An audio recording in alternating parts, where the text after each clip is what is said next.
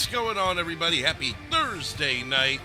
Just a touch after 8 p.m. Eastern, and it's time for some more derailed gaming here on OCRP. Episode 118.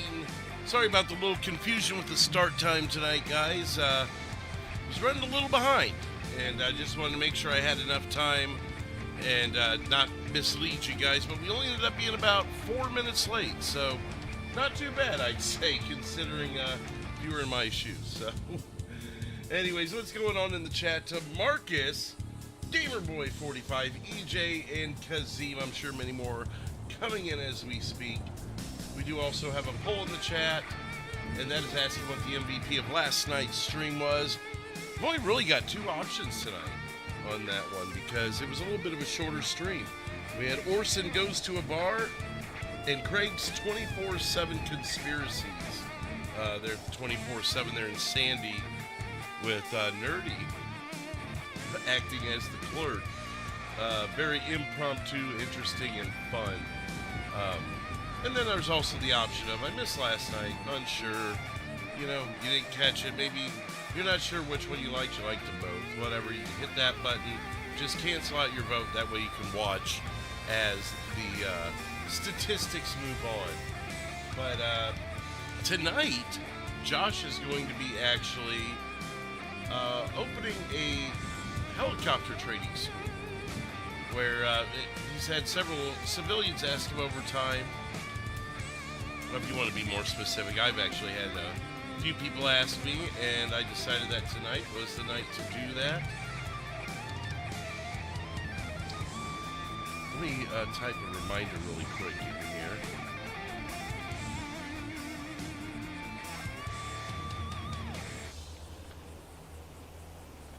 Helicopter training school.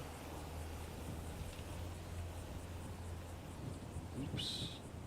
Helicopter training school is tonight.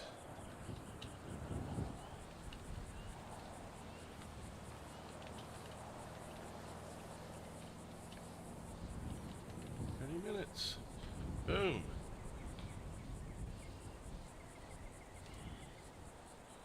Okay. So yeah, let's go ahead and now open Test Industries. Calls for information 721 Jackson Boulevard.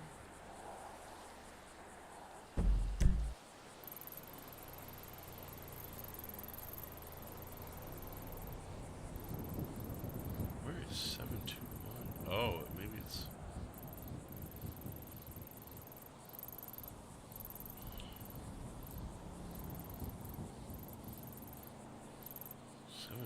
Jackson Boulevard. Do these roads even have names? I guess it would be that. I just didn't know that was called Jackson there. Huh. Okay. Well, let's go ahead and jump into this and see what's in store for Josh. Depending on how long the trainings take and everything, we may have another character to touch on tonight. We may not. We'll just see how it all plays out. I know there were several people that were going to be bouncing in anywhere from 9 Eastern until possibly 11 or midnight. I mean, there were several people that were interested. Some had time, some were at 100% on their timing in that.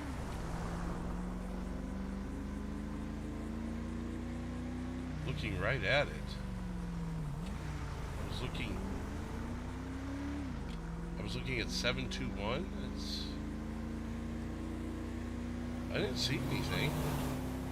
721's down kind of off in the hills, or behind the hills on Sonora. Or just off of Sonora, I guess. That little weird dirt road that takes you to the highway. I don't think it's back here.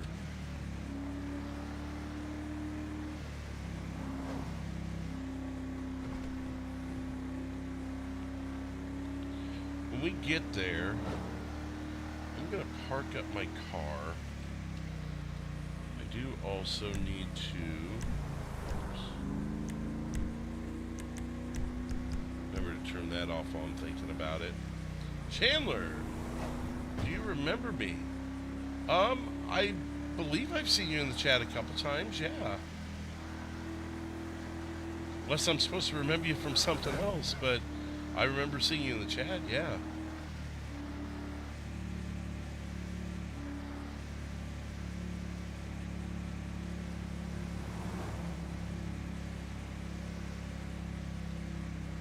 The Po-Po already out.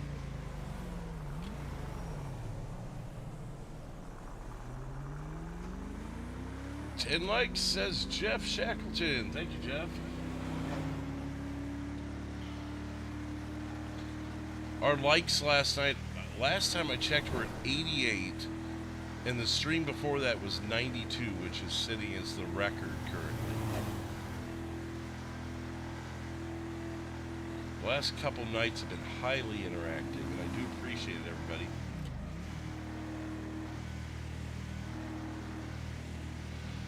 My day's been fine. I've been kind of overly tired. I thought I was going to be able to get a little more sleep last night, but it didn't work out. And then honestly, the reason I was rushed to get started tonight, as I was saying at the beginning, was I had dinner, laid on the couch, took a nap, and woke up 20 minutes before I'm supposed to be on air.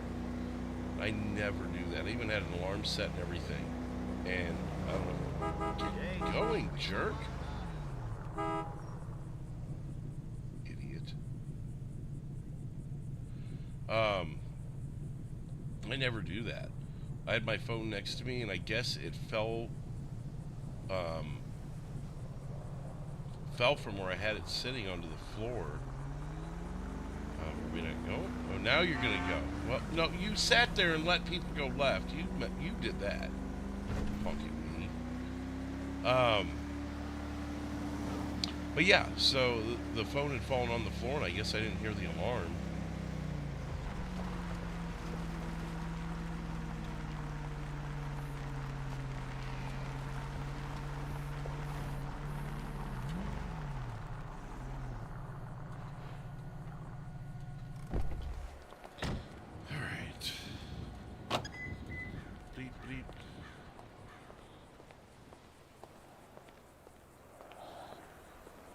What's up, Hunter Killer Gaming? How are you doing?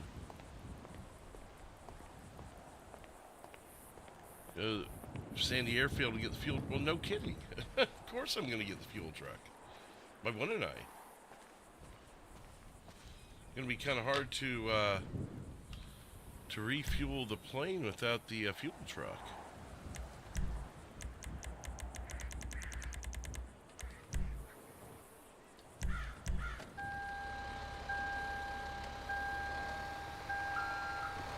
Well, Brady, why are you freaking out about this stuff? I'm going to do helicopter training. Of course I'm going to have the helicopter. What is going on? Don't forget the fuel truck. Oh. And the helicopter. Oh, man. Guys, sorry. I'd have the helicopter training, but I forgot the damn helicopter. What? Favorite part about being a streamer? I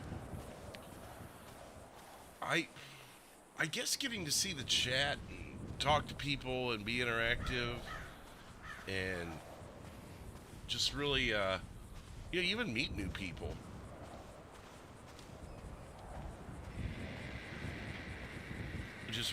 It still blows my mind that anyone wants to watch me do anything on here, you know?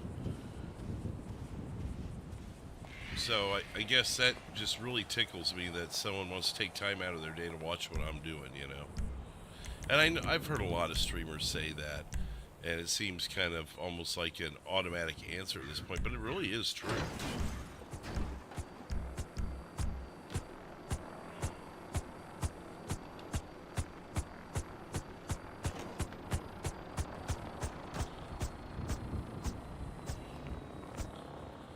See what else you guys saying. I was in there. Maybe your phone had problems because of all the cell phone towers being down. No, my phone literally fell onto the floor and like under the bed.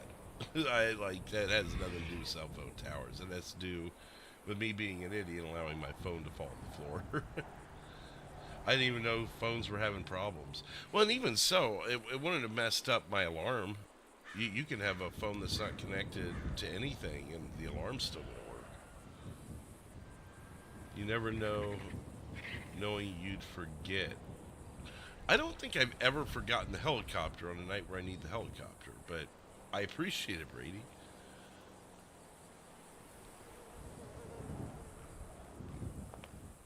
Brady's the favorite part. Yeah, are you drinking, Brady?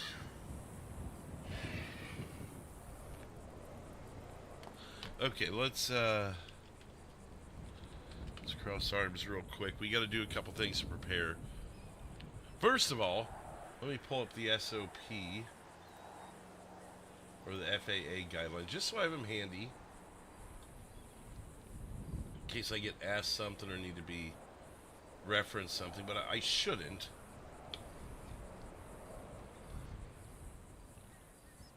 There we go. We got that pulled up.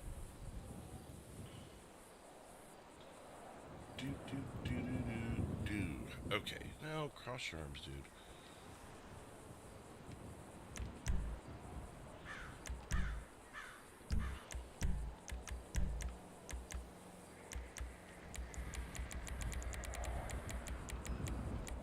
There we go. Let's put ourselves in FAA on TeamSpeak.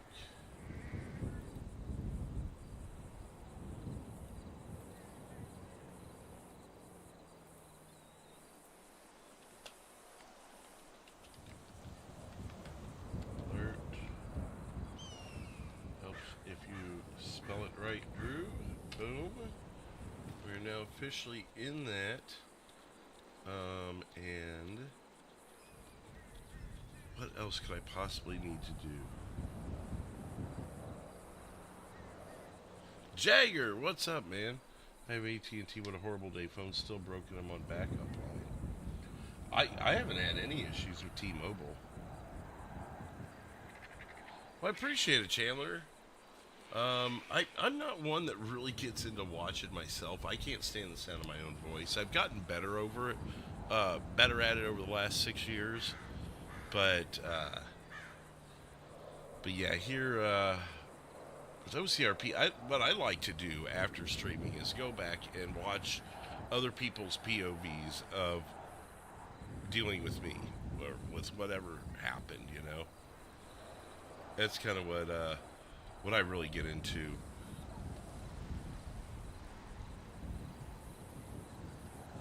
Well, thank you, Jeff.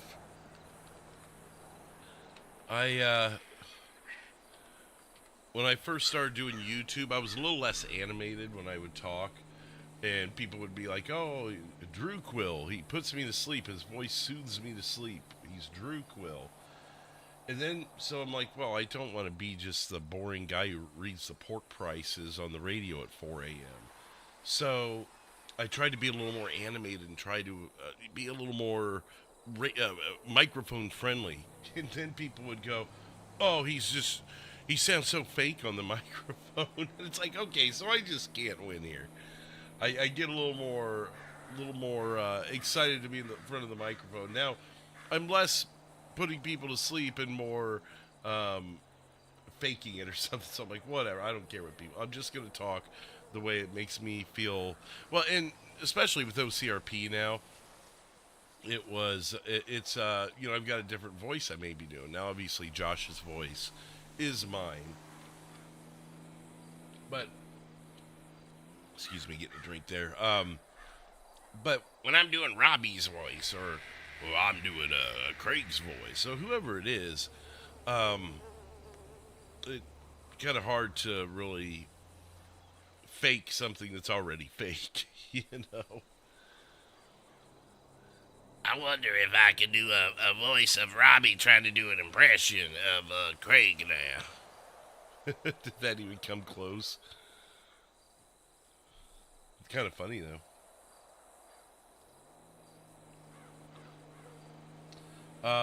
Let's see. How was my day? It's kind of a similar question to what was asked earlier, so it's going to get kind of a similar answer, right? It was good. I accomplished what I needed to today, and then I fell asleep and woke up 20 minutes before I'm supposed to be on air because my phone fell on the floor. So I guess it's good that I'm a little more awake, although drowsy than I probably otherwise would have been. The lack of sleep finally caught up with me. But I was able to get dinner in a little early. We'll see if I pop back up. We'll go a little later tonight, but something tells me I'm going to want to go to bed, or at least try again to go to bed. If anyone's wondering why I haven't put the ad out yet, I'm just talking with you guys for a minute, giving it a few more minutes for people to get on and get situated, as I see some people logging in right now. But I was going to wait till probably closer to the bottom of the hour to put the ad out. Just so... Because there's no point in putting the ad out for a bunch of TNC guys and then whatever Caitlin's doing. Assuming they're all doing their usual things, it's a bunch of TNC guys right now. We do have a cop, but no one's committing crimes because everyone is law-abiding, minus maybe Caitlin. So, yeah. At least that's my guess. Again, that's assuming people are doing their regular characters. Had to go to a store, entire workday ruined. Going to a store ruined your workday? If I don't go to a store, I'm going to be in trouble on my workday. Unless it's an office day. I turned 41. Oh, boy. I really didn't want to... I don't know. I'm the kind of person that doesn't like to tout my birthday. But you know what? I was actually going to mention this anyways. My birthday is a week from tomorrow. March 1st is my birthday, and I'll be 41 to answer your question, Chandler. So I'm almost 41. And Friday I was planning on doing some sort of a birthday stream of some sort. Whether it be I let you guys pick what I do, or maybe I pick what I do. Kind of turn the tides. Instead of having you guys tell me what to do, I tell myself what to do. I don't know.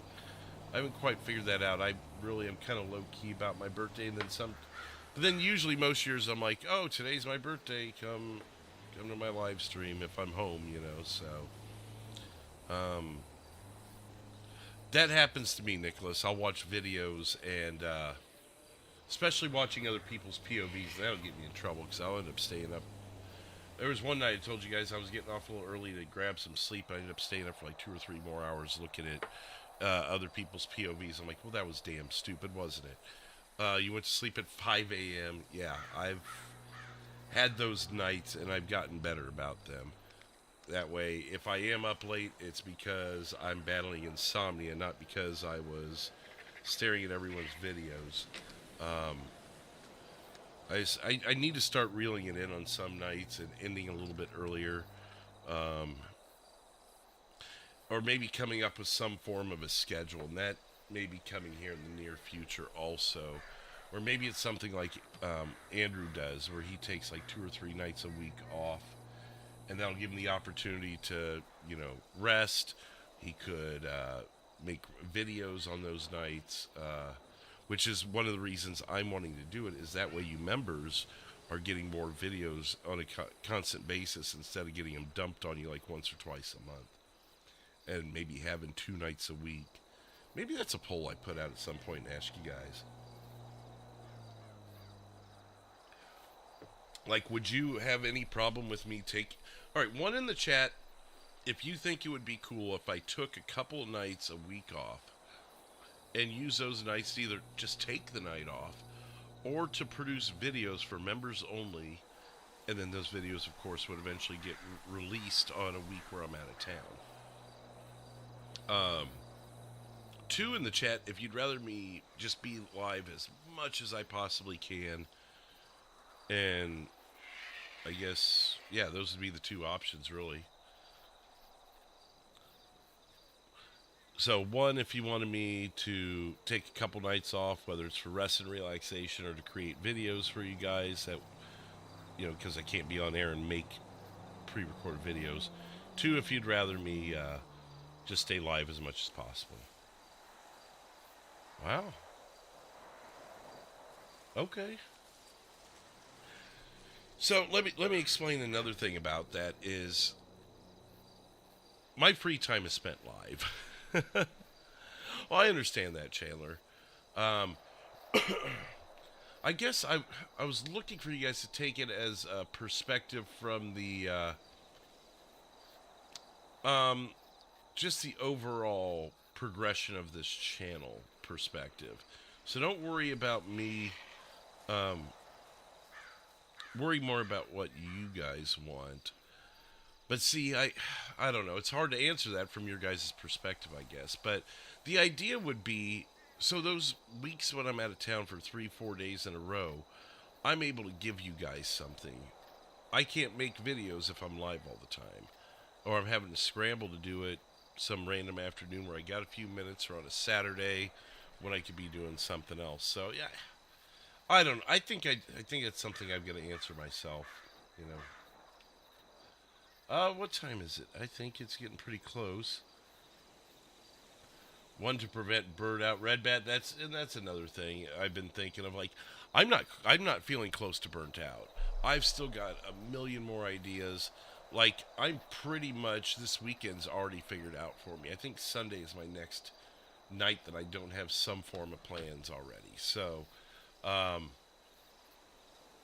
yeah, I mean, burnout could creep right up on you too. Oh, doing good, Chief Jimbo. I've actually been answering that question the last 5-10 minutes or so. But long story short, I've been good. I got what I needed to done today, but also took a little nap and overslept and started a few minutes late. So that's kind of meh, you know. But oh well. Let's see. Let's do. Well, come on, slash busyness directory. Oh, that's not what the command was. It is open business. That's what we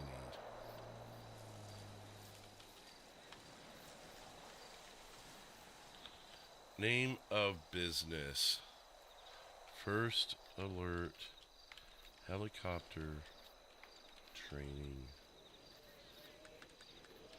Flight training.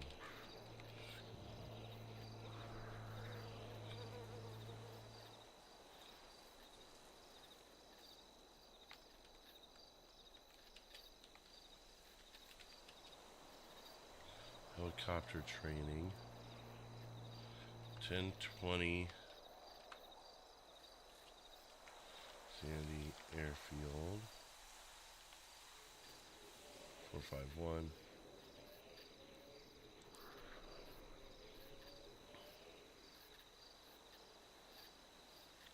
Other phones. Okay. Open for business. First alert, helicopter flight training school. Helicopter training, 1020 Sandy Airfield. Phone number 451, business directory for more info. And then if we go to business directory, and then that red button there is where we close the business when we're ready to close it. Boom. Cool stuff, right? Howdy, partner. There's Travis in the chat.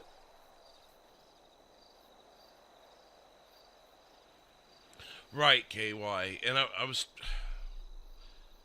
and I think you're right. The more I've thought about it since asking you guys a few minutes ago, I'm like, you know, this really boils down to what's going to be ultimately best for me and best for what I feel would be the best way to get you guys the maximum amount of content, because unfortunately with my travel schedule, there are times where I'm just going to be out of town and I can't stream. I don't get a choice. So on those nights, or at least every other night on those nights, so if I'm gone 3 nights, I can release one episode in the middle there of something pre-recorded, like you guys saw with Cole's second prison escape, or Orson gets a warrant. Things like that that I've released when I was out of town the last couple months. If I could get at least 5 or 6 of them built up as a backlog that I can release to you guys as I go, and it'd be something sitting there for the members of the channel to enjoy at their own leisure. That will also allow me the opportunity to have a couple nights that I'm not live at all, and I can sit down here and take care of some of those things, or I could just straight up take the night off if I need to or want to. So I'm thinking that's what I'm going to do. I know schedules are the best thing for YouTube and for you guys, because you can trust that when I'm live, I'm almost always going to be live at 8 Eastern, except for tonight where I'm 4 minutes late. But that's not really a schedule, because if I'm home, I'm home, and if I'm not, I'm not. And that's kind of how it's been. The thing is I'm gone different nights of the week at times, so other than the weekends, there's no weekday that I can guarantee I'll always be live on this day. And back in my podcast days, that was an issue, and that's why I did late nights, Saturday nights, or Sunday evenings, because Sunday evenings were usually left untouched by my job and by personal needs and that. So, let's go get a coffee.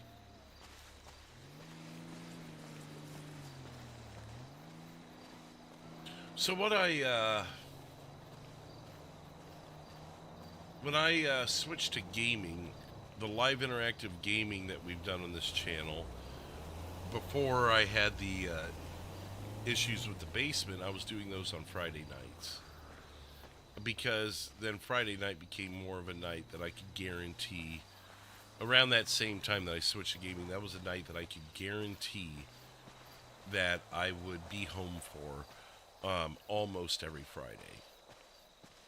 Then OCRP came in, and it threw everything for a loop, because I wanted to do nothing but OCRP. We still have a couple of Zelda games that have been left hanging with the live interactive gaming that I haven't gotten back to. Well, there's no coffee in here. Well, damn it. Let's go ahead and get a sprunk then, and we'll just, we'll have, DoorDash send us some coffee or something out there, I guess. Alright, smoke.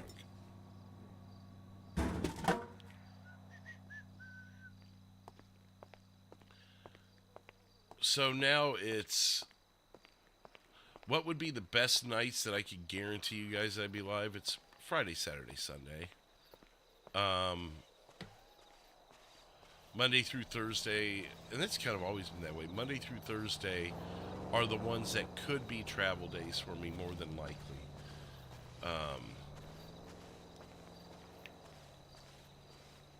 So I don't want to just say, okay, I'll be live Friday through Sunday, and then we'll just see what happens on the other nights. I want to have more of a schedule. So I guess maybe if I just put, what do you think of this? What if I put a schedule out and put myself to be, I can't even just pick a couple of random days for the sake of conversation. But like, let's say Wednesday, Thursday, I will not be live. And then Friday through Tuesday, I will be live. Times and days subject to change. I guess that wouldn't change a whole lot from now. It would just ensure that Wednesdays and Thursdays you're not seeing me. You know what I'm going to have to do is I'm just going to have to think about this off air a little harder. But I would like to basically give my, and on those 2 nights off a week, maybe there's a week where I go, you know what, screw it, I'll get on air. Or maybe there's an event that I want to do, or someone else has an event, like flight training on a Thursday like we're doing.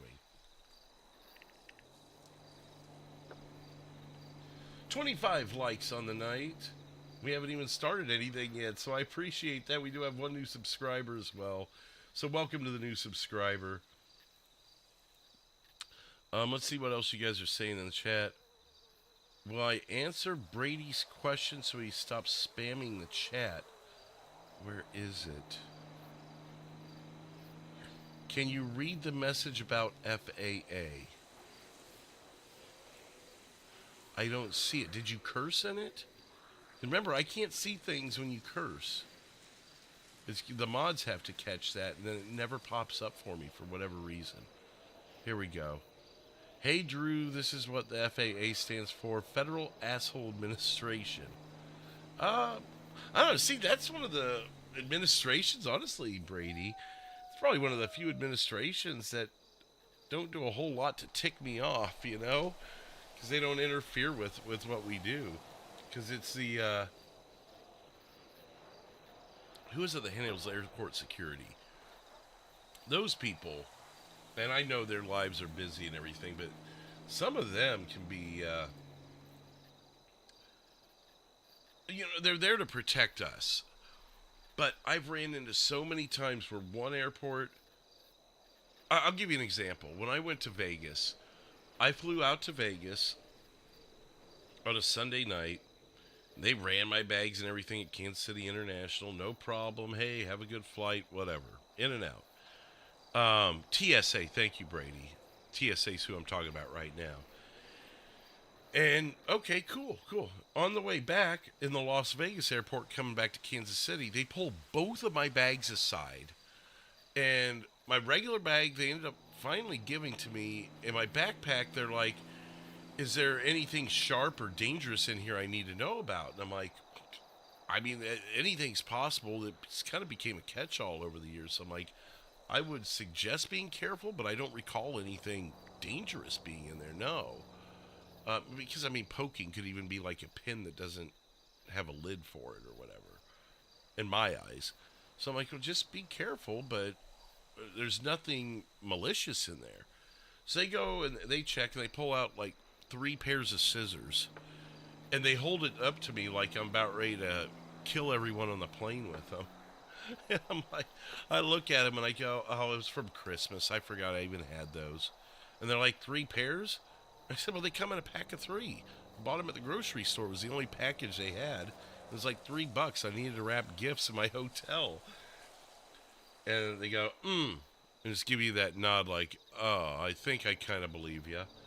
And then they put the scissors back in my backpack and hand my backpack to me and say, have a nice day. I'm like, so you're giving me the things that you're thinking are weapons back to me to go on the plane? I don't even want the scissors at this point. So that was just really, then I'm walking away from that and I'm going, wait, that means Kansas City missed that I brought 3 pairs of scissors onto a plane. What other things are they missing? So it's just, and then, that happened again a couple weeks ago when I went to El Paso. Flew out there, no problem, nothing at all.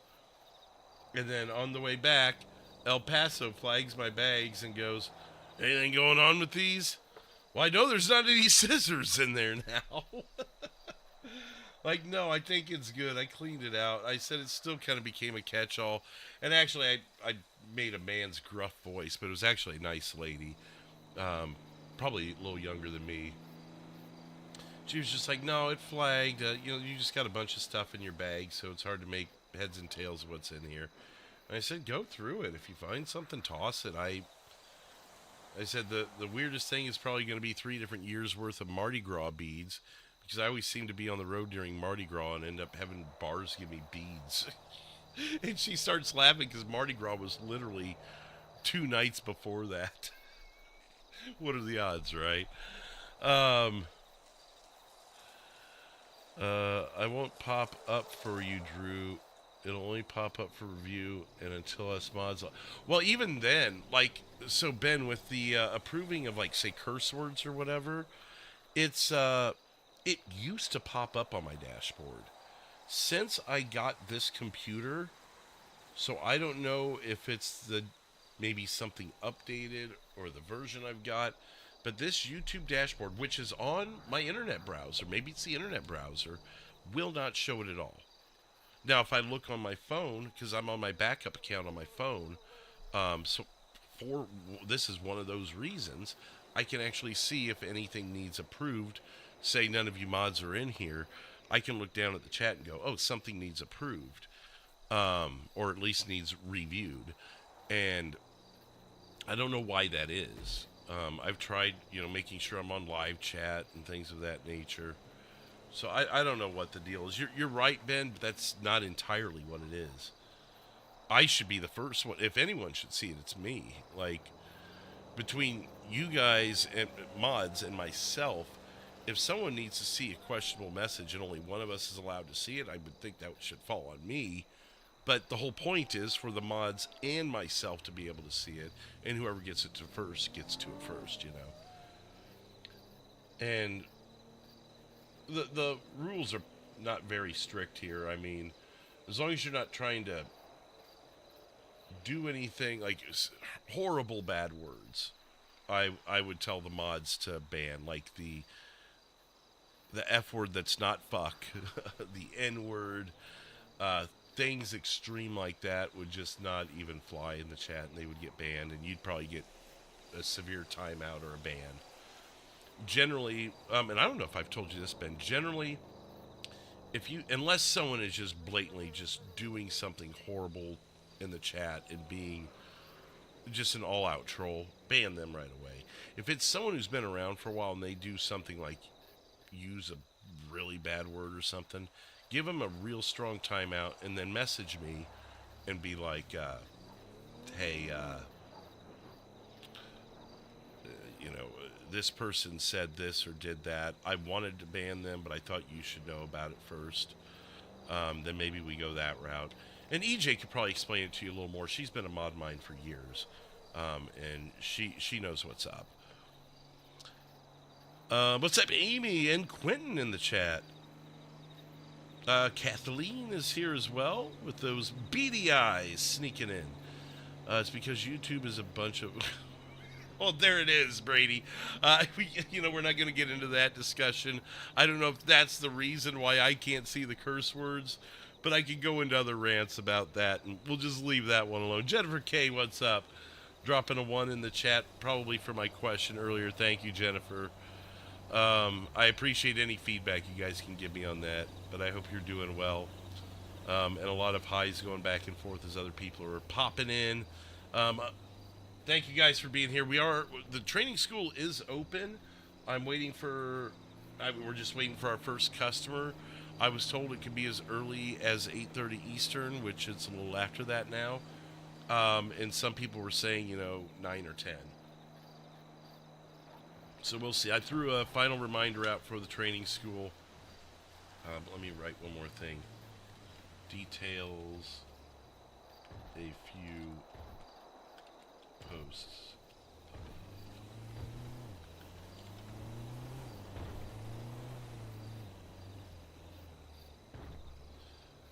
Yeah, Ben, yeah. And I may not get to it till the end of the stream, so just make sure that the timeout in that case lasts long enough.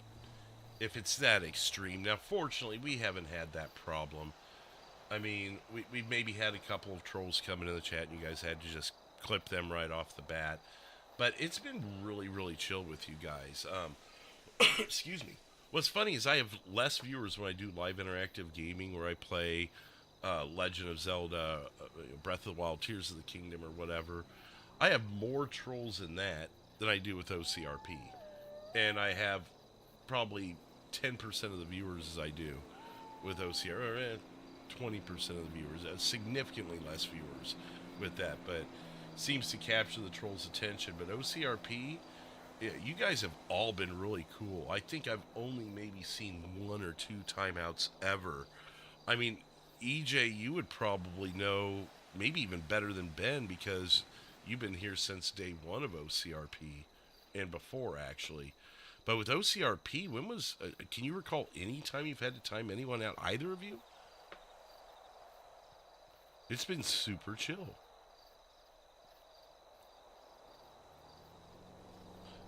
Like Ben or Brady, for example, who's always cursing and needs it approved. Yeah, the mods do great, and they do so well, they really don't have to do much. Because there's hardly anyone to ever ban or admonish. I know there was once or twice that, like, EJ's had to tell someone to stop spamming, and it's usually Brady, let's be honest. But other than that, you guys get it's seems like it's pretty chill as a mod in here, and more so than it's been in years. Um, I used to be with a community where it was just the mods. I should have had them on payroll. It was so bad. EJ was around for that. She could tell you how bad it was in the pre-gaming days and trying to police that chat. And how many times EJ and I would have to either get on a Discord call or talk on Twitter or whatever and discuss what exactly happened. It was like I felt like a babysitter of the chat, and I can only imagine what it was like for EJ or Casey or whoever else was in those chats a lot.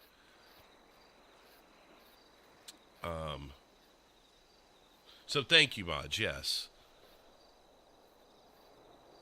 Yeah, Ben's been kind of around and has modded for several channels and still does for some. So yeah, it's been super chill here since you've been doing this. But with other games, sometimes it will go the opposite way. But then mods are always there. Yeah.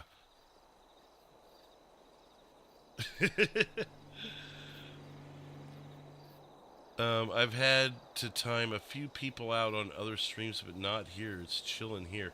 I wonder why that is. Well, I'll tell you one thing is generally now tonight, because we're all just sitting here waiting for a customer, so I'm getting to talk to you guys a whole lot. But generally, my chat is usually slower than other people's chats. I don't know why. It's been kind of an ongoing joke. Like when Caitlin and I all roll together, she'll be just like constantly muting and talking to her chat, which is good for her. I'm not complaining, but she's constantly trying to keep up with her chat and saying hi to everybody and stuff. And I'm like, yeah, my last message was 22 minutes ago, and we just both start laughing because it's like, I don't know what it is. I will talk to you guys as much as I can, no more, no less than anyone else. But it's interesting. It depends on the streamer too. Like I've noticed Boom's chat, he could have 200 some odd people watching him, and he may only get a message a minute.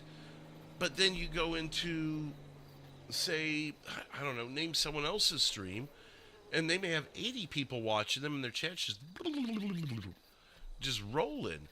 And then the next day it's Boom's chat that's flying, and someone else's that's stopped, So I can't put my finger on it. I would love to see a more interactive chat, and I do my best. So obviously, if I'm in the middle of an RP, I may not address everything you guys are saying. And I think you all have kind of picked up on that over time. But if we're chilling like this, I'll sit here and talk to you guys all night.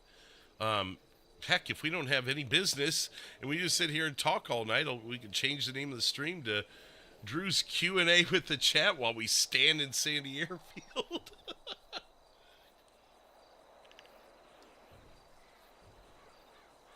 Let's see. Where did I leave off with you guys? I just get an itch on my foot. Melee. Oh yeah. I heard that, and who else is she with? Is she with Andrew too? I remember her saying she was taking a step back. I believe that's a she, right? She announced that in Boom's Discord the other day.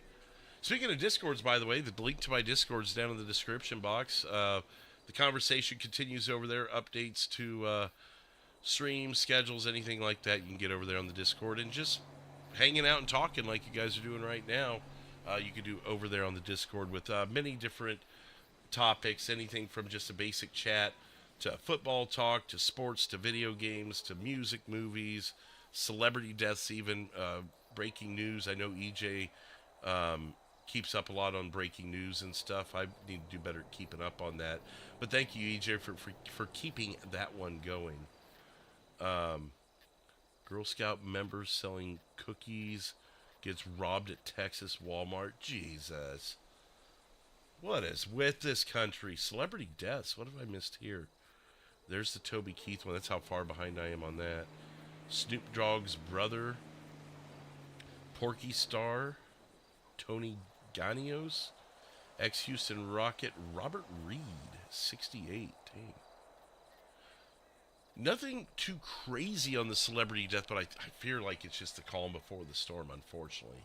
Like we're about to get just an influx of, sadly, deaths, But anyways, you can find that stuff over on the Discord. EJ is a lot more active in there than I am, and even Ben. So thank you guys for keeping that somewhat occupied. What the hell? That came from the road, didn't it? I don't think it's that local. Huh. Well, we'll look this way for a minute. Let's go back to the chat here.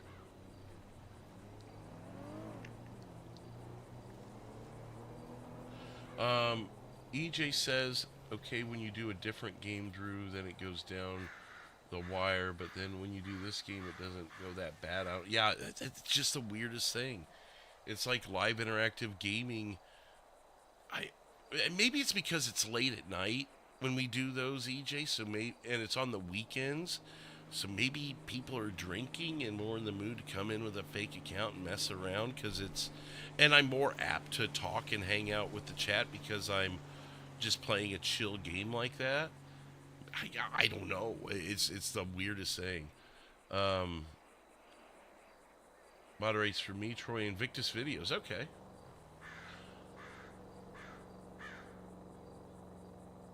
Let's see. It's your soothing voice, says Jeff. Heavy-handed chat is what. See, that's another one, Matt's chat. The times that I've been able to go back and look at it or be fortunate enough to catch it live, he's got an active bunch in there.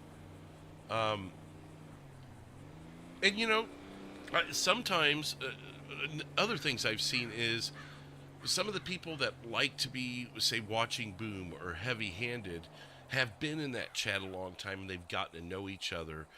I don't know how I mean, I know there's kind of a mixed batch here. Like, EJ comes from my pre-gaming time.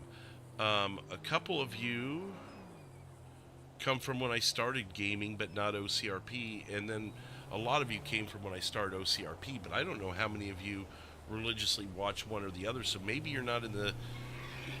Like, I'll see 2 or 3 people that are constantly talking and say, for example, Boom's chat. But they may not be over here, so they're just more talkative, and maybe you're just a less talkative bunch, which is fine. But they're not always talking to Boom or Heavy-Handed or whoever. They're talking amongst themselves, and that could play a part in it too. And it could just be happenstance, and not because of any one streamer or anything other than just the group of people that are in there chatting at that time. Let's see. Uncle TT chat lags 9 seconds. That's weird. Now, I am not live right now. I mean, I am live. But there's about a 15-second delay. So the words you're hearing me say at this moment actually happened 15 seconds ago, give or take. So if that's what you mean, then yeah, I've got that here too.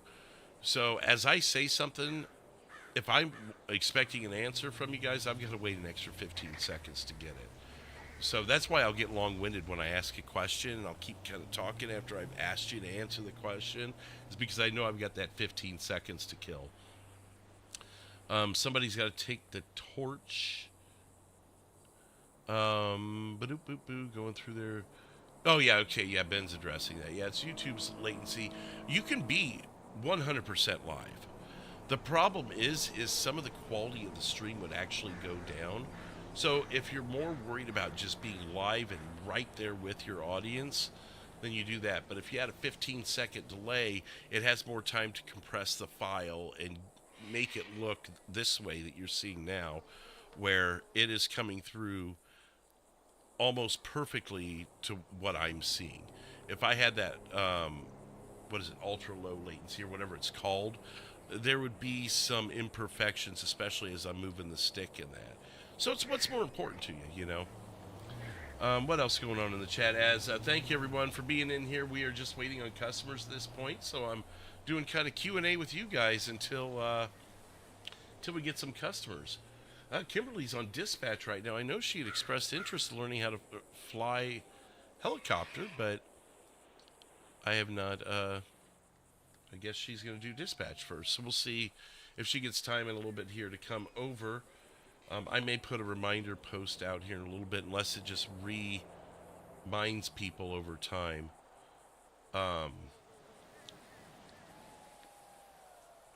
Eating habanero hot pockets. That sounds actually pretty good.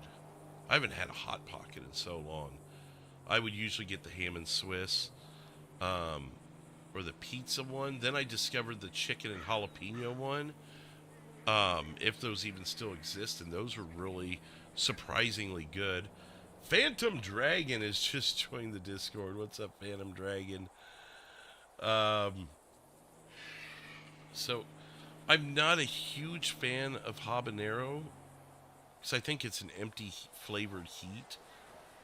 But I'll try anything spicy once. Anything, most things I'll try once, especially if it's spicy.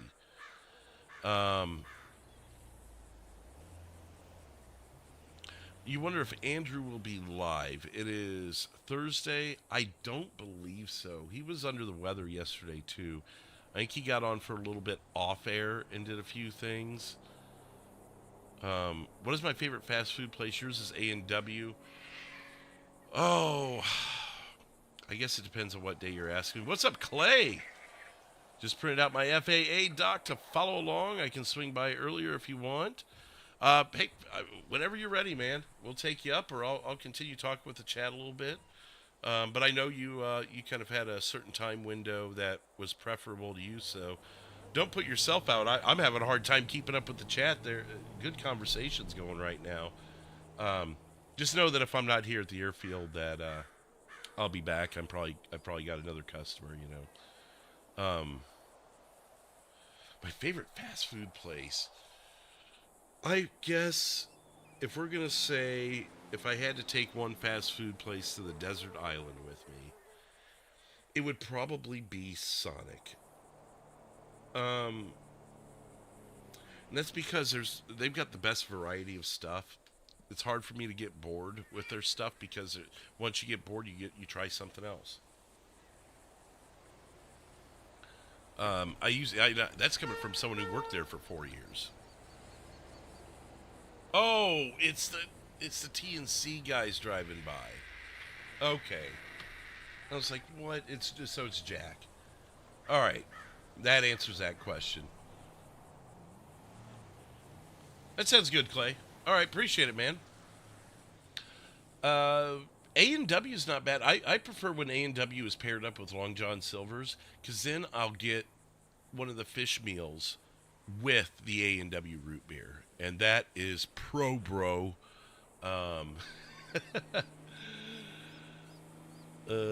Yeah, Brady less talking. That's not gonna happen. What's up, Coop, in the chat as well? Coop the Fox is Scarlet. You changed your name there.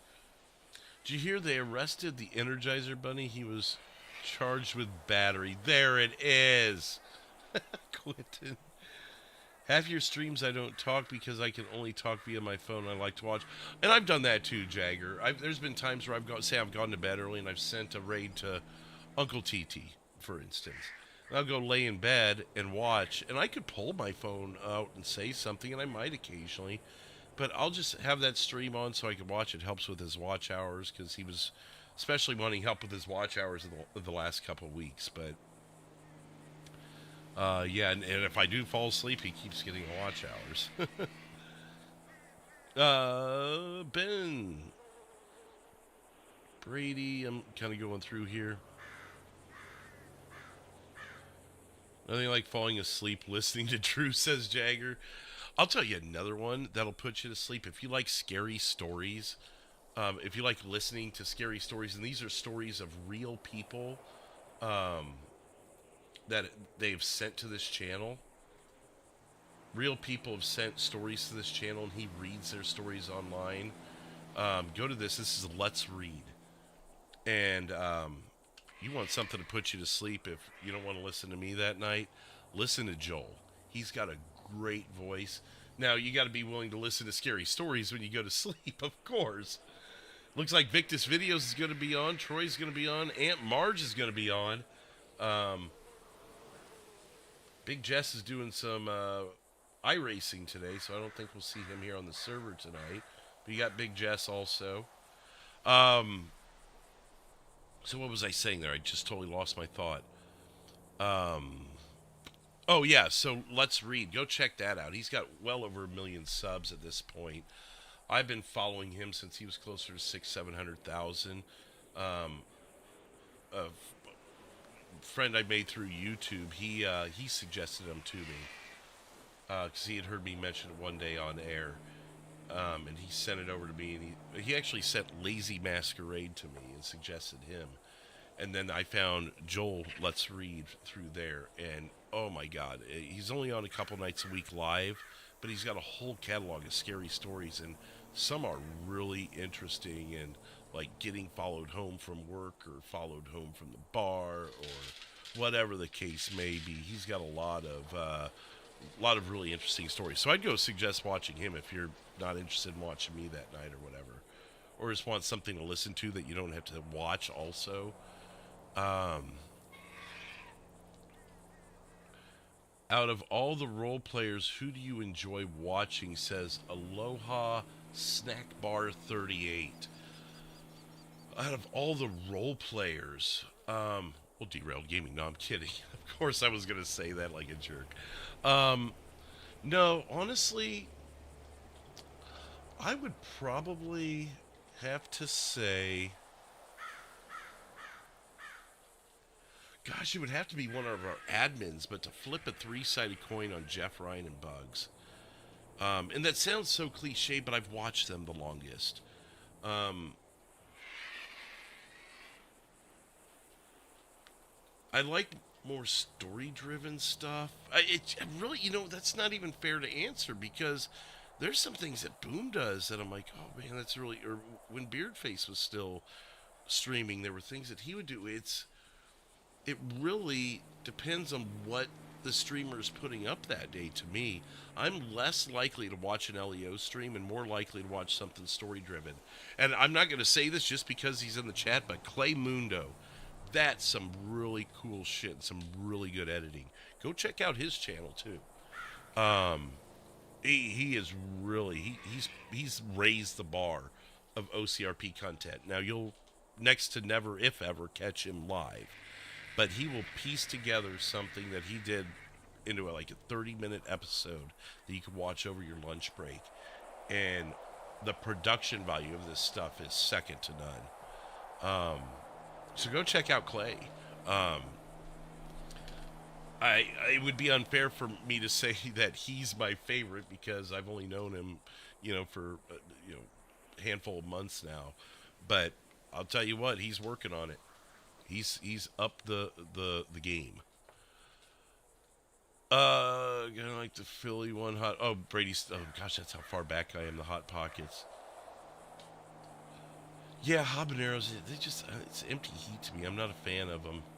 I'm not against them. I just rather have a jalapeno or a ghost pepper. A lot more flavor to them. If you were wondering where I was yesterday, I was at a Lenten midweek. Oh, yeah. Okay. I'm not. That's Catholic, right? That does Lent. I'm not Catholic, but I find myself eating more fish this time of year just because of all the specials and everything. Don't mess with Sonic aside from their frozen stuff. It all tastes like corn dogs. I mean, really? Huh. I mean, see, I like their burgers, and I like dumping some jalapenos on top of them back to the peppers again. Or, dude, if I could get hatch peppers year-round, I'd dump that shit on my Sonic burgers.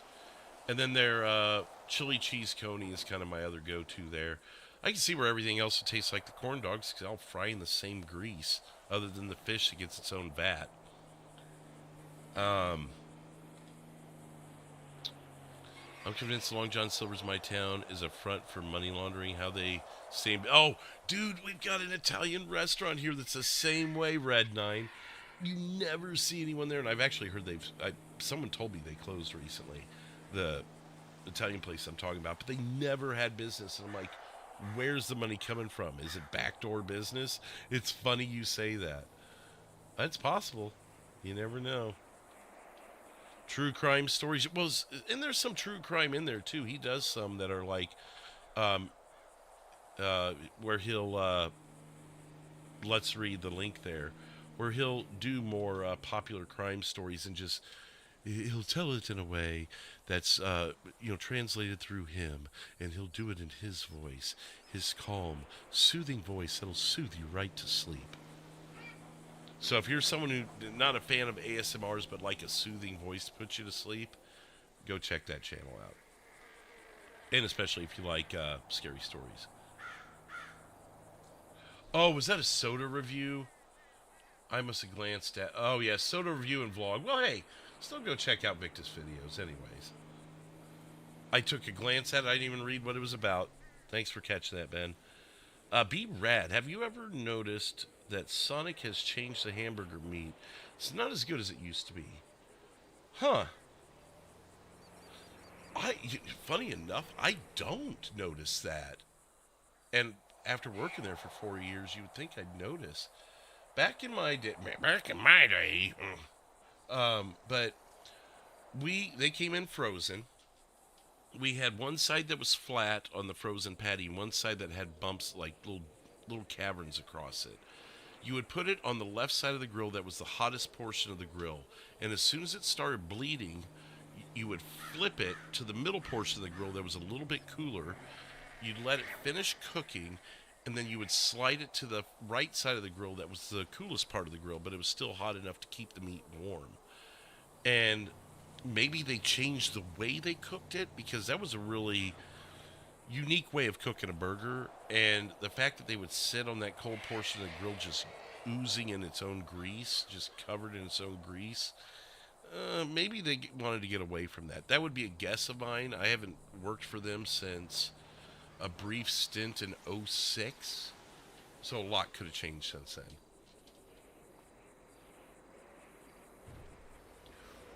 What about Brahms? Brahms, there are none within like an hour, hour and a half of me.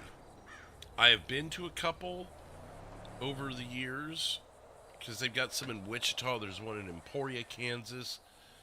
I think there's one out. Yeah, there's one in Salina, Kansas. But they're all a couple hours from me, and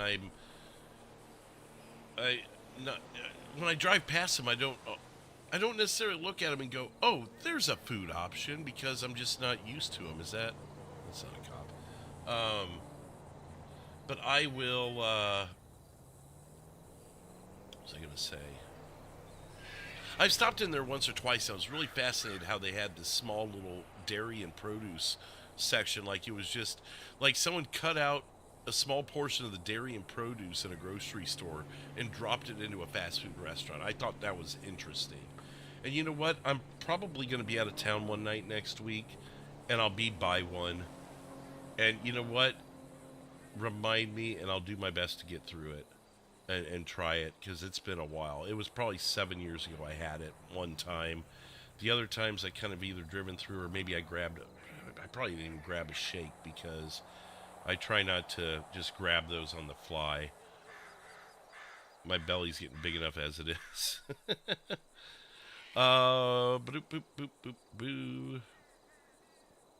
Oh, that was Clay who said that. But yeah, Clay, if I'll do my best to remember to grab that. Drew, my favorites are the true crime stories that are some fucked up people out there. Yeah, so my favorite is Jeff and Drew. Well, thank you, Brady. To put me up in a class with Jeff is just, that's very flattering, be the word. Thank you. I certainly don't feel like I'm up there at Jeff's level, but I appreciate that you think that way. And, yeah, the true, so you probably would like that channel, Brady, that I put up there. Brain Grab has some great RP ideas. He does. Yeah, I've watched him a couple of times. I've not RP'd with him, but I've ran into him a couple of times and had those RP opportunities, would be a better way to put it, with him. And, yeah. I would have to watch a little more of him to really but I trust your word on that. I haven't been to Long John Silver's in 30 years, says Clay, and nor is anyone else I know, unless they are too ashamed to admit it. Well, hey, I admitted it. But I'll usually just get the fish combo, like the two fish, where you get the hush puppies, fries, and maybe don't get the fries, but you get a side option. I'll usually either get corn or green beans or both if it comes with two. So I keep it simple, and I just dump vinegar on the fish. That's how I like to do it. Once in a blue moon, I'll grab the clams, but the clams aren't as good as they used to be.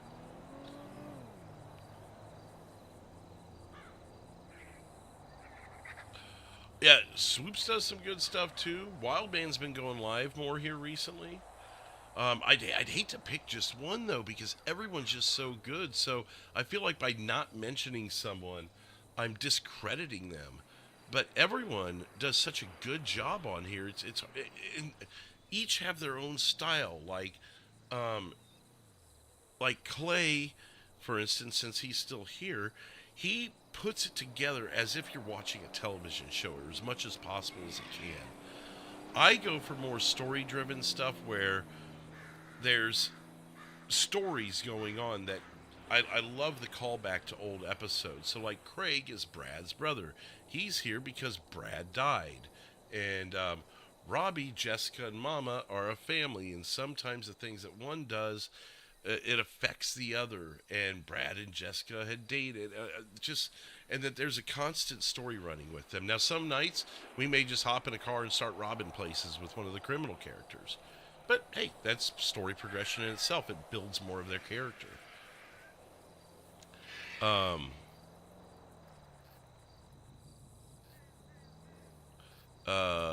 you just pulled out the Orson voice. Yeah. Well, I don't think it was exactly Orson, but it was pretty close. Happened in the past 3 to 6 months. What's happened in the past 3 to 6 months? Oh, the Sonic Burger. Um, you know what? I'll pay attention the next time I get one. Be rad. I'll have to pay attention to that. Maybe the last few months have been so hectic for me, I haven't really thought about it. If I grab a burger through fast food, it's because I'm scarfing and going. So maybe I just haven't paid enough attention. Dun, dun, dun, dun. Oh, the guy's voice that would put me to sleep was the guy that did Modern Marvels. That's another one. When I was in high school, now remember I'm 40, almost 41 years old. I will be in 8 days. The voice that put me to sleep in high school was Peter Thomas of Forensic Files, the narrator of Forensic Files. That guy could lull me to sleep easy. And I think that's why I like Let's Read, the link that I gave you guys a little bit earlier, because it's kind of the same idea. Scary stories or stories about like true crime-ish kind of stuff, and then a soothing voice. It's just, I've done it for, gosh, almost 30 years now as a way of falling to sleep. And it's not the only thing I do. I may watch some old pro wrestling stuff, or I may watch, like a recent thing has been police body cam stuff, because that's became more of a thing. You were one? You were one when what, Brady? I must have forgotten what I said at that point. You're 45 minutes east of St. Joe. Yep, I would know that area. I'm not going to start shouting out towns because it's not my place to do that, but I know that area. I've been down 36 storm chasing before. It's been about 20 years, but I used to do storm chasing and storm spotting in my early 20s, and I was up there on 36 several times.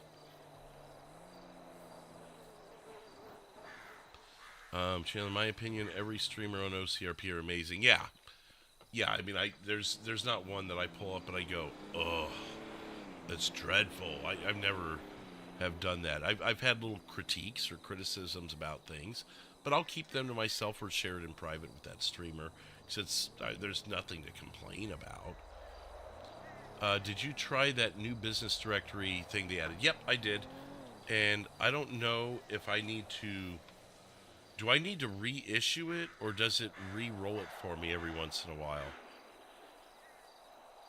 Because I put it out there. I don't know if there's a way to, like, ask it to go. I saw last night, it said TNC Customs multiple times.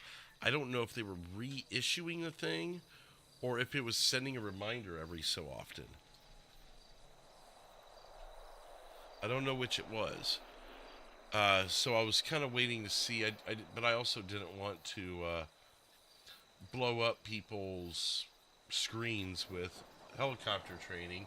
There's also not a whole lot of people on, and the people that are on, I don't think were interested in the helicopter training anyway. So we're just waiting for the ones that were interested in it to hop on.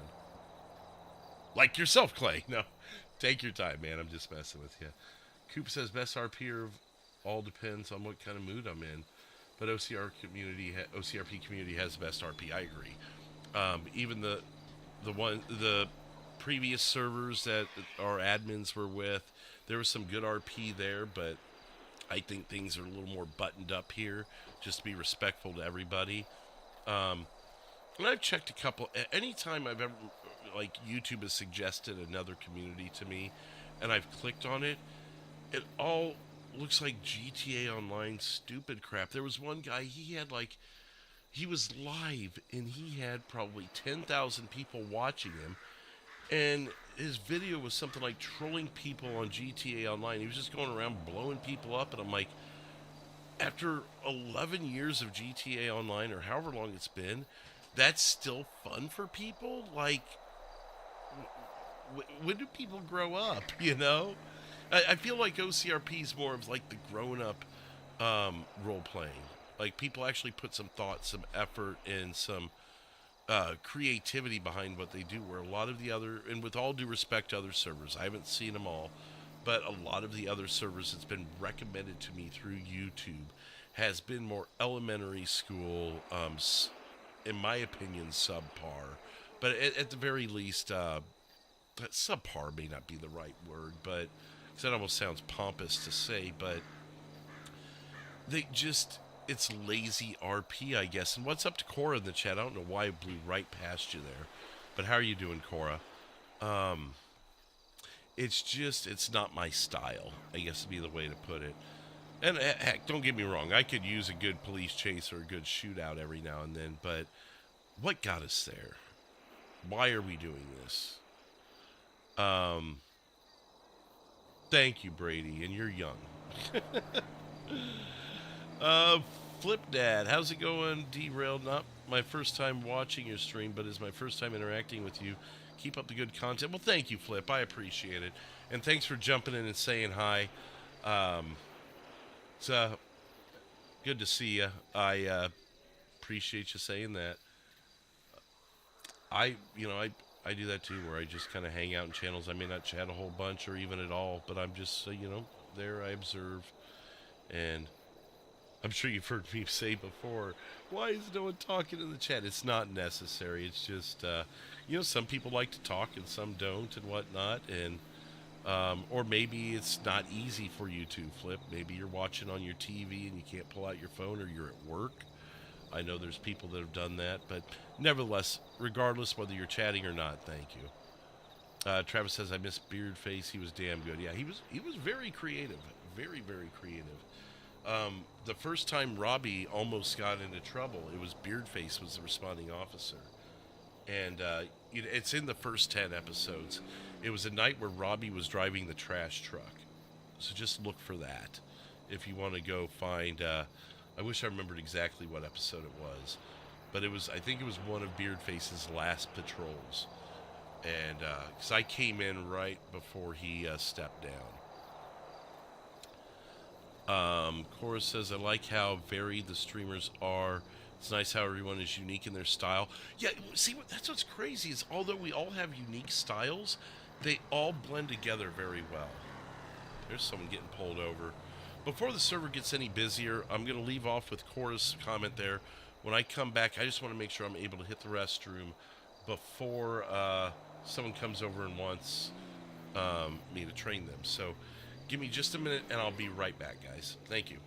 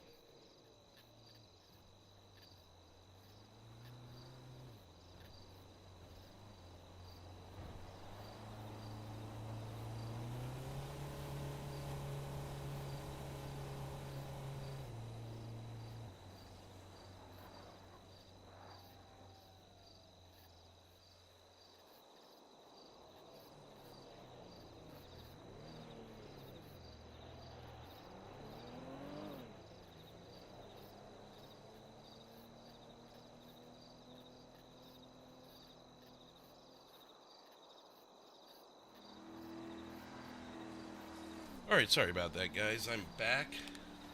My daughter just got home from dance, and we were talking about her day and talking about this weekend and basically saying goodnight.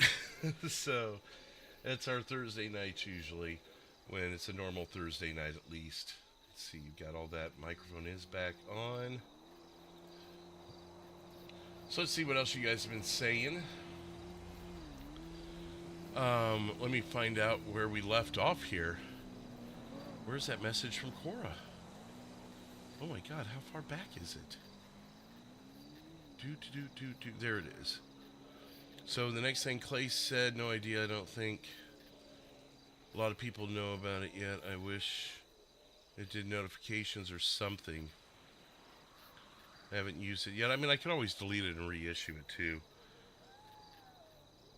Alright, well, we'll be seeing Clay here in the next few minutes, it looks like.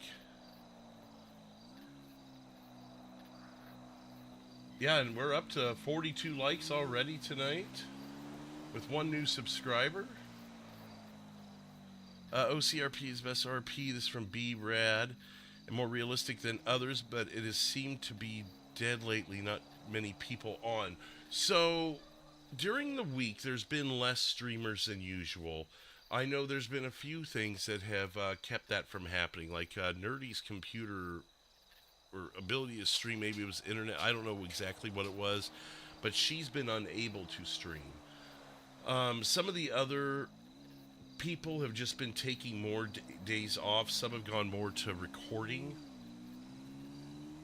But yeah, like the last 2 nights, there haven't been a lot of people on. Tonight it looks like there's going to be quite a few. So we got Troy, who is live. We got Aunt Marge live. I imagine a couple more at some point as people get settled in. But hey, sometimes less is more too. And that's another reason why I'm wanting to try and maybe go to having a couple nights where I do some editing and stuff as opposed to being on. That way there's more time for things to stew, ideas to come together and such. Because I feel like last night with the old men was almost slapped together too quickly. We still got something really good out of it. So kudos to all those guys. But I do feel like I maybe slapped it together just a little too quickly, and maybe we could have gotten just a little more out of it, but there's no need to, because it still ended up being funny as hell. And it seems like you guys agree with the poll there, but I'm also, sometimes my perfectionist kicks in. Beardface, Clay Mundo story is amazing, even though, okay, yep. Blowing people up at GTA Online is still a thing. Little kids still exist. You know, I know, but it's like there's not too many more adult versions, and I don't mean adult in the sense of vulgarity, but mature, intelligent stories put together. There's not a whole lot of communities that I've seen out there. Now, there may be plenty. I haven't ran into them. So there you go. Beardface is Clay's inspiration, so he nailed it right there. Watch a little bit of DOJ. It's not as good. I mean, it depends on what your flavor is, too, Brady. Jeff says OCRP feels like a family more than just a way to stream to get likes. It makes the content much more fun to watch. Well, yeah, I would agree, Jeff. I mean, even from someone who was a viewer at one point, it does seem like everyone, and a lot of us are, if we're not already friends, we get along as if we are. Because, I mean, there's hundreds of people in this server. It's not possible for you to know everyone, especially to know everyone on a personal level. But we all mesh really well together because we all came into this community with the same idea of a more intelligent, more, that even sounds kind of pompous, but a more reeled-in style of RP, where it's not just grabbing missiles and launching them everywhere, you know. Did you play GTA Online on console or PC? I tried it once or twice on console. There's a couple of live streams I did where I created a character, and it was after I had applied for OCRP, and I was just wanting to kind of mess around and practice a little bit, and also people really liked watching me play GTA anyways. So you could see those on there. I had a guy in a red suit that looks kind of like me. He maybe somewhat looks like Josh if you were to put him in all red. And he was just a business owner kind of a thing, like a nightclub owner. There's nothing too crazy. But there's a couple examples on the channel. Just look for my GTA Online stuff. Andrew, let's see. The video you made was amazing. Definitely reminded me of, well, which video? WeMan, or just all of them in general? Looks like you guys had some questions for Clay while I was gone, so that'll help me get caught up a little bit.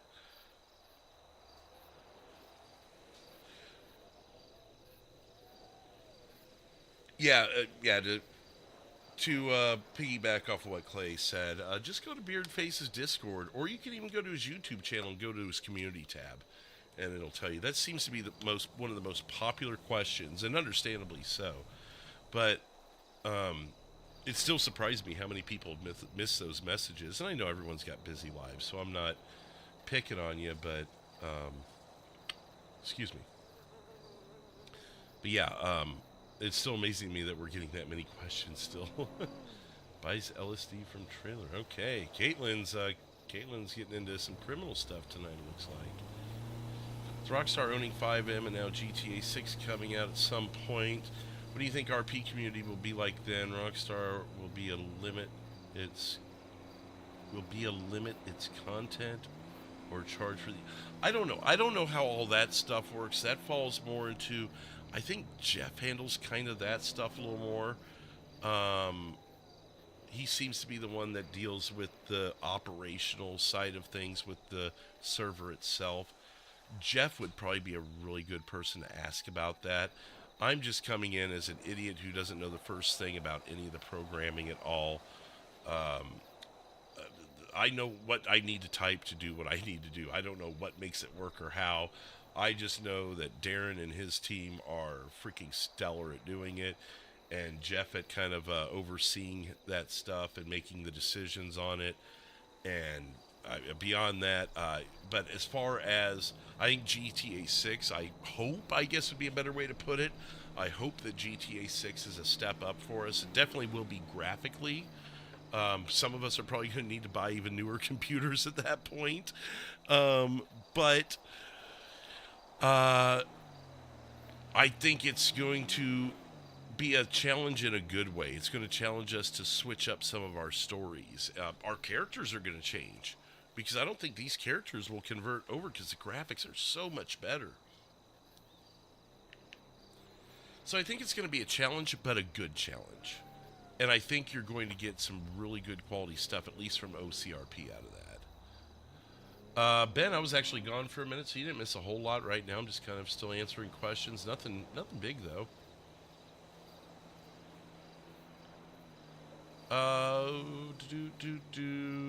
There's some highs from everybody. Oh, there's Nerdy. You must have heard their name. What's up, Nerdy? Your ears must have been burning. And rumor has it we should be seeing Clay in a minute to take him up for his training. Is anyone interested in flying? Yes, there are people interested in flying tonight. One of them's on dispatch right now, so I don't know what Kim's thoughts are. I may actually send her a quick poke. Were you still wanting to do helicopter training tonight? But yeah, Nerdy, there's another one that really is another one that role plays at a point that really brings up the gosh, I feel like I'm fumbling for the words here, but just is another example of OCRP having some really good quality people in here, and another person's got just their own little unique style of RPing that makes them unique from everyone else in the community, but still everyone meshes well with them. So yeah.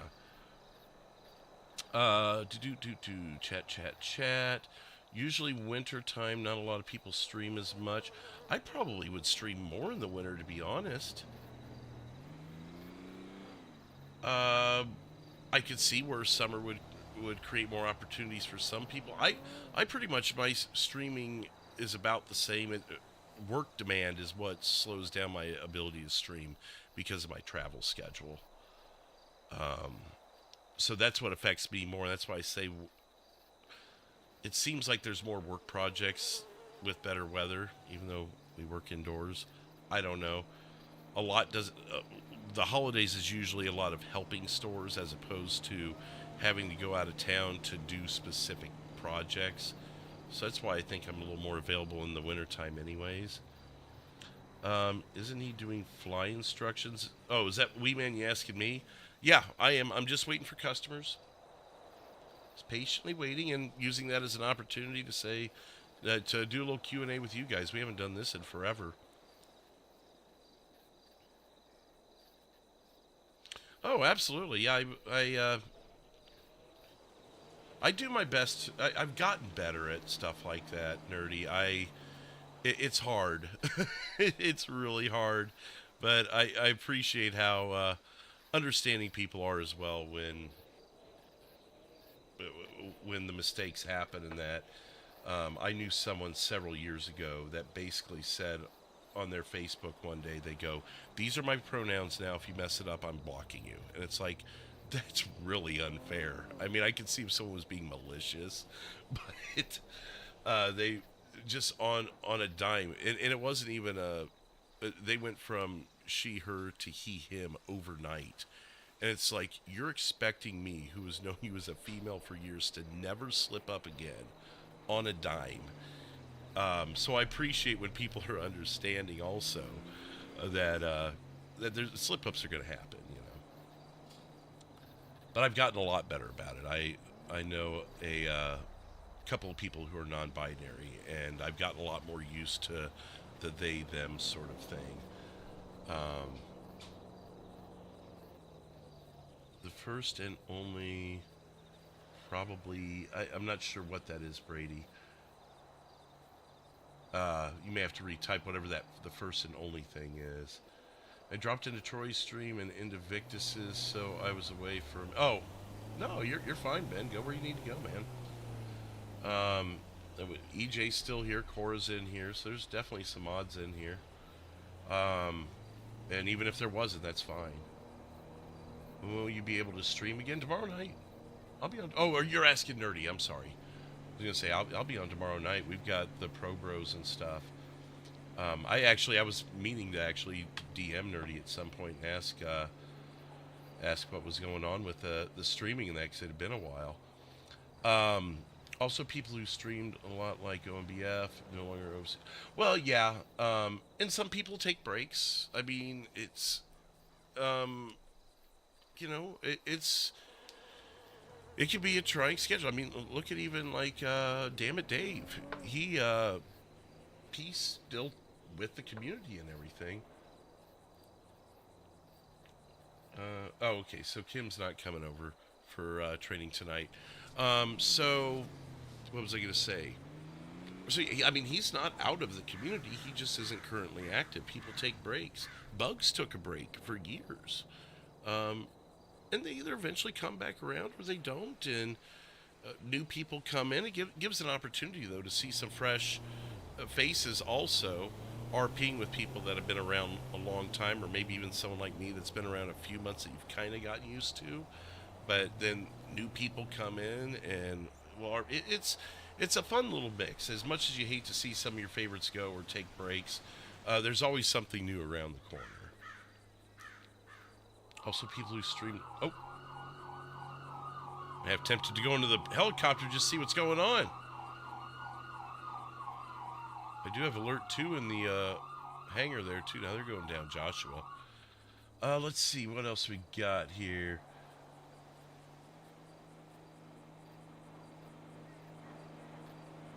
Don't get me started on. Oh well, no, it's Brady. It's not even a debate to me. It's just and I don't even want the debate in the chat. This isn't the forum for it. But Like I always say, I miss you and your streams. You'll be back better than ever. Yeah, I'm sure they will. And just looking forward to it. If there's anything I can do or anyone else can do to help you get back up and going, just reach out. Um, if it's something that anyone can help with. I just lurk all over the show. Oh, that's Clay's number. Let's see. Oops. I need to get a better hotkey for this. Hello, this is Josh. Hi there, Josh. How you doing? This is Tom Wallace. I'm trying to get a hold of the First Alert flight school training. Oh, yes, Tom. That's me. How can I help you? Yeah, I was wondering if you had any openings coming up. Weasel News said they'd put the bill for me to get trained up to fly. Oh, absolutely. Yeah, I'm free right now, actually. I don't have any appointments, haven't had any walk-ups recently, so if you're around right now, it's actually be a good time. All right, that sounds pretty good. I'm down here in the Vinewood Hills, so it might be a little bit for me to get down there, depending on traffic. But I'll be on my way. Okay, no worries. If for some reason you don't see me here at Sandy Airfield, I may have had a walk-up come in, but just stick around. I'll be back in a few if that happens. Oh, okay. Sandy Airfield. That sounds good. Yep, absolutely. All right, we'll see you in a bit then. All right, we'll see you. Thanks a lot. All right, thank you. What was with him and the way he's holding that phone? Oh, it's because I got the coffee in my hand. Or the drink. That's what it was. I'm like, why is he twitching out?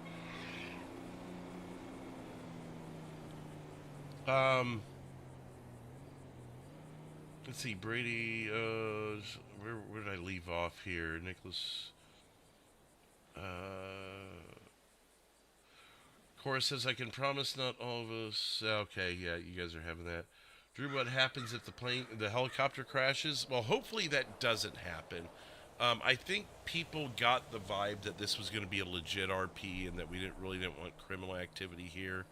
The way I posted it, I was like, look, I'm looking for people who truly want trained and, no firearms on the helicopter. Without saying I don't want crime, I basically said I don't want crime if it can be avoided. But you never know. If someone wants to come over and mug us or whatever, then it may happen. But we're not going to purposely have a crash because that's really toeing the line with OCRP standards. So we won't be doing it on purpose, at least. If it does crash by coincidence or something goes wrong, then so be it. The BCSO, or not BCSO, but the San Andreas Police Force will have to deal with it. Too much caffeine makes you twitchy. I've been there. What do I do besides YouTube? I work in grocery for a foods company. I don't know, and there's a few people out there that know exactly what it is, but I'm trying to be semi-discreet. Maybe I'll just slip up and say it someday because I've been more open about it in the past. But I'm with a foods company, and I handle several. There's about 70 locations in the Midwest, and I go store to store, whether it be assisting, training, selling. Just the whole nine. But then occasionally I get pulled out of my territory, like when I had to go to Vegas or when I had to go to El Paso, and handle things then. Or there, whatever. Whatever I'm trying to say. I'm getting old. We're up to 43 likes on the night. Thank you guys. One new subscriber. We should be seeing Tom Wallace here in a few. No, I mean, if you're trying to fish for the company name, I'm not going to answer. But no, it's not Cisco, and it's similar in some aspects. But Cisco works more with food service. I'm on the grocery end of things. So just a distributor for a foods company, but we're also involved in some of the training in that as well, with various things. So it's not like just the Coca-Cola guy who comes in, tosses it on the shelf and leaves, or builds a display and leaves. We're a lot more closely involved with the individual stores that we go to.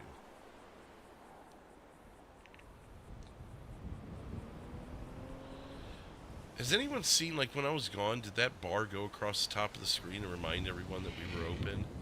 Because I know we were talking about that earlier.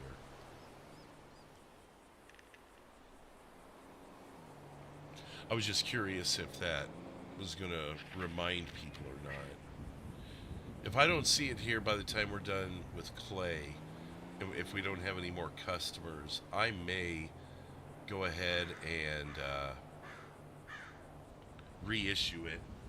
So we'll have more people on the server at that point. I had like 3 or 4 people say they were interested. This is wild.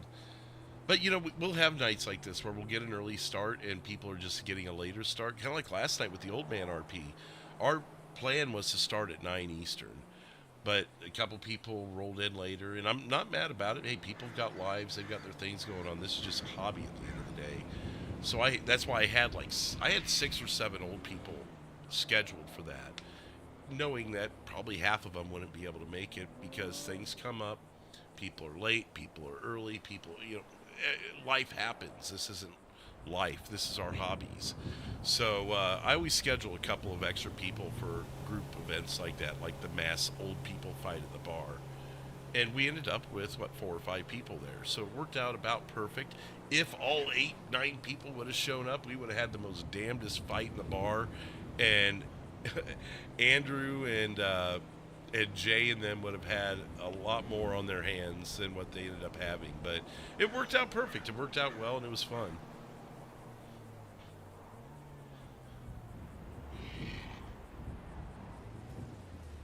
Yeah, but you don't drink anymore, Cora, so, you know, don't worry about the peanut butter whiskey. You don't drink anymore.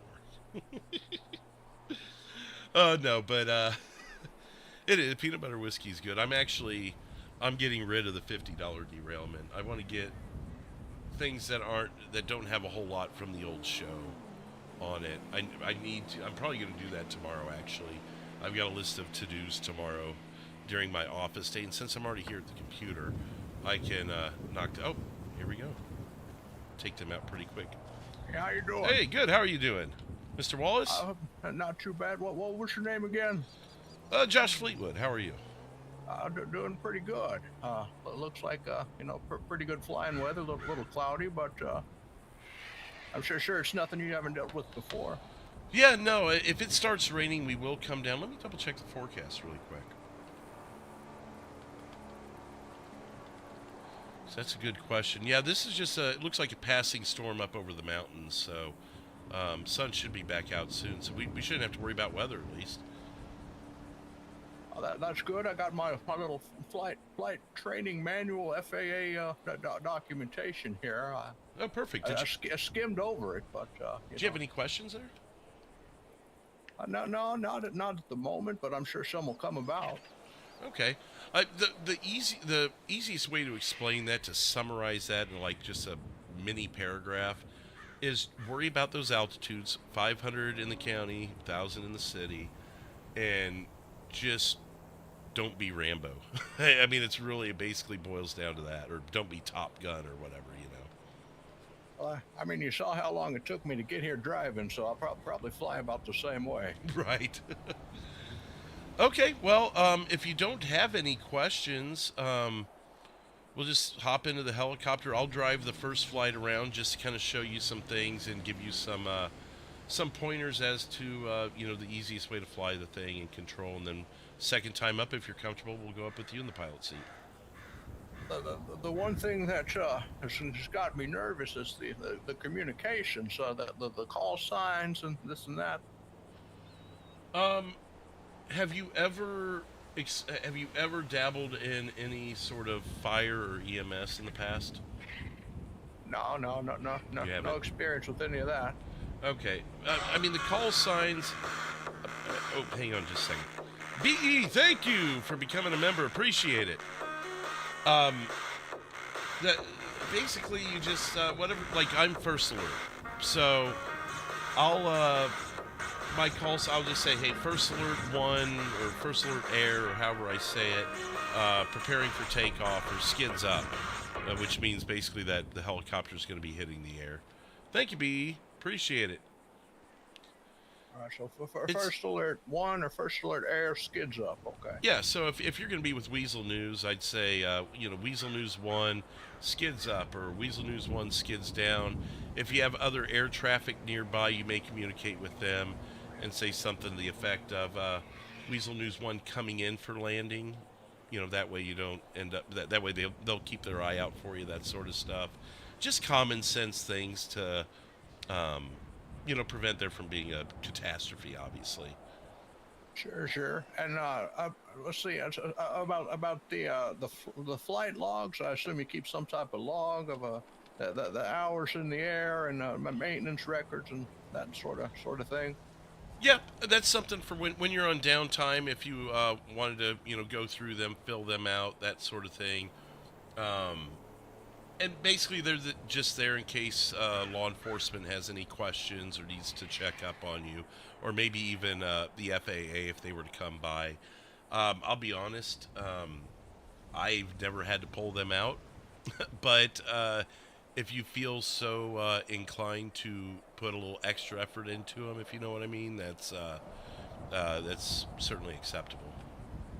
That's comforting to hear. You got a clean record there. Well, what about refueling? Is that something you handle here? Very good question. So here if you want to follow me, we actually have the benefit of the hangar here, and you can probably see this semi truck here, or this tanker truck. Oh, okay, yeah. I'm gonna let you catch up a little bit here. So this tanker truck, we'll just pull it out at refuel because you got to have that 8 hours down, anyways, right? Yeah, they give you plenty of time. So yeah, it usually takes a good 4 to 5 hours to refuel anyways. So that's going to be a majority of your downtime in the first place. If you have never used this truck before, if you wanted to hop in and, get its serial number so you can order one for yourself. Sure, yeah. I mean, I don't have my CDL, but I mean, if I'm operating it just here on the property for these purposes, I'm sure it'd be all right? Yeah, you're fine as long as you're on your own property or you're authorized on that property, so to speak. Just like anything else, honestly. Like if you were to have blue and red lights on a car for fun, as long as you're on someone's property and not running around with them, kind of a thing. Did I park in the right place? I'm over there by the gas station. I didn't actually see. Right? I guess I could have told you on the phone you could have parked behind me, but I did not see exactly where you parked. If you're not in an intrusive spot, if you could say that 3 times real fast. No, just around the corner. Yeah, you'll be fine then. You may have to worry about.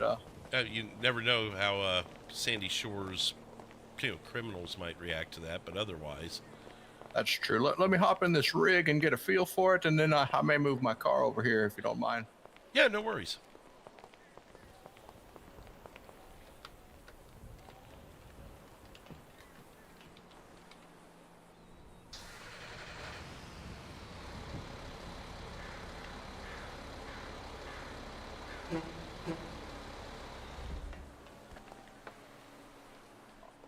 Always wanted to toot the horn on one of those things. That was awesome. Did you see where the handle for the fuel line is? Yeah. I saw that. Perfect. All right, I'm gonna run and grab the navigator real quick and park it up over here. I'll be right back. Yeah, no worries. Go ahead. I'll fill you in when I get back.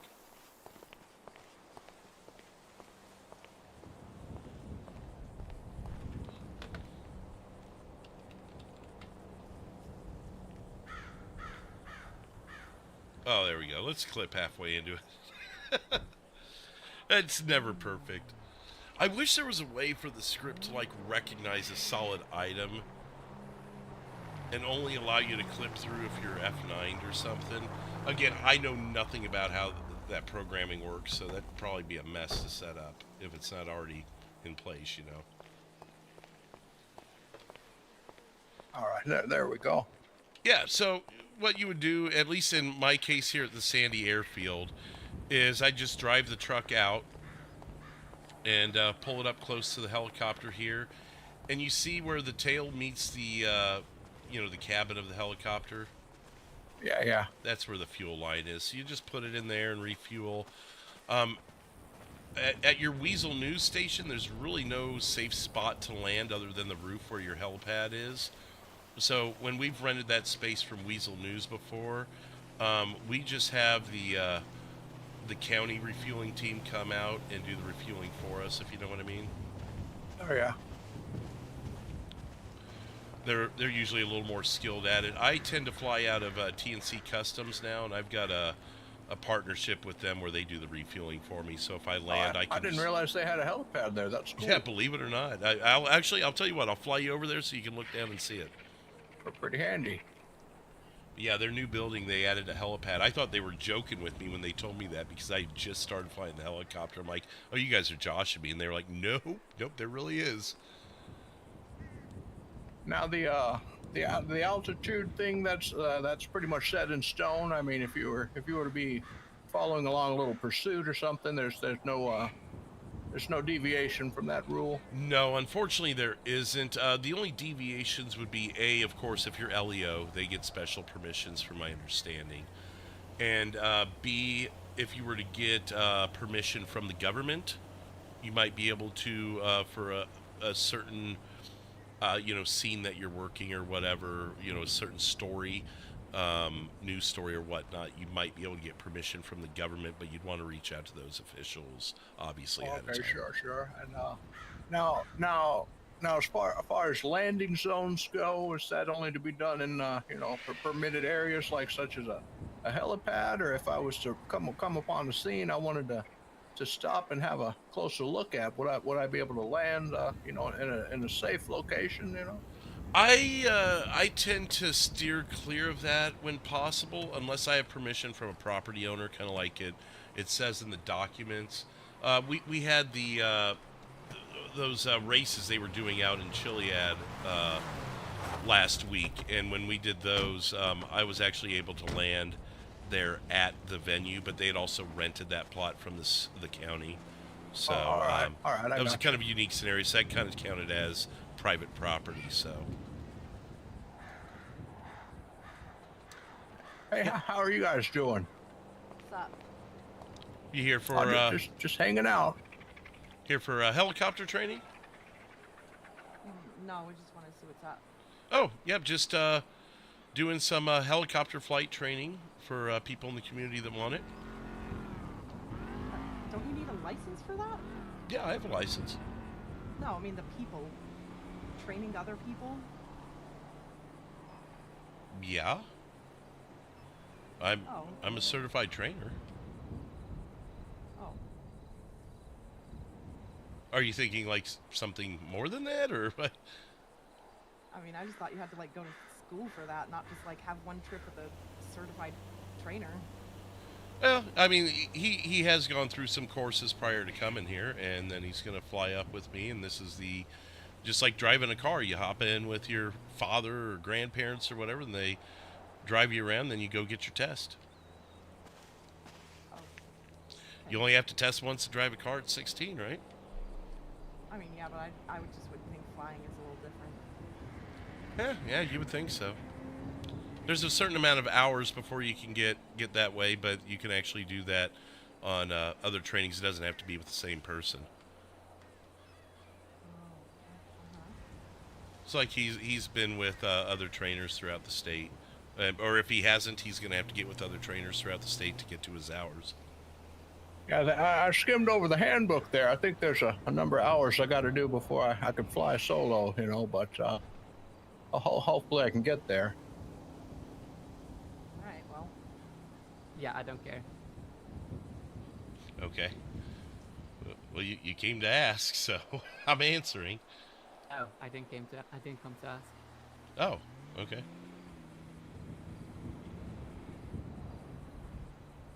Anything else I can help answer for you guys? No. Jesus. Okay. Have a good day.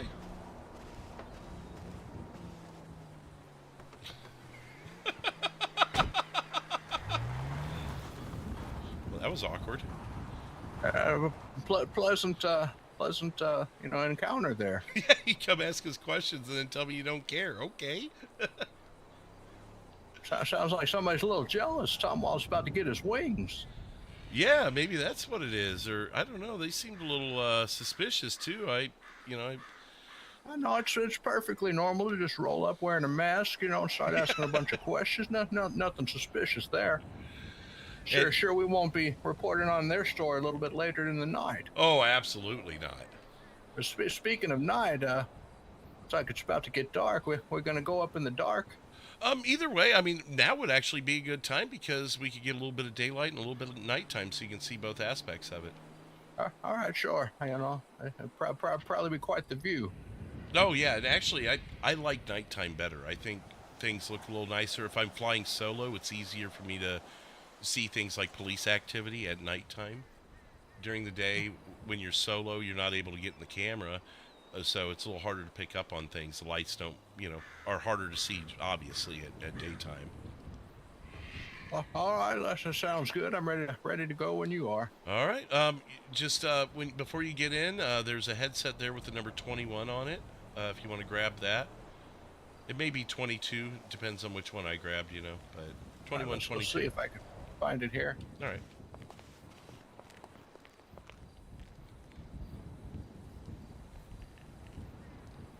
There we go. I'm not sure what their game was on that. I don't know if they were getting ready to rob us or if they were. Maybe I was supposed to say something and I don't know what it was.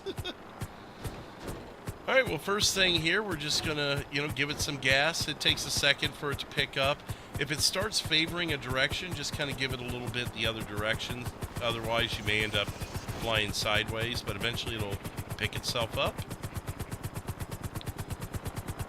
Being that we're in the county, once we get close to 500 feet, we'll start moving a direction, but until then, I'd like to stay pretty much straight. Well, I can't get a good look at the instrumentation from here, but is it clearly marked, the 500 there, or is it the little dashes there that I see? Yeah, you see the little dashes there. So, when you're in the passenger seat, the engine light and the fuel light may not be as accurate as what I'm seeing, but as far as the knots and feet, they should be as accurate as I'm seeing, if that makes sense. Oh, all right.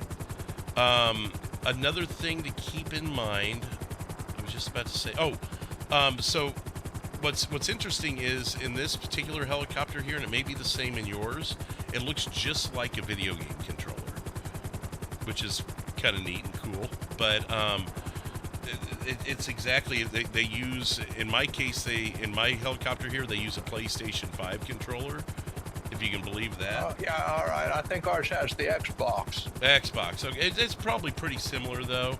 So, like, see how we're spinning to the left? That's my R1 button, and spinning to the right, or L1, and then this is R1 here. All now, right. that would not be your regular controls, but that is if you need to make a hard turn, so I'll show you that in a minute. To make a standard left and a standard right, you just use that stick. You notice how we're going down as I do that, though I'm not giving it any gas. If I give it gas and then maybe say go forward, we're going to increase height a little bit, or maybe even stay steady, and then once I let off moving forward, we'll go higher. Same thing with back. Now, the reason I showed you the R1 and L1 buttons on my handy little video game controlling device installed in the helicopter here, say we're moving forward and I want to make a hard right turn.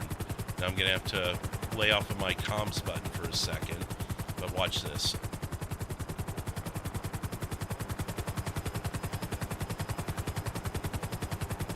See how we made a really hard turn there? Say you're following evasive maneuvers. Right, and I also did pull on the stick to the right when I did that as well, just to make sure that I got that 180 as quickly as possible. Because if you're on a police chase and someone doing some, quick 180s and stuff, you need to be prepared for that. So, but if you're just doing a regular hard turn without the strafe, this is what it looks like. And actually, it looks like we got a police chase here. Let's go ahead and follow that if you want. Might be a good practice opportunity. Oh yeah, they're really moving.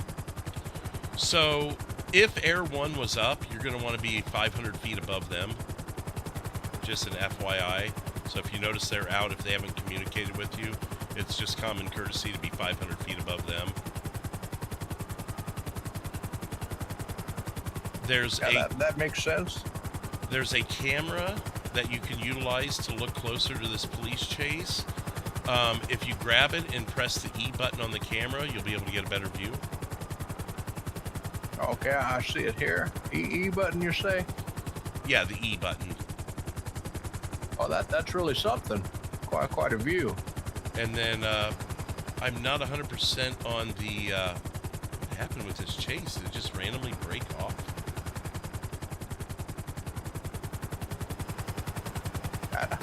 I lost some myself. Lost eyes, as they say. I think they did too, because one veered off this way, another one went into Harmony.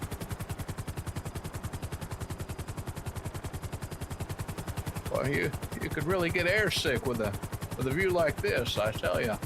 Yeah, and the way I control the helicopter sometimes, I'm sure the people that watch my GoPro footage of it get a little woozy at times too. I'm seeing here on the camera display, it's showing postal addresses. That's a pretty nifty little feature. Yep, sometimes they're there, sometimes they're not. I'm not sure the determining factor. It may just be a bug in the camera. Yeah, it seems like it has to do with the altitude. Like the higher you go, I could be wrong. Oh, that could be. Yeah, because we are a few hundred feet higher than we need to be. Another thing, if you find a vehicle down there, you should be able to lock on it by, there's a button on that camera that's similar to a space bar. Oh yeah, they're tracing. They're tracking. Here comes, they lost him. That's what happened. But you should be able to lock on him with that space bar looking button. And that way it's easier to follow whatever vehicle you're following. It can be a little glitchy in and of itself, though. I see. That's pretty neat. Oh, since you've got your headset on, you may want to turn on your comms, your FAA multicom button there. If you know what I mean. Let me see if I can find the channel here. Yeah. I mean, technically you're not the pilot, but it doesn't hurt to be in there just in case there's any radio traffic. You can kind of hear how it goes. Now, as far as communication with other people in the air, is that something you want to tend to avoid unless it's like an emergency situation? Yeah, usually the only traffic I hear is landing, taking off, beware of airspace for, whatever reason it may be. Just, simple commands to let people know that you're doing something that's out of the norm. I don't think it would be unheard of for someone to be like, Mayday, Mayday kind of stuff, obviously. I've had Air 1 come in here once or twice and notify us of their existence so we can pull up. Or, get out of an area if there's some fear of, any sort of disaster, obviously. By the way, I'm over TNC right now if you want to take a peek at their helipad. Quite a view down there. Yeah. Looks a lot different from this angle. Absolutely. I had no clue it was up there until they took me up there. I was like, well, you never know when you need to airlift a car to your auto lot, I guess. Now I'd assume there's some no-fly zones. Probably the prison there, maybe the air base. Obviously Zancudo, and that's even documented. As far as the prison, I try and stay out of its airspace. I don't think there's a written law on that. I think it's more of a common courtesy than anything, because you don't want to stir those people up. With the airport, again, there's no written policy, but obviously where planes are going to be coming in and taking off, you want to try and limit your time in that zone, if you will. So, like right now, that's why I'm hovering here instead of maybe going a little further to the left, because I don't want to get within their airspace if I can avoid it. Obviously, I may have to pass across it, but I won't loiter, if you will. Yeah. But I've even Now, seen have Air you 1 ever, fly past it. So I've seen the government officials flying Air 1 fly past it. So I don't past think it's the prison there, you mean? No, like what we're doing right now with the airspace of the airport. If we're just plowing past it, well, you're fine. Now, have you ever you had much experience up there at the Grapeseed landing strip? I have not messed with that. It's such a tight space. I don't even know how you'd get an airplane to land in there, aside from maybe a private, plane. I've actually had more problems with the Chuck Livingston airspace over there than anything else. Oh yeah, I'd imagine he's a notorious character. He took an assault rifle to me once from, I was about 600 feet in the air, and he went hunting. Jesus Christ! Were you able to pull off the landing there? Yeah, we only ended up with a couple bullet holes. I had TNC come over and patch him up for me because they had a helicopter guy on duty. But yeah, he wasn't too happy. He feels he has the same airspace restrictions as Zancudo, I guess. It's a good thing he doesn't have access to, larger artillery. Oh, no kidding. I mean, the AK was crazy enough as it was. Or whatever assault rifle was. One officer that Air 1 at one point got shot down with a musket, so you can't be too careful. Yeah, there's this girl that rides around on a black bike, and she wears all black, and she had a field day with us one day. I took several bullets from her up here. It was over by the U-Tool. But while we're up here, what other questions might you have? It could be related to the camera or anything you see me doing when I'm flying. I mean, I guess, do you recommend a bulletproof vest or a ballistic helmet? Jesus Christ. You're pretty safe up here. It takes a lot to take a helicopter down because, first of all, bullets don't fly straight for 500-600 feet when you're pointing straight up. So they tend to start losing. The gravity, works against them, obviously. So, generally, if you do get hit by a bullet or two, they've slowed down so much, they're just going to, hit the exterior and either fall out or lodge in. All right, now say you were to get struck by gunfire and the engine was disabled in some way. Is there some type of maneuver you could do to minimize the damage? I mean, prior to getting hit, just take evasive maneuvering, but once you've been hit, fortunately, I haven't taken any significant damage to where I've had to worry about that. Obviously, you're going to want to land in the safest way possible for you and the general public.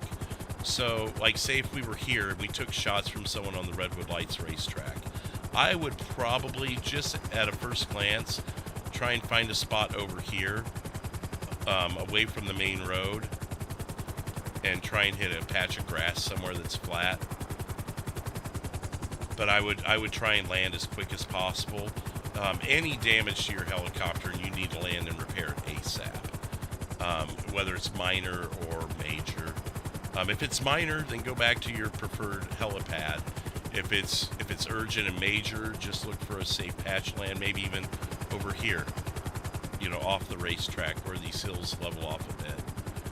But just try and do it away from public, away from houses, away from vehicles, that sort of thing.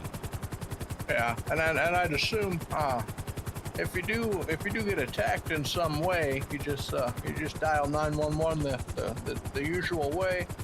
Yep, I would generally land first, worry about your safety first, and then call the police. Although that gives the criminal a head start on their escape route or whatever. It'd be a little tough to give a description, too. I mean, they look like ants down there. Right, unless you happen to have a co-pilot that's in their camera and can catch it. But you also don't want to be using your phone up here either, because that could create an accident in and of itself. Yeah, that's true. So I wait, like if someone were to call me right now for a training, like say someone's waiting down on the airstrip for us, I'm going to have to ignore it. I'm not about to answer my phone up here. I don't care who it is calling me. If you encounter rain, our policy is to land during rain. We try and follow what Air 1 does. They may push through some light rain. I tend to just any sort of weather, go ahead and ground, just for safety purposes, because water can do a lot of things to the, whether it be the blades or the engine, or there's just another factor you don't want to enter. So as far as communication with Air 1, say for instance, What's up, they Big were Jess? to come Doing pretty around good. here and say, you know, leave the airspace, how would you respond? I'd listen to him. I don't want to get arrested or, you know, No, lose but my I mean, credentials. as far as over the radio. Over the radio, I would just say, oh, they must have picked him back up. Let's hit this. But they would say something to the degree, I would say something to the degree of, First Alert 1, 10-4. Just Okay, something 10-4, simple. okay. Yeah, 10-4 works, or okay, received, confirmed. Something to that effect that lets them know that you're complying and you'll get out of their way. Well, you got the whole county on them, man. So I Is gotta that- wait, tell you, is that that car? The car Oh. they're pursuing looks pretty familiar. I was about to say, is that car? I was just about to ask I'm that. pretty glad I moved the navigator. Was that a pit? Looks like they got pit maneuvered, and I haven't seen anyone leave the vehicle, so... Well, we'll hover here for a minute. I'll let you get the show out. Oh my God, did they shoot at us? I couldn't tell you. I swear I saw a bullet fly past us. I was zoomed in pretty close, you know. Well, the police are there. If I hear more, we'll bail out, but it sounds like it was just that one.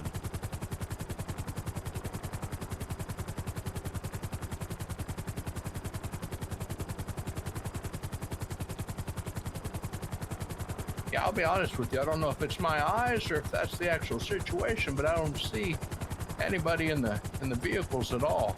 Let me drop to about 500. Sometimes at 500 it gets a little easier to see. It's you know, like I said, you know, the camera has its kind of its own logic, if you will. Sometimes. Seeing anything yet? Not yet, but it's quite a show down there. Oh, it looks like they're out behind the car wash. Look over there. Oh yeah, I see what you mean there. Let me grab a little altitude. I'm a little lower than I should have. That might have been the reason you weren't seeing them. They may have foot bailed right away. Oh yeah, they got the one dressed in black. She's handcuffed, being taken to the car. There you go. I wonder if maybe they weren't shooting at us. Maybe they pulled a gun. An officer. Maybe he one-tapped her, because I only heard one bullet. Or one shot. That's karma for you. You know, you come around starting trouble, and then there you go. No kidding. When it comes to the fuel tank, I tend to not wait until it hits red. Like red is... So when I'm, you know, maybe at 30-35%, that's where I'll start heading back if nothing's going on news related. If I'm in the middle of something, once I hit red, I break off of whatever I'm doing, and that's like my warning to go back, because you can run out of gas in a car and hit the shoulder. You run out of gas in a helicopter, you know the result. Oh yeah. I think the gauges may look different from my angle here, but I know what you mean. Yeah, I'm at half a tank right now. Like I said, in the passenger seat, I don't think it, you may still be showing full tank. I think that's... passenger seat's topped off. I'm ready to fly for days.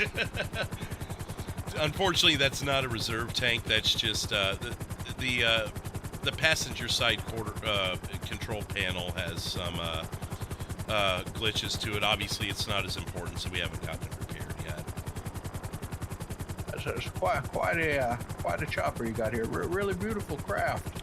Yeah, we actually bought it from your company here a while back. They had a couple extra helicopters. We just haven't been able to get it, you know, redecorated yet. I'm not sure quite yet what they're going to have me flying in, but based on the budget they gave me for the van, I'm going to assume it's a jalopy. Well, if and they do have these available too, because they had a whole fleet of these. That's why they were selling them. When you get in the passenger seat, if you wanted to write down the serial number to this one, so you have, so you know where to order it. They probably had to liquidate some assets. Yeah. There's been kind of a drop off in the news recently, so a lot of those companies have been, minimizing their assets in that. You still watching that? I don't want to pull away if you're. No, you're good if you need to refuel or. I'm whatever. good on that. I just wanted to make sure we got the training in before we ran out of fuel. What other questions might you have? I will say when it comes to controlling the helicopter, it's not much different than a car, other than that the L1 and R1 button on our little device here. That is a little I different. spent a little time playing on my grandson's simulator, but the main thing that has gotten me weary is a little nervous on edge is the radio communications. But he made it sound pretty straightforward. Yeah, like since we're the only ones in that channel, I don't even bother using it. But if I'm sharing it with someone else, like when the races were happening last week, I was sharing it with a crew that was flying low, and they were getting like close aerial views, almost like they have in the Super Bowl, those close aerial views of the cars. So I was sharing the comms with them, and we were letting each other know when we were taking off and landing. But otherwise, we stayed pretty silent, because no news is good news on those things a lot of times. But it is good to know when someone's taking a maneuver that you're not used to them, because I had talked to them before. They said, we're going to be hanging at around 100 to 200 feet.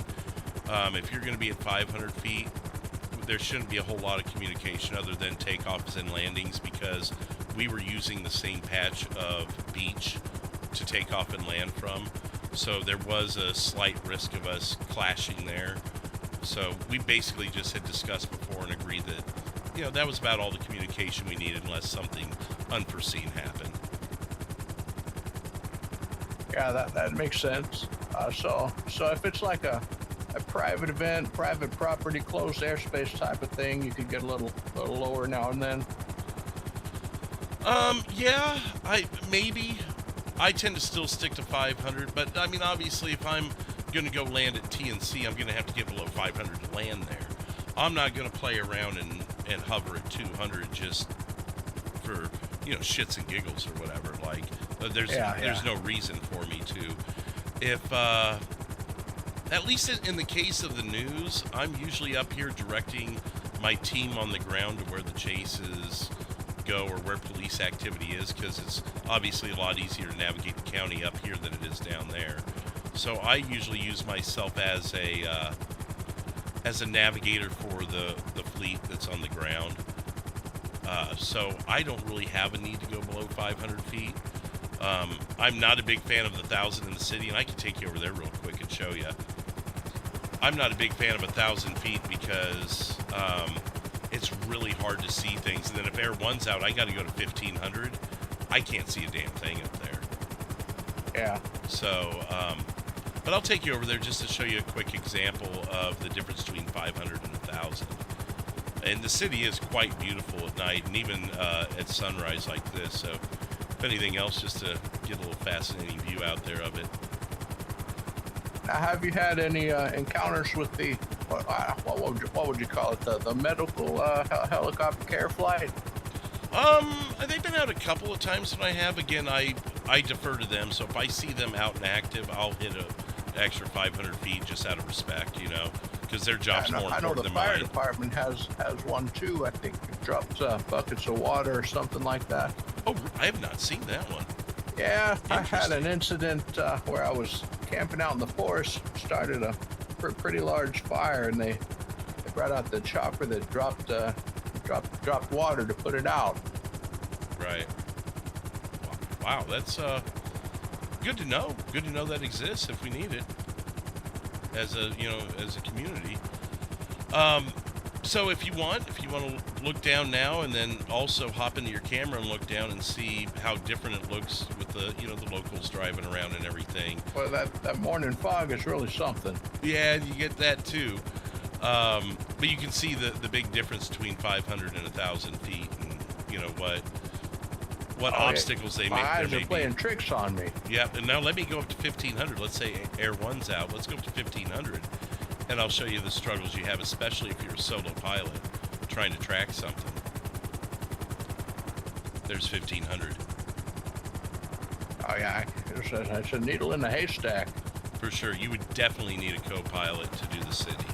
And I found that out pretty quick. I did a couple nights solo in the city, and I'm like, yeah, that's just not going to happen again. It's not that I'm upset about it. It's just, it is what it is,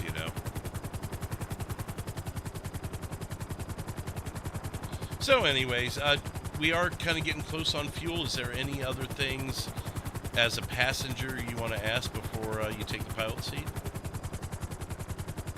Give me just a second here. I'll flip through the FAA manual, see if I got any questions for you. Sure. I'll otherwise start making our way back to the airfield just in case. These abbreviations, is that something you typically use here, or is that just pilot lingo? Give me an example. I'm not 100% what you're referring to. Is this like they radio got talk? One here. AGL, above ground level, or would you just... you think anybody would know what you were talking about? So I've done fire and EMS before, and I've even talked to some police officials, and they always say that common talk is the best talk. So if you can't remember AGL, then just say that you're 900 feet above ground level. You don't need to remember AGL. Common talk, like you and I are talking to each other right now, is always the best method. Regardless of what you're doing in this state, whether someday you decide to become a police officer or something, 10 codes with them are not a necessity. So it's certainly not going to be any different up here. But if you are so inclined to learn those and use them, they're available to you. Now it says here, you may not operate an aircraft without a valid medical certificate. Is that just for the planes, or is that helicopters as well? I am not sure. I mean, I'm already, certified in all that stuff, so I'm trained for Heimlich and CPR, but that's about it. I believe you'll be fine then with that. Maybe just make sure you have your certifications with you, with your manifests and everything. I am going to have to go in for a landing, by the way, so. But I can still answer all your questions. We're going to have to refuel before we can come up anyway, so we got plenty of time.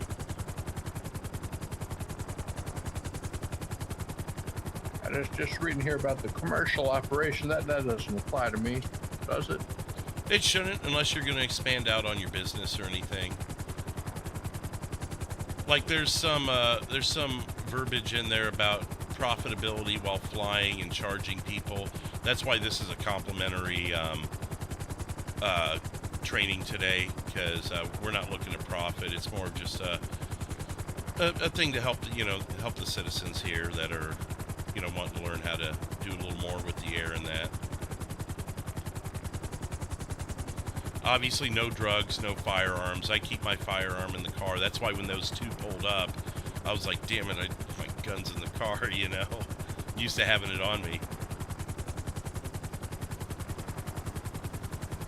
Yeah, well, luckily that didn't escalate on us. Yeah, and it looks like they found an end to their day. On the landing here, just take it nice and easy. It's always going to sound like it's crashing when it hits, though, so don't worry about that. Don't freak out about that. 3 feet is touchdown, so if you're watching your gauges, because you'll do this when you come in for landing. When you get to 50 feet your first time and you're trying to hit the dead center of the H and everything, you'll probably get a little nervous, like, oh, not too fast, not too slow. I'm trying to hit the H. Just know that you'll start scraping at about 3 to 4 feet, and 3 is on the ground. All right. But we can go ahead and exit now and get the fuel truck. Watch your head, don't go jumping or anything.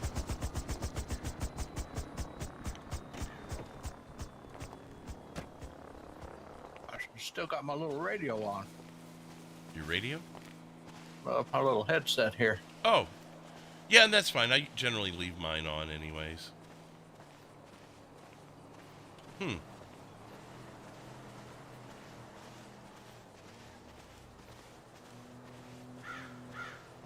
Give me just a second here.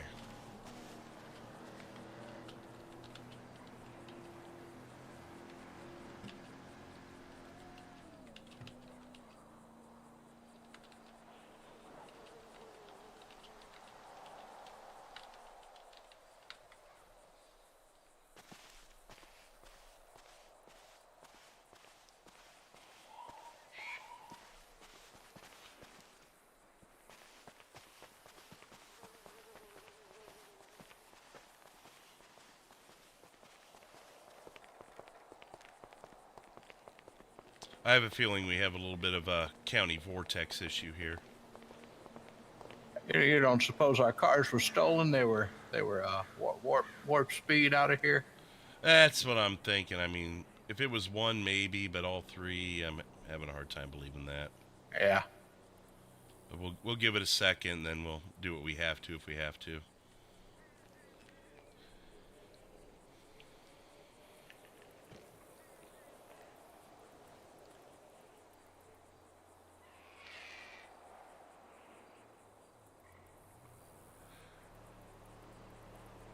Let's see, what are you guys saying in the chat? No, not a whole lot, actually. Good thing it isn't a submarine. Your passenger sounds like Jimmy Stewart.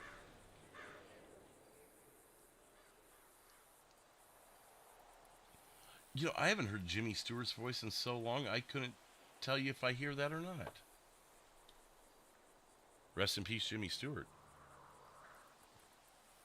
Wait, he is dead, isn't he? Jimmy Stewart, right? I'm the old, Oh, I thought of another question here. Yeah, he passed away in '97. Yeah, go ahead. Sorry. Now, say you were sharing this this little helipad with another chopper pilot. Excuse Would you? Is there another place you'd move your chopper to so they'd be able to land there?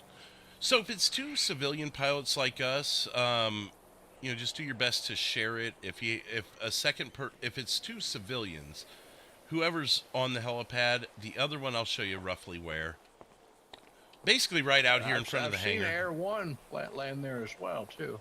Yeah, if Air One is active, give them the helipad, and then you would land somewhere within this ballpark. Try not to block the hangar, but somewhere either. Like right here would be the secondary helipad, maybe right here-ish. Obviously, you're not going to nail it perfect every time, but right in this ballpark. Just leave some room for people to get in and out of the hangar and where you're not impeding business.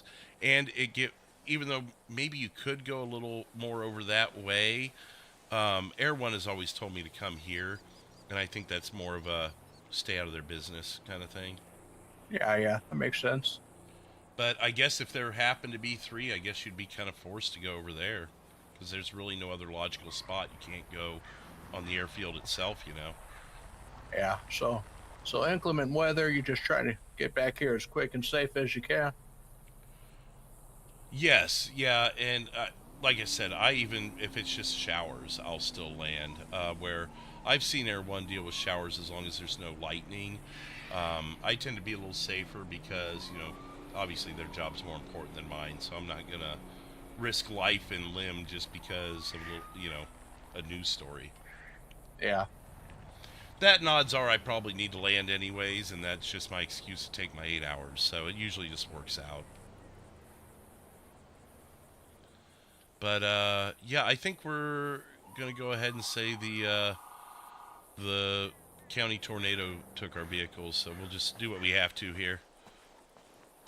Matter of fact, if you want to just leave your vehicle in the storage shed it's currently in and just wait until we're done, that's probably better anyways.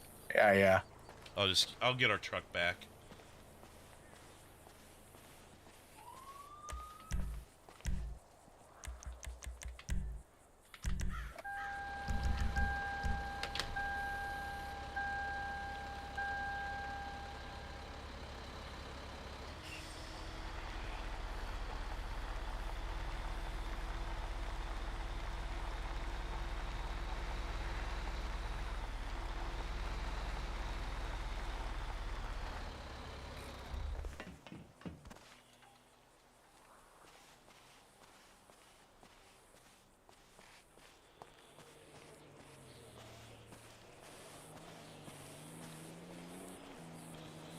So if you want to do it, just to get the little practice in, if you want to grab the nozzle and start filling it up.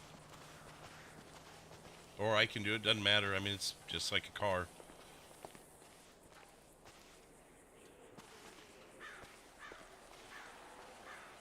Are you not seeing it? Here, let me step away.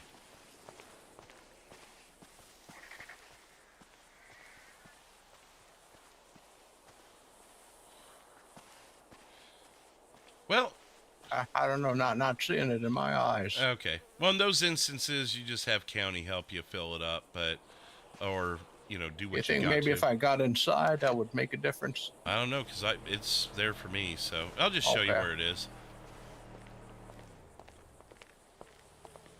Oh, and of course, hang on. Maybe I'm not seeing this. Yep. So, I'm not seeing my helicopter, and this can happen, but usually right here is where you. Oh Jesus! Right here is where you'll do it, and there's this little red dot that you would normally see to do it, but we'll just we'll have county help us fill it up, the county fuel service. I imagine it takes quite a while to fill this thing up, too, huh? Yeah, from I'll tell you, it is, if I remember right, and I may have to check with a voice in my head to confirm, but I'd say 300 or 400 gallons is the tank. So Wow. just put that into terms of how you would fill your car and how long that would take. It's pretty Cost penny. a pretty penny, too, yeah. Yeah. I think I've knocked on the door of $800 once. Good Lord. Hey, news ain't cheap. I sure appreciate you doing these complimentary trainings here. Oh, absolutely, absolutely. I'd say by about Yeah, 6 this evening, I think will be roughly our 8 hours, and we could go back up and have you fly it if you're comfortable with it. That sounds good. I'll give it my best shot. Yeah. Hopefully this hasn't taken up too much of your day. No, it's I had nothing else planned, you know. Okay. It's important for me to learn how to do new things, and you know, it seems like quite the adventure, you know, taking to the skies.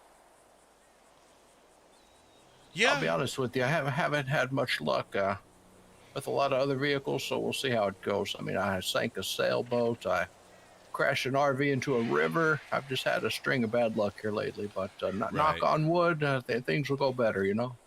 Oh, for sure. And I know that the government's not too fond of air-related crashes, so you know, I'd say just make sure you're very comfortable before you go up there. And you know, things happen, of course, in the air, but if it's avoidable, I would say, you know, avoid it. Yeah, absolutely. I'm not looking to go out that way, you know, in flames and all. Oh, for sure. And I've known people who have before. Both.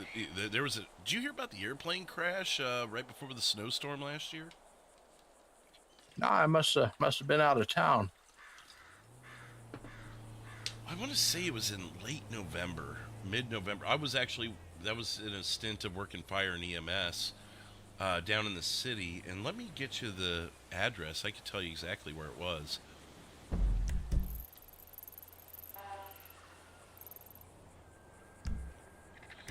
Be 713 in that neighborhood above Vinewood Hills.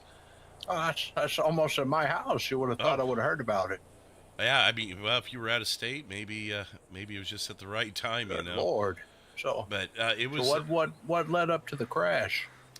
You know, I was able to see some news footage, and there was some GoPro. But you know how when big things like that happen, everyone posts it online and that.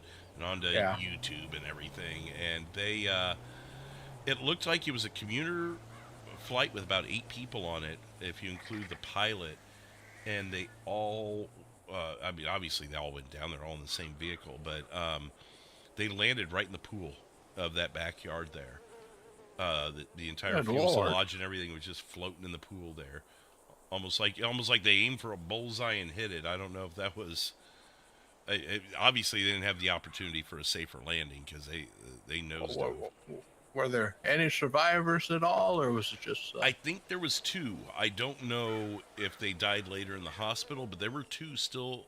There was one still awake and talking. The pilot was awake and talking. There was another one that was unconscious but alive. The other 6 were just DOA, as you can imagine. Good Lord, that is tragic. They had even law enforcement was sending out special units to assist fire and rescue. There was an air. I was actually a part of AirMed that night as the co-pilot. We had probably 8 units on, and then they had 1 or 2 people kick over from law enforcement over to rescue because it was just such an overwhelming catastrophe. But there's definitely a lot of GoPro footage out there if you're ever curious to take a look at it. Excuse me. Probably give me nightmares. I don't want to watch that type of thing when I'm just learning to fly, you know. Oh, no kidding. Yeah, and if you're ever like truly interested in checking it out, just shoot me a text message and I can get you a couple links to some of the footage. That sounds like a horror show. Yeah, it was a mess. There were bodies everywhere. There were some on the beach 500 feet away. It just Good threw Lord. people everywhere. Fires all across, the beach, the hillside, obviously that house. It was a disaster. And, yeah, pretty much anyone that had flashing lights on their vehicle was at that scene. Everything from... I'd imagine. I think even tow was there for a couple of cars that got trashed. And, yeah, it was obviously unexpected, and it took everyone. It took, 90 minutes, maybe 2 hours to fully clear the scene? Good Lord. A lot of confusion, too. A lot of people, haven't had to go through such a catastrophe in this state. So there was a lot of confusion and, trying to figure out communication because we're all on different radios, and dispatch just, I could only imagine the dispatcher. I know Air One's gone down a couple of times, but I didn't know about the commercial crashes like that. Yeah.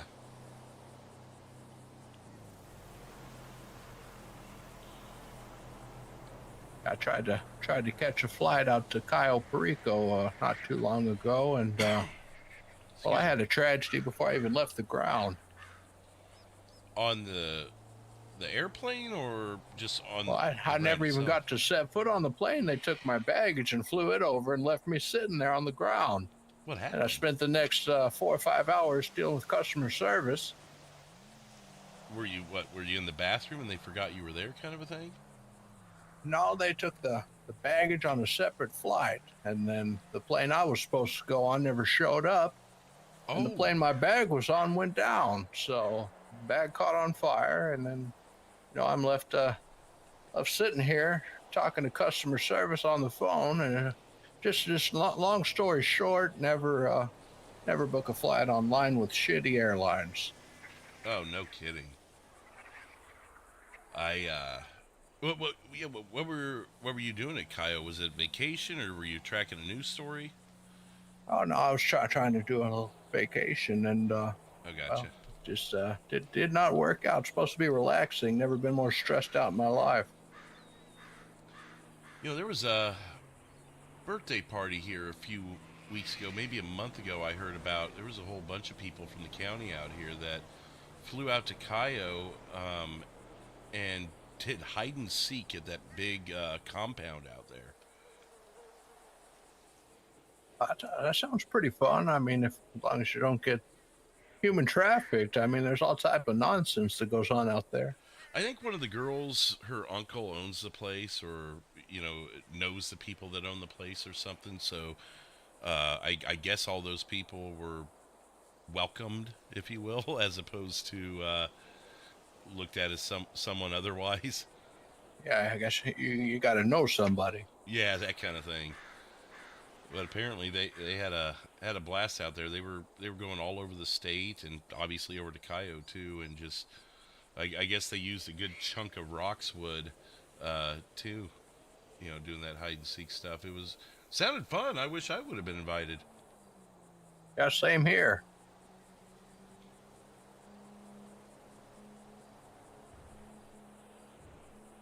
But yeah, it was. I guess they posted some of that stuff online too.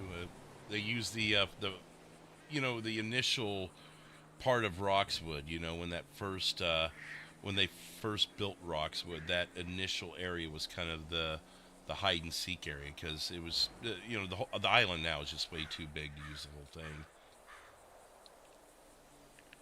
I hear there's some construction coming up, some expansions we're going to see.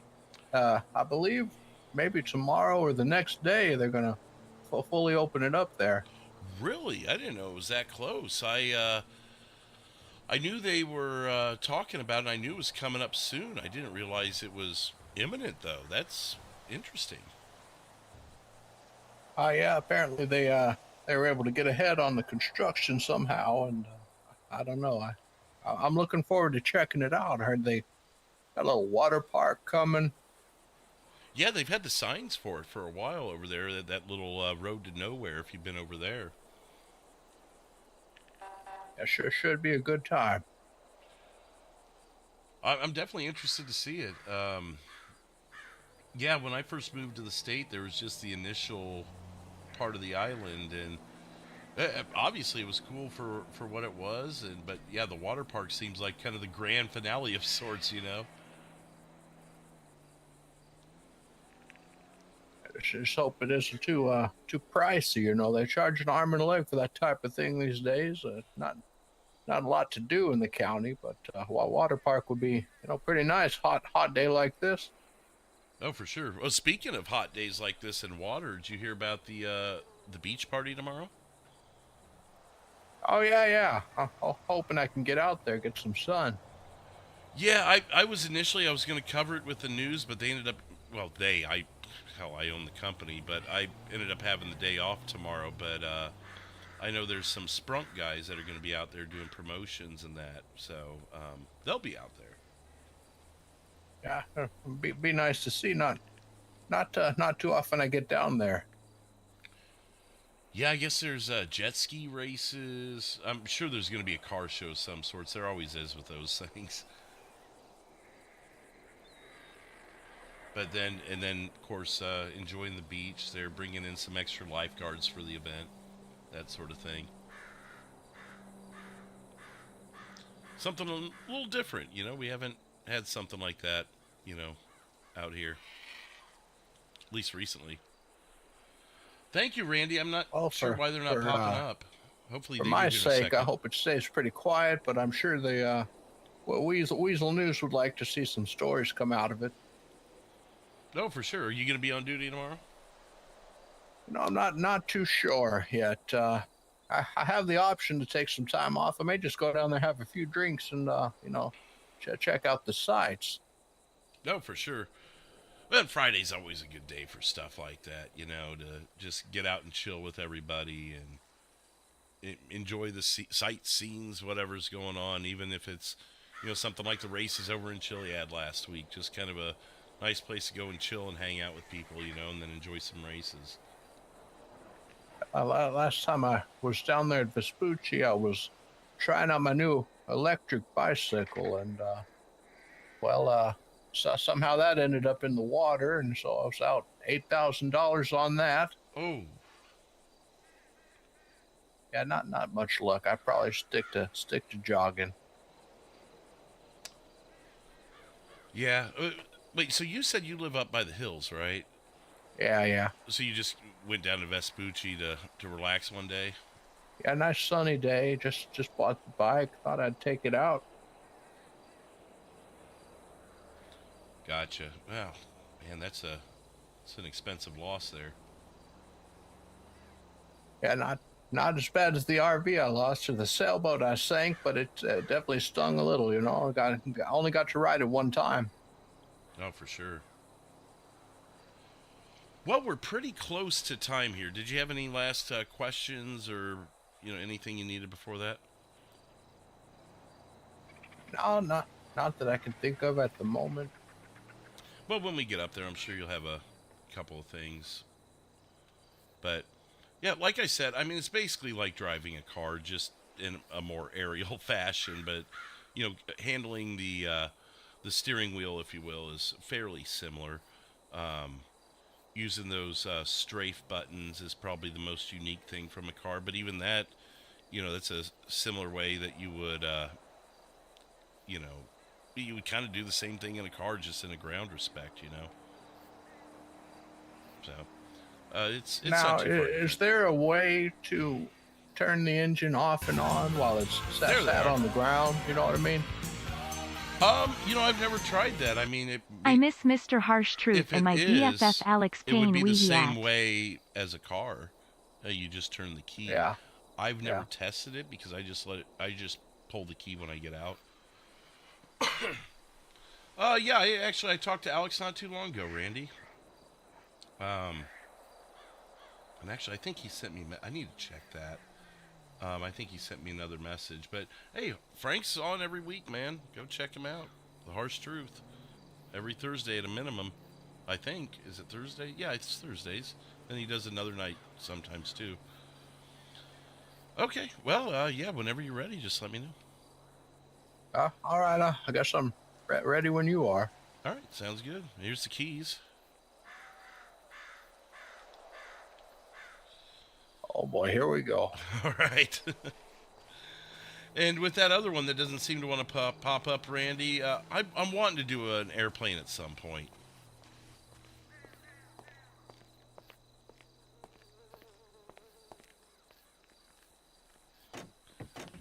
May want to do that set fuel thing, by the way, on the little set fuel button, just to make sure it's the gauge is reading appropriate for you.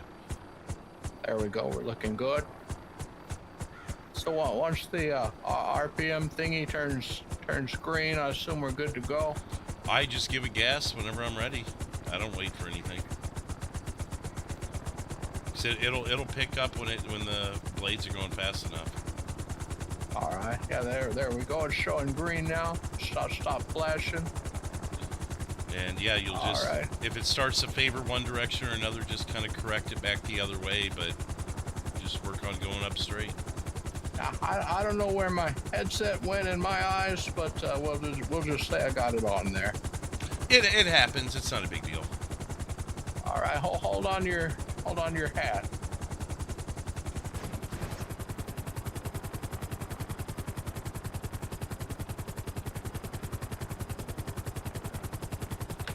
I wonder if I can fix it for myself. Oh, cool. There we go.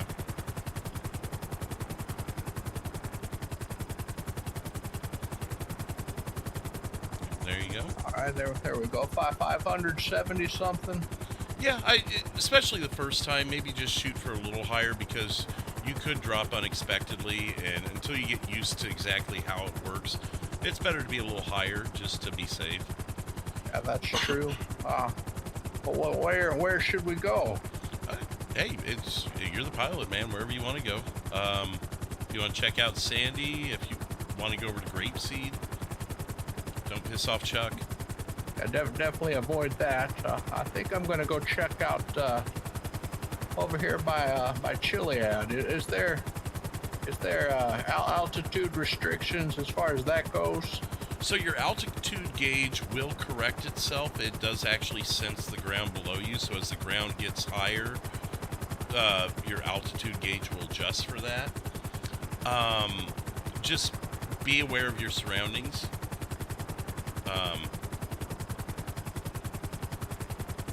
And if you fly through this gap here, you're going to be pretty close to Zancudo, so just be aware of that as well. Oh, then that's true. That's true. You're safe flying through here and going to that bridge. Just be aware of Zancudo is in respect to everything else. If you want to go to 2,000 feet, if you're comfortable with that, you can go as high as you want, or be as low as you want within FAA standards, of course. But whatever's comfortable for you. Hey, well, what do you say we go over to Roxwood? Hey, that'll work. And this is all considered county out here, so 500 is the limit. The city, to me, is basically when you start hitting the more denser population, more housing and businesses. Otherwise, I pretty much consider myself in the county. Once you hit, like on Great Ocean, once you start seeing the businesses, I start picking up altitude there. Just an FYI there.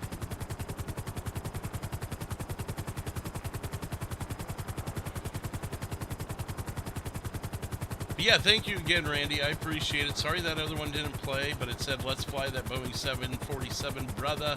Oh my God, the black tip. Okay.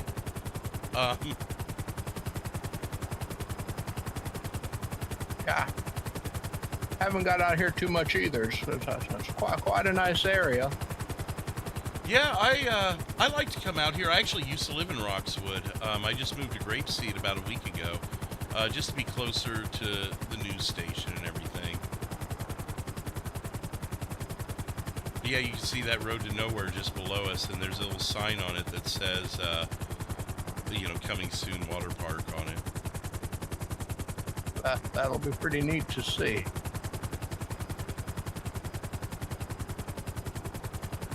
I've been on that yacht before too.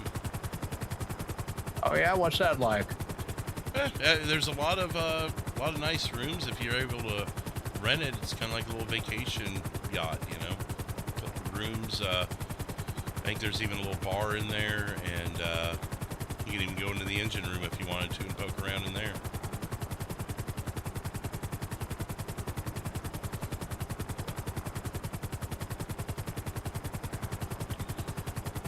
Have you been down to that new vineyard?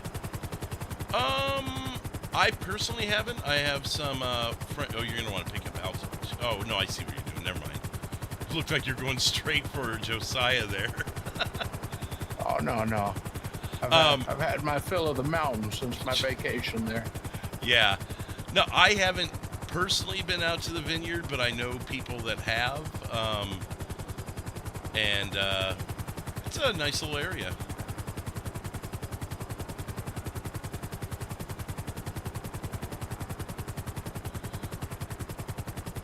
Seems like you got a pretty good handle on it. I thought you were getting too low, but you corrected just when you needed to. Looks like you got a pretty good feel for it. Oh yeah, I saw it drop in there. Got a little nervous. Now, what about that cabana? You been by the cabana place they put in here? It's another situation where I personally haven't, but people I know have. I believe there was hide and seek there one night too. I could have sworn it was back there, but I didn't even see it. Oh yeah, we flew right over it. I saw it. Oh nope, not going that way. Hello, Chuck. Don't shoot us. Yeah. You ever seen the Gordo Ghost? I've seen photos of it, but I personally do not dabble in the paranormal. I don't want to invite that into into my life for fear that it might just decide to stick around. Right. Well, I saw the time of day and the fact that Gordo was in front of us. It made me think of it. Yeah, no, thank you. I guess we'll zip around the city a little bit just to check it out. Yeah, just get your feet wet with that area too. Hey, you're keeping an eye on the flight time for me, because I was not keeping track. So now I'll tell you, with flight time, it's 16 hours. Your tank of gas will last you, if you go all the way to E, it will last you about 14 or 15 hours. So just consider one flight your limit, and then take your aim when you land.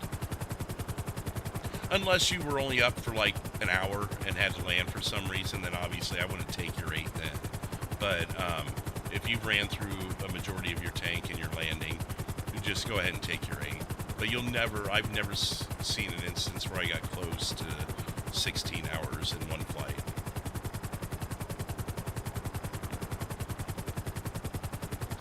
See what I mean about how beautiful the city looks at night? Oh yeah, it's just absolutely gorgeous. I mean, from close up, a lot of it looks pretty scummy, but from up here, you know, you can't tell at all. Yeah, well, especially, I spent a lot of time flying. Oh my God. The hell was that?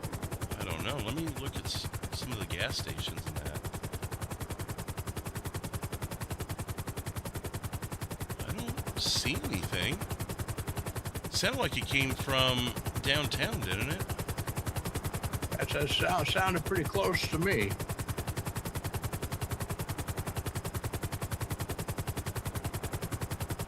Did they reopen that hotel that, opened and shut back down a while back? You mean the pink? What is it called? The pink something? The one over by, that building that's never going to finish being constructed. I'm not actually too sure about that. No, I just looked at it and it looked like it was open again, but maybe it's just because it's nighttime and the lights are on. All right, well, you let me know when you'd say we're back in the county, and then I'll try to adjust the altitude. But I'm going to try to do a little maneuver here and avoid this air base. Okay. Yeah, I would. I don't know the exact line, but I'd say right about here. You see to our left where the last of the buildings on Great Ocean we're passing. That's where I consider myself to be officially in the county. And obviously, once you hit these mountains, you're pretty much county at that point too, because now you're dealing with like the observatory and everything else that's up here, and that's kind of where you start hitting the county in my eyes. But if you're unsure, just keep to 1,000 until, like, obviously at this point you are, but just keep to 1,000 until you feel it's safe to drop. You know, I got to say, I'm surprised you haven't had more takers for the training here. It's quite the experience, and you've been real patient with me, and I sure do appreciate that. Yeah, no problem. I did have a couple other people interested. I haven't heard back from them. One of them, she also works part-time as a dispatcher, and I guess she got called into work today. So she was initially going to come here, but when they called her in, she goes, I'll have to take a rain check. So I do know where one of them are. Well, that's a shame. Maybe she could try it another day, because I'm telling you, this is the experience of a lifetime. Oh, yeah. Well, she actually works here for First Alert News, so we'll definitely have other shifts together where we can, move some people around and get her some training. She was just, since I was off duty today and she figured it'd be a perfect time to do it. But yeah, when you get called in, you get called in, Oh, there's a scene over there. Flashing lights down here. Let me know what you see. Yeah, if you don't mind hovering for a second. This will give you a chance to kind of get used to hovering and holding position. It's BCSO. There is, the cop car looks like it's parked in its parking spot, but the lights are on. So I don't know if someone, God forbid, attacked a police station or something. But he's active. I mean, maybe they turned themselves in, felt guilty. Dirty cop turns self in. More at 10.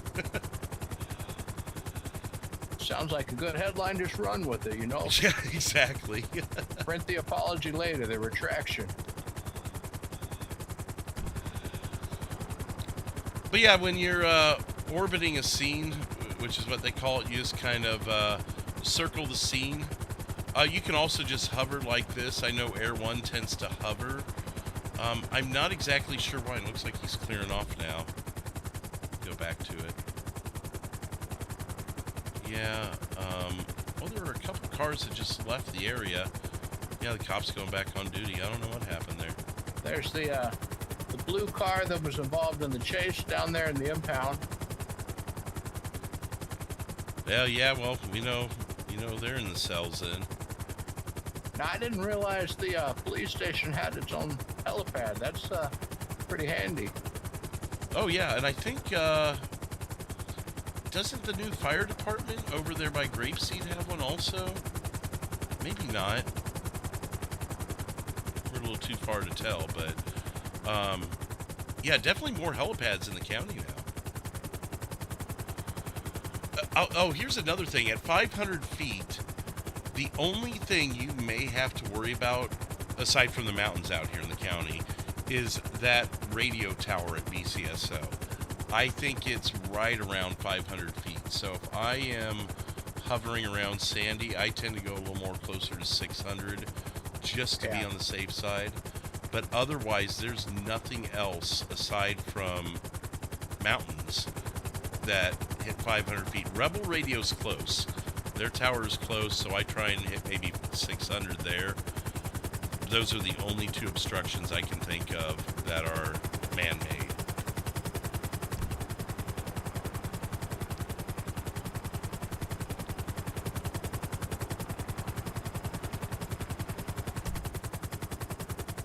So see what's going on up in Grapeseed here. Yeah. I guess the new firehouse doesn't have a helipad. I was wrong. There are places to land, like the field nearby and that. Now with Grapeseed Airfield, if you're going to land a helicopter, I would just land in the corner closest to the hangar there where those 4 lights are, 4 or 5 lights. That would probably be the best spot because obviously there's not a whole lot of strip for the airplanes to land, so you're going to want to give them as much room as possible. Seems pretty quiet. What's going on down there? I know the discount store opened up. I saw an ad for that. So probably some, looks like customers. It's like they're just getting a rush.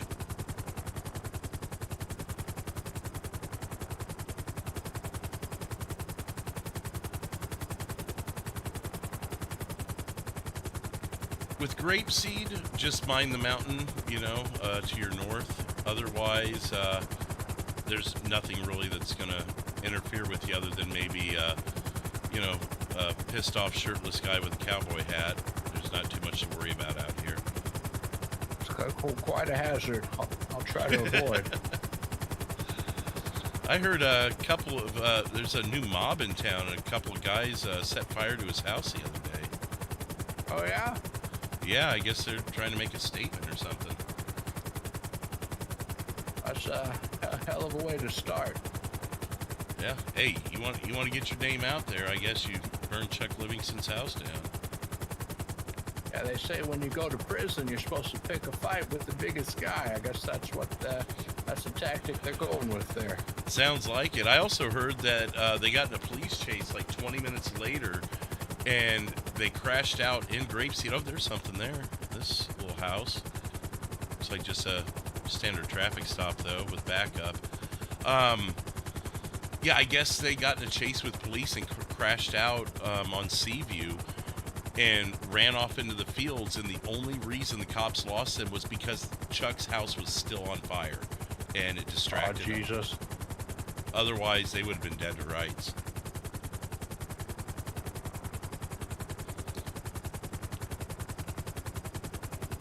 Police still haven't caught them, still don't know their names, anything. It's amazing to me. These guys must be top-notch mobsters, you know, if I can talk. Yeah, so the only thing I'm noticing here mostly is that any type of maneuver, you start to lose altitude a little bit, so I'm going to have to try to keep it a little higher than I expected I would. Yeah, and you'll get used to that over time. I've gotten to the point now where if I get myself right at 500, I'll hit the gas before I make a maneuver, and I'll either maintain or slightly gain. If you move forward and then hit the gas, you'll actually lose altitude.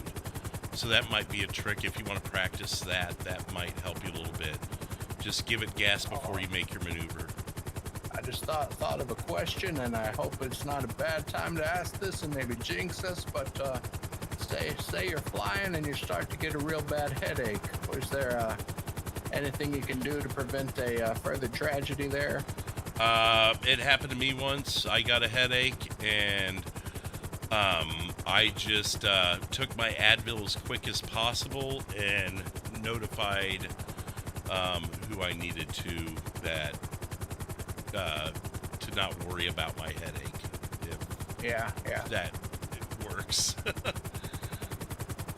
That might be a better thing for me to answer when we're off the comms, if you know what I mean. Yeah, definitely. That's something I'm curious about, but it doesn't usually happen to me too often. But when it does, I just worry about how to go about rectifying that situation. Honestly, I would maybe even that might even be a good question for the government officials to maybe post on the where you can ask the government officials about certain laws and stuff. That might actually not be a bad question for there, because the way I notified the one time it happened to me is actually they have since came and said they would prefer it not to be handled in that way when people have headaches. So that might be a good thing for the governmental message board. Just shoot me an email or whatever and fill me in on the details there. Yeah, I may go ahead and ask that at some point. It looks like we're at about half a tank. I mean, I could bring it down anytime you want, or we could just keep zooming around. It's up to you. I'll again defer to you. If you're comfortable and you're done, we can be done. If you want to just get a better feel for it, utilize the whole tank. It's on us tonight, so don't worry about the expense of it. I guess I'll do a quick little zip around and then set it down. Yeah, no worries. Now, but before I took off, I should have practiced. You say what was it? First alert, air 1 skids up. Is that what it was? Yeah, I do something like this. First alert 1 skids up. Just something like that. Just, you don't have to be too animated about it. Just monotone. You may repeat the message. First alert 1 skids up. First alert 1 skids up. And then same with skids down. All right, yeah. And then if there's something you need to notify, first alert preparing for landing at Sandy Shores Airfield, or I'm trying to think of another thing that I might say. There was one time there was a guy that was flying his private airplane out of Sandy, and he was landing in Grapeseed, and he was basically just kind of doing some practice flights or something. And he was notifying when he was in the airspace. He also, I would do my best to keep an eye on him. And I think at one point I said something like, first alert 1 to private plane, hovering at 700 feet will keep airspace below clear. Or, something to that effect that just lets them know I'm going to give them a couple hundred extra feet.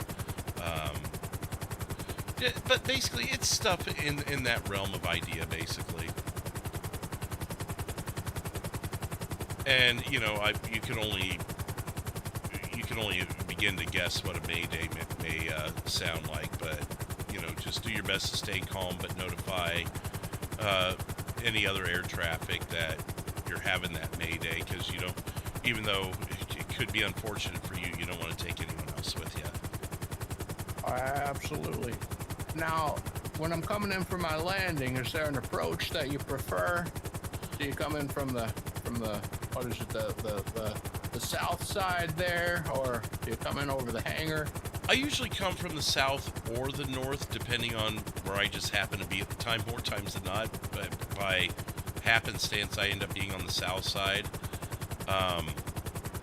So I usually come in from like the Yellow Jackish area when I'm doing that.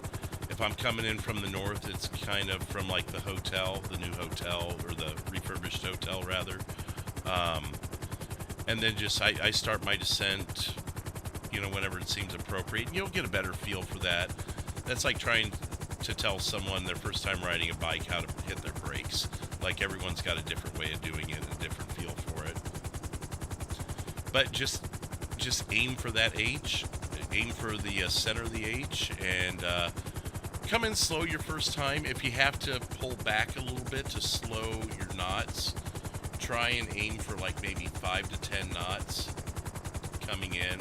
So you don't want to come in too hot and, you know, flip your helicopter either. But like right now, let me get out of the camera. Right now you're looking pretty good. Just mind those trees, mind the pole that we're getting close to.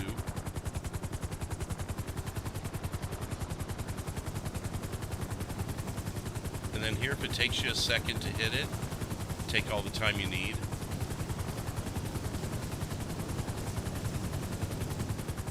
You don't have to be perfect. As long as you're on the concrete, you're good.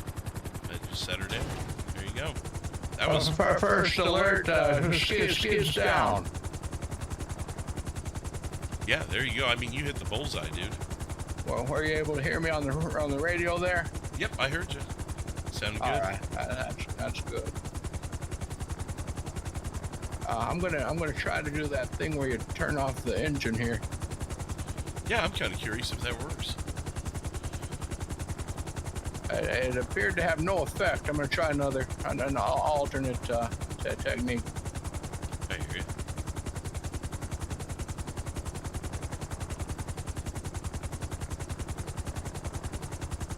Yeah, nope. I guess the only way to shut it down is to twist the key and hop out. Yeah, unfortunately. But hey, good to know. Yeah, I've just always heard that with helicopters, you're supposed to wait for the blades to stop spinning before you get out, but I guess we're going to have to forego that for this one here. Yeah, and anyone I've ever seen use a helicopter just pulls the keys as they get out. I always just remind people, don't go jumping around or doing anything stupid, obviously. Yeah, bad time for a muscle spasm. Let's see if we can get out clean here. I'm going to try to hop out. All right.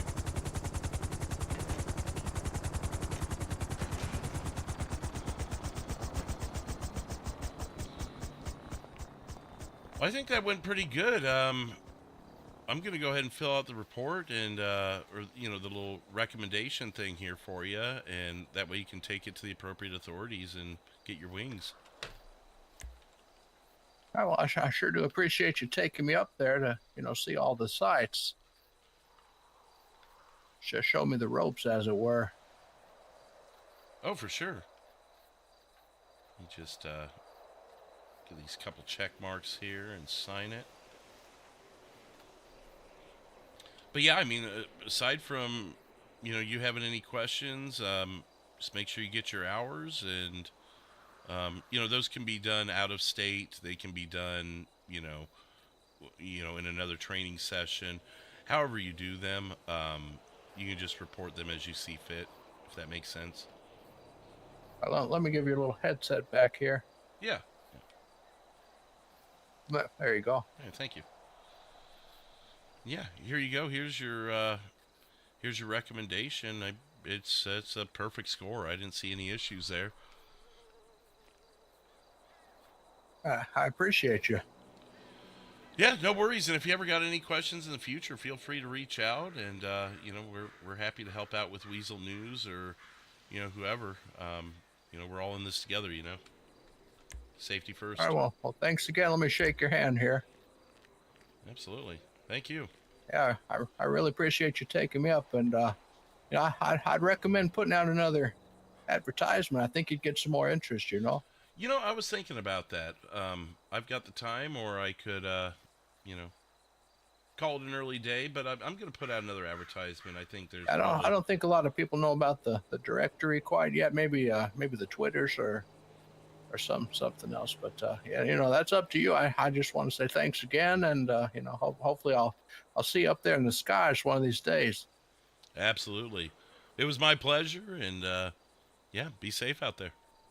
All right, well, best of luck to you, and you know, you be careful. Don't no more Chuck Livingston flybys. Hey, you know what? I'll tell you this. I'm not going to let him antagonize me to not cover grapeseed. So yeah, he'll do what he does, and I'll do what I have to do too. That's a good stance to take. You know, don't let anybody bully you. But yeah. All right, you have a good one there, buddy. All right, you too. Take care. Well, there we go. That was a fun one there. Let's see, what else are you guys saying there before I put out my next advertisement? Let's check and see what the business directory shows. Yep, we're still on there. Maggie's Discounts is open. Bob and Mitch's Mobile Gas.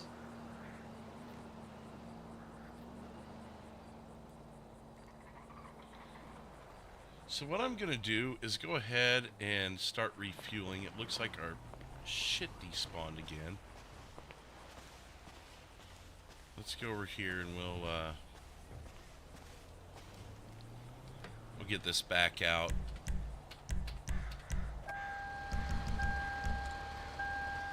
Oh, I think I'm the one who DV'd it, aren't I? I might have DV'd it, actually.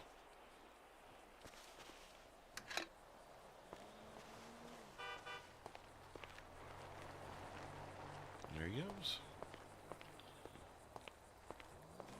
Yep, we're just going to have to RP it. Damn it. Anyway, so we've been down since, what, probably 8 o'clock.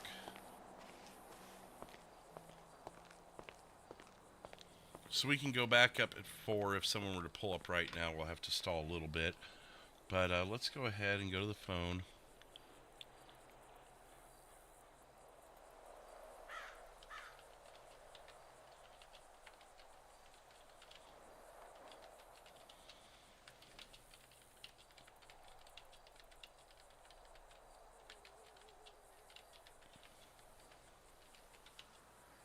For any aspiring helicopter pilots. Pilots?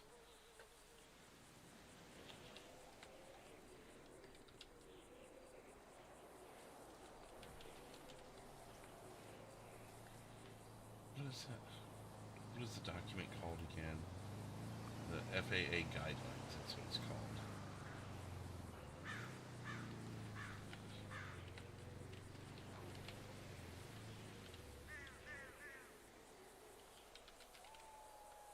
Prior to training.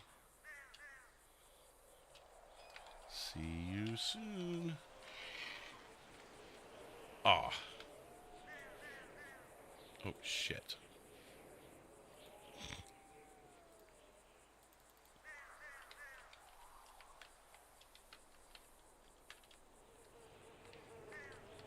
Yeah, Craig Johnson's doing them.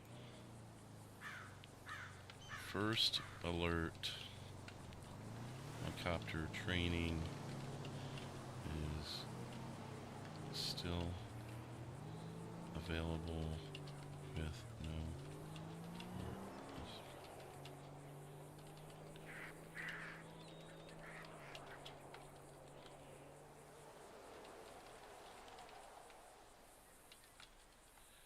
guide.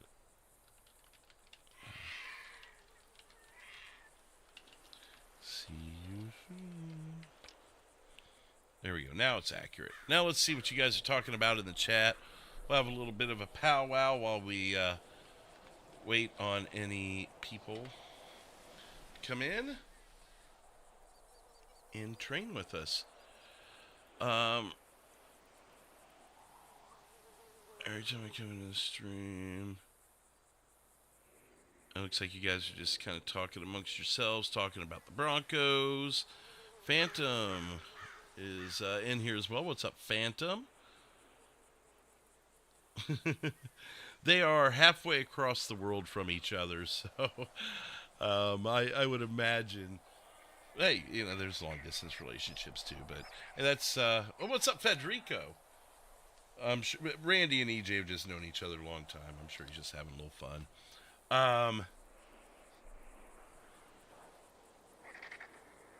Chandler says that was a really good stream. Thanks for answering my question. Have a great night. Oh, well, hey, have a good one, Chandler. See you next time around. If you are still here, that is Randy Station. Stop giving Randy's a bad name. All right, see you, AJ. Thanks for being here. Excuse me. We will stick around for maybe another 20 minutes and see if anyone shows up. I'd say quarter till midnight Eastern is when we'll go ahead and cut it off if no one else has arrived. In which case, we will see what you guys want to do next. Let me go ahead and put a poll out and see what you guys would like to see next. Looks like Orson Goes to a Bar is going to win the poll tonight after 81 votes. Holy cow. 81. Well, we've had 54 likes tonight so far and 2 new subscribers. So welcome to those new subscribers. Thank you for hitting the like button. Let's go ahead and put a poll out here.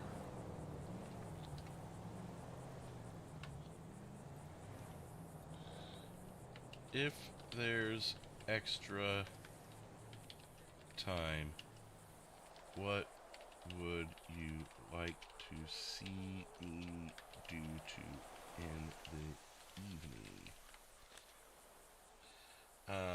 We could do... See, we did Craig and Orson last night, so let's do Justin, criminal truck driver. John says Orson. All right, I'll put Orson on the list, but I don't want to overdo him either. But, I mean, we won't have him probably the next couple nights, so I'll put him in the poll. I'll see if that's what you guys want. What you guys want is what you guys want. So, Justin, criminal truck driver. Josh, First Alert News. Eddie, Rob, let's see, tourism, Rob and Swap, oops, that's not the and, Rob and Swap, and Orson versus Hooligans. We'll see what you guys go with there, and we'll end the poll whenever this is ended, whether it's at quarter till midnight Eastern, or after we have another customer. I wouldn't even call it a customer, another person for training. This might be also a good opportunity for me to use the restroom, so I'll be back in just a minute. Let me go ahead and hit the restroom while we got the moment, and I will be right back. Thanks, guys.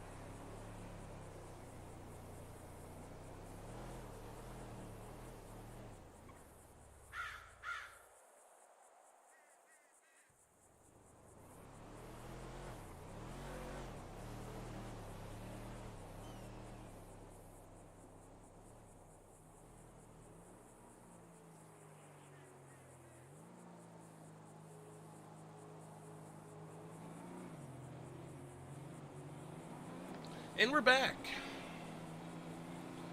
Let's see what all is being said in the chat. We got 12 votes in so far. It looks pretty damn decisive. Jeez.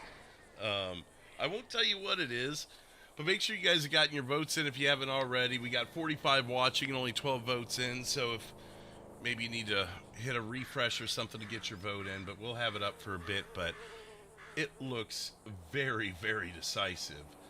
Um,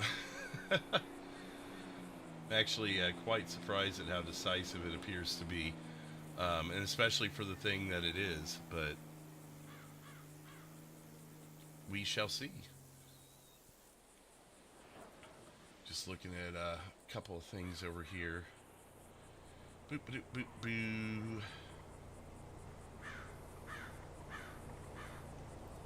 Let's see.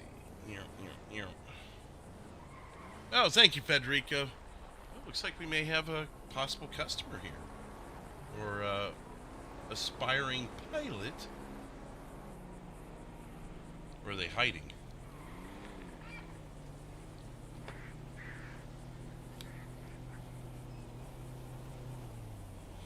Yeah, I went ahead and threw Josh as an option on there, just thinking, well, we're already him. But at the same time, I thought, well, we've been him, so maybe you guys would get bored with it if I continue to be him after the training. So, but hey, since things are quiet right now, I'll open the floor up in the chat to any Q&A that you guys want, like we were powwowing earlier. If you guys want to talk, you got questions or comments, or just want to talk, whatever. Speaking of talking, there's also the Discord. If you have not joined the Discord before and you would like to be in there and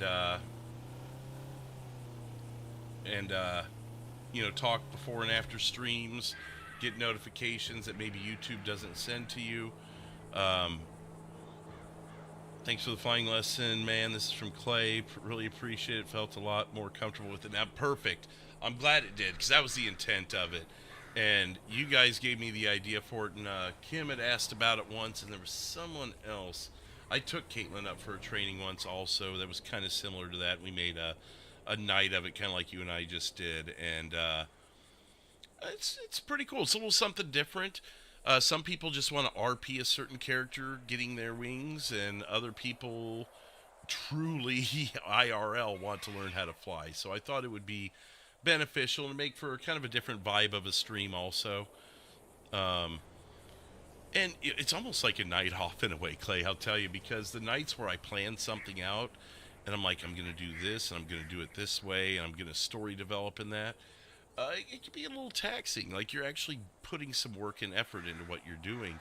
And a night like this is kind of more chill. Like you just do your thing. You don't have to worry about really, how am I going to work this story? How am I going to interact with the LEOs and other people? It's just kind of a one-on-one kind of thing. So it is pretty chill. It's not always the most entertaining thing for some of the, you know, the viewers, but you know, it's the viewers even like different vibes and different feels. And if it's not what they want, they can get. There's plenty of people in OCRP to watch, and I'll happily guide them there. We're just, we're back to kind of a Q&A session here, Ben. But hey, thanks, Clay, for doing that. Otherwise, I would have been standing here by myself all night, too. And I really liked your character and how the two, him and Josh vibed. That was really cool. Looks like Aunt Marge is the only other one on. Last I knew, she was working, I believe, yeah, it was Maggie's discount store out in Grapeseed.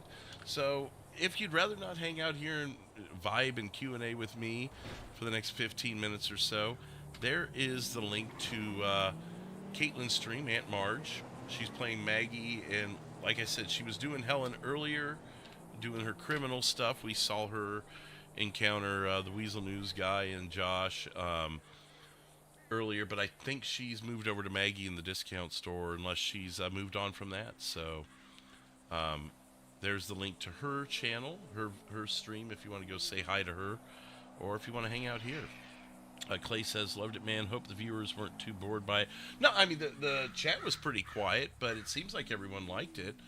It's not like everyone left and stopped watching or anything, so it seems like people enjoyed it. Oh, for sure, Clay. I love RPing with you and Wildman and Swoops, and don't mind doing one-on-one things, for sure. I've got plenty of ideas, man.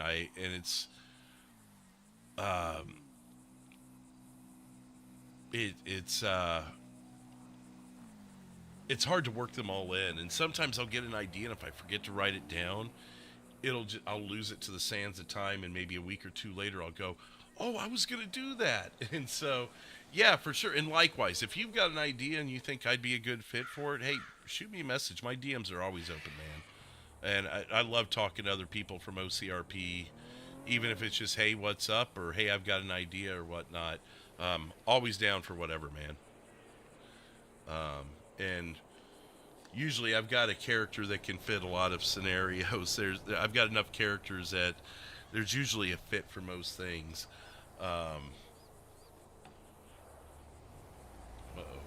K9 unit's out. Who's running K9? Oh, Carl is. Okay. Oh, Bradley's doing LEO again.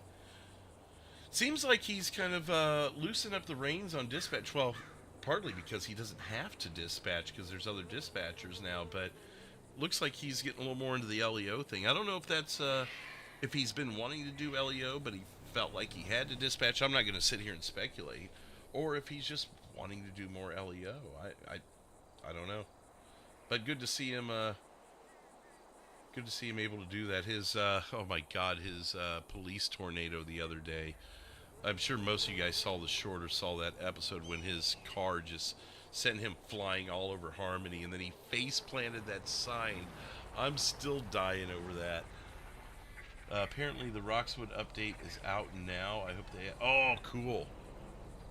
So that's what you were saying. I thought you had heard something from, like, Jeff and them. You were following the actual FiveM stuff and the updates on there.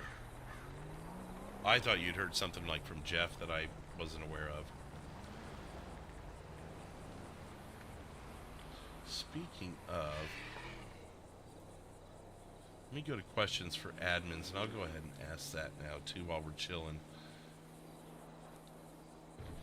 Did you see that clip that I had, Clay? Did you get to see that short where he face planted on that sign? I mean, he was tornadoing for a few minutes. He kept trying to fix it without having to relog. And that last time, he popped out of the sky and went face first onto that sign. I'm like, oh! Okay, you follow their Discord. I gotcha.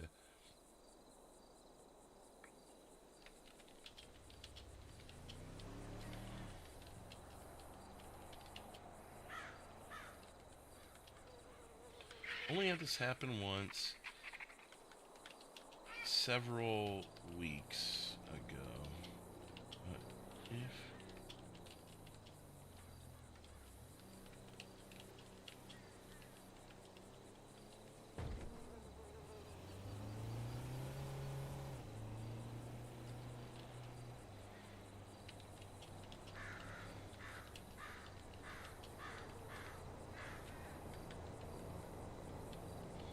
the best way to communicate that in a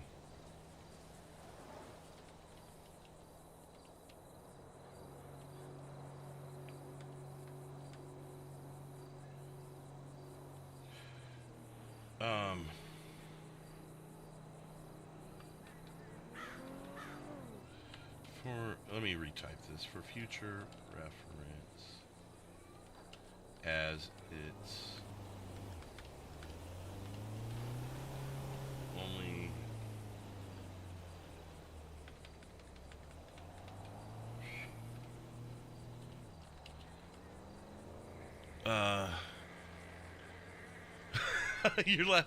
go back and watch Bradley's stream from that too. He was losing it too. You could just and you know his voice and his laugh, and he's just laughing, and he's like, "What the fuck?" Like that made me laugh too. So if you can hunt down Bradley's stream from that too, he had me dying also, just hearing his end of it.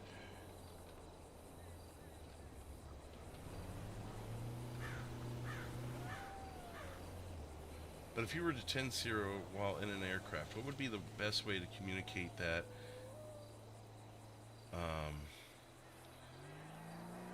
What would be a way you would...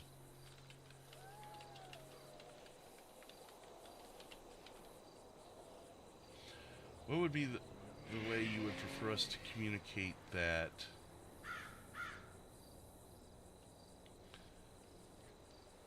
Oh, how am I trying to word this?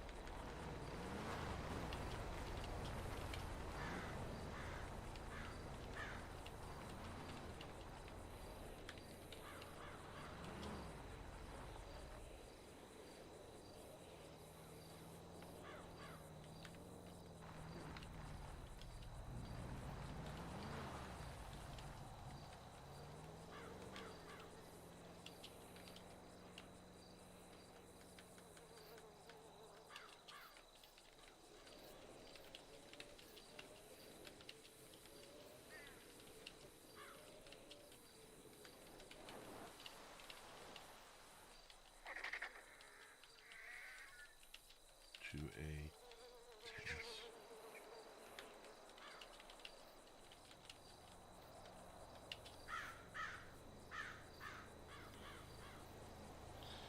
But if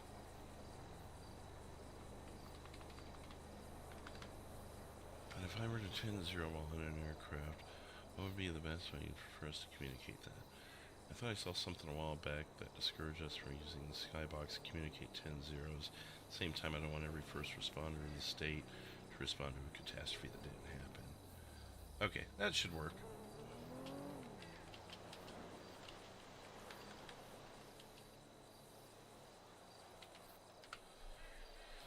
Okay.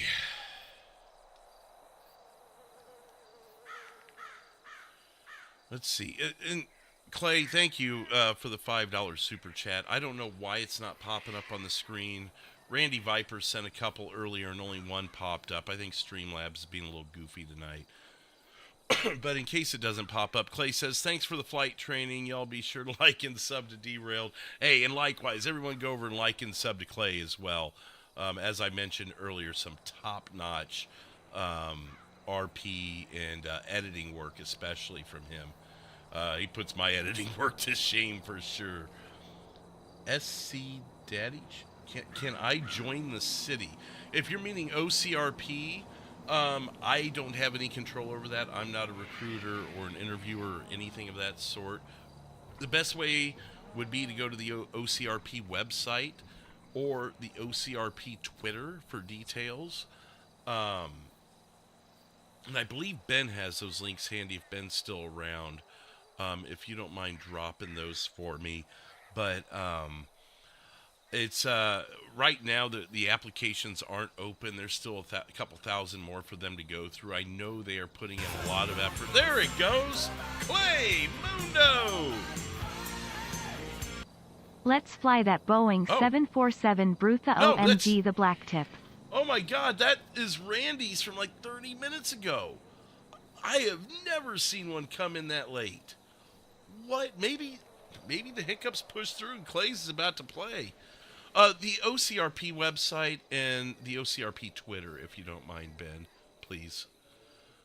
That way SC can get his get the information he needs for that.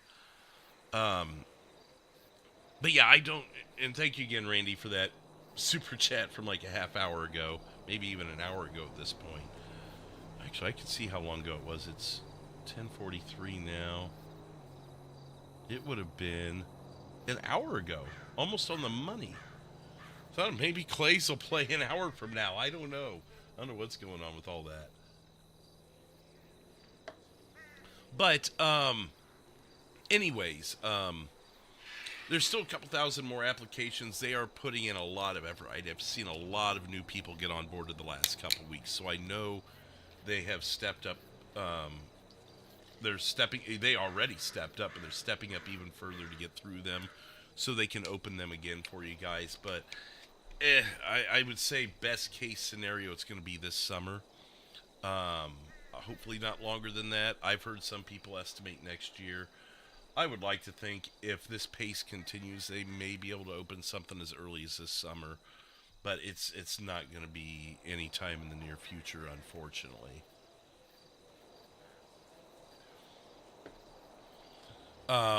So, about one more minute, and we're going to go ahead and shut down the training school.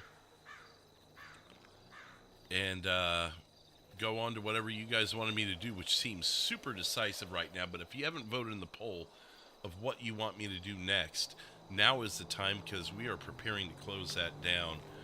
As a matter of fact, as soon as I recognize this new sub, which is Lego Master Evil. Thank you for subscribing, Lego Master. That should be our third new sub of the night. Our fourth new sub of the night, so welcome. And thank you again for subscribing. Yeah, that one came in 1 minute ago. Yeah, it still hasn't hit Clay's. Clay's just has not dropped in at all. That is weird.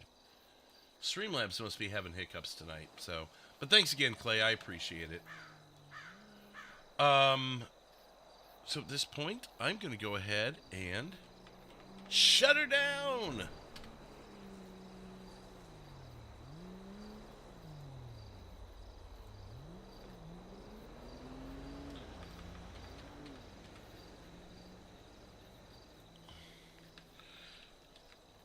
Alert, helicopter training.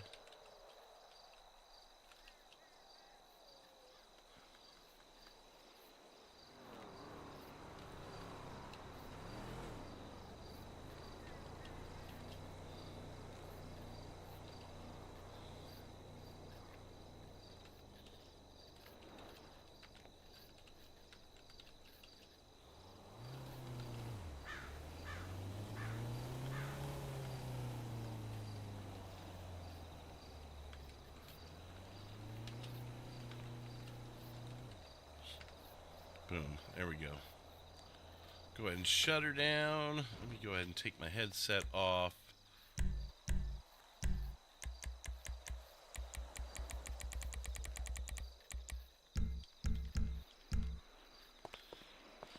Go ahead and put these things away. Put our little toys away.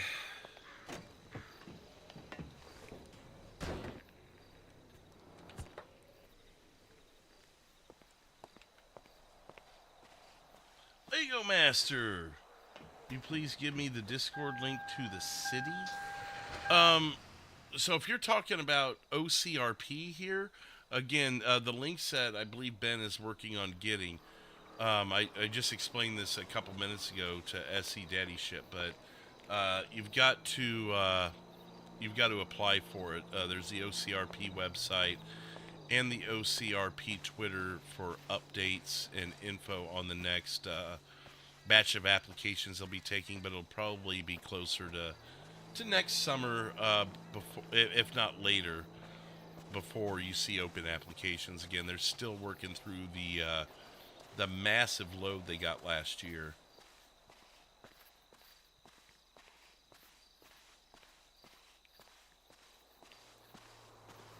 Bird. Go ahead and just spawn it here. And we'll take Josh home.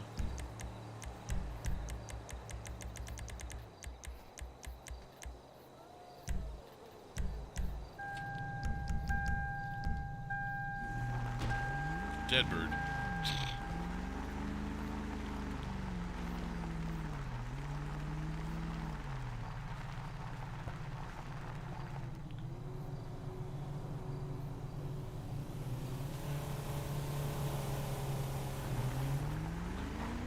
Yeah, there's a whole application process and everything that goes with OCRP. It's not just here's the link, come on in. There's a little more to it than that, unfortunately. But it does also help to keep this from turning into just Grand Theft Auto Online. Otherwise, there'd be bazookas flying everywhere, rocket launchers, tanks, and that's not the style of community we have going here. I'm so sorry. What are you sorry for? Nothing to be sorry for. I'm happy to answer your questions.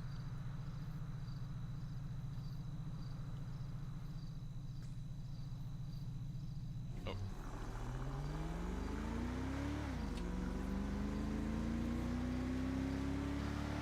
Up to 60 likes on the night. Thanks again, everybody. And get your votes in.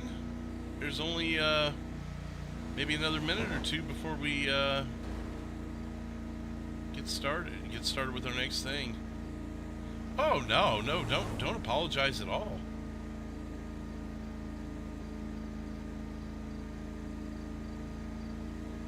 That'd probably be the best way, especially if you're on Twitter or X or whatever, even semi-frequently. That'd be the best way.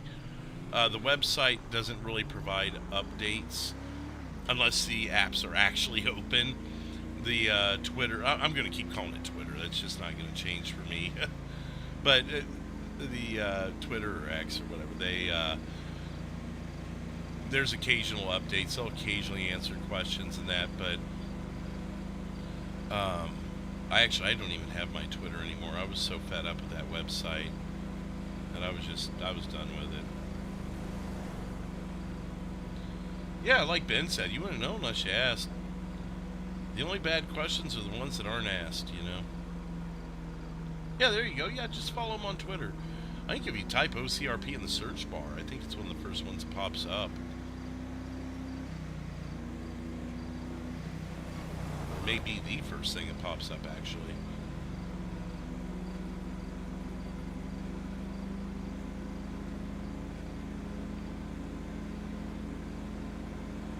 Oh my God, can we drive any slower, please?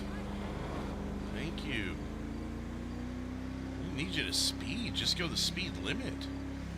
Holy cow, man. Going 25 and a 35. Who are you, Orson? Oh, that's going to be a headache. Well, there you go. We'll just say Josh is home now, I guess. Wow, that was, there was no reason for that. Usually it's because you're going fast or something. We just straight up headaches on that one. Excuse me again. Let's see. Aunt Marge is live. It looks like it may just be me and her tonight. Big Jess will be on tomorrow night. He just put out a link to his stream for tomorrow night. Big Daddy Scripts just put out a video for Open for Business. It might be the script that he just put in for us. It looks like he might be releasing it to a wider audience. What's up to Rawman? How are you doing, man? Just got done with some helicopter training. If you haven't voted yet, go ahead and make sure to vote, because we're about to close that down. I want to go flying in the city to be a cop. Flying in the... So you want to be like Air One in the city. So I can say this. I'll tell you this. When and if you were to make it onto OCRP, you would first have to be on for 60 days before you could become a police officer. And then after that... yeah, I mean, you'd have to be here for 60 days, first of all, before anything else. Where is... Josh is over here. And here comes Clay Mundo! We didn't have to wait an hour, we only had to wait 13, 14 minutes to see it pop up. But thank you again, Clay. There it is.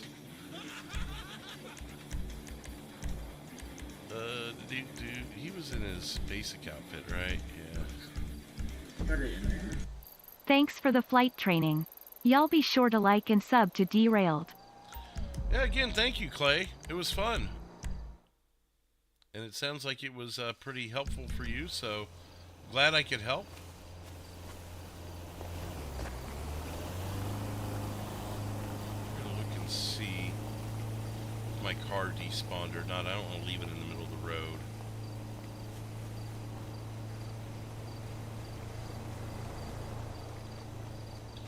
I don't remember exactly where I was either. So we'll just run back. The Roseanne train. I've got a bunch of different ones on there.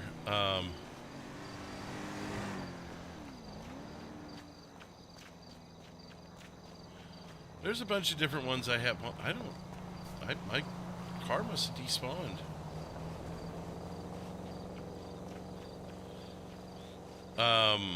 I'm going to be doing some cleaning up of it, because some of them are from my old podcast, and they're kind of inappropriate. I just kind of want to get away from those. Like the $50 one is not exactly appropriate. That, and I don't even do peanut butter whiskey on the air anymore, so it's kind of outdated at that, so...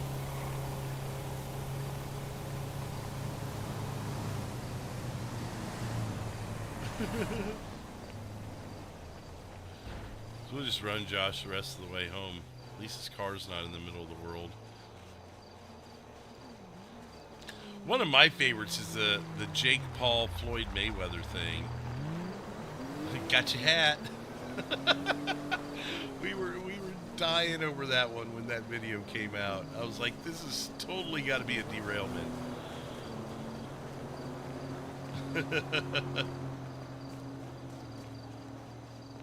Alright, well, Josh is home now. Here we are. Okay, so let's go ahead and officially end the poll here. And we're going to do something we haven't done a whole lot of. And that's Justin, the criminal tow truck driver. Alright. So, I think he's under my Manage Me. Justin Montana. There he is. And where do we want to start him? Where would be a spot I could just spawn out and start? Where people probably wouldn't be.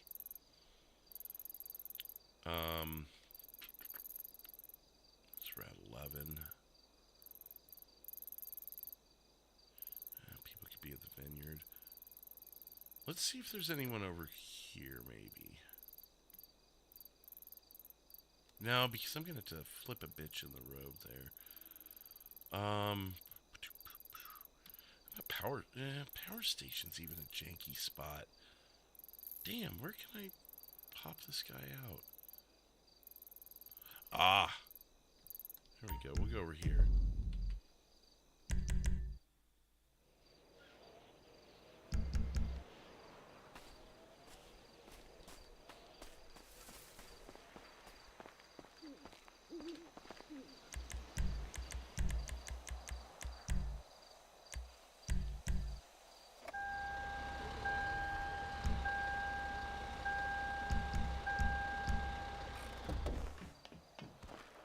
Hopefully I don't need a flatter surface for this. Let's see what we can do here. Alright. Is that also under commercial, the trailers? Actually, I think, aren't they add-ons? I always forget where these are.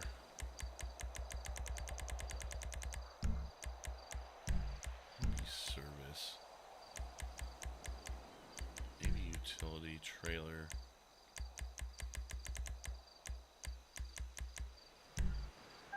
Oh, that's not, no. And oh, because I headached, I don't have my thing on. Damn it.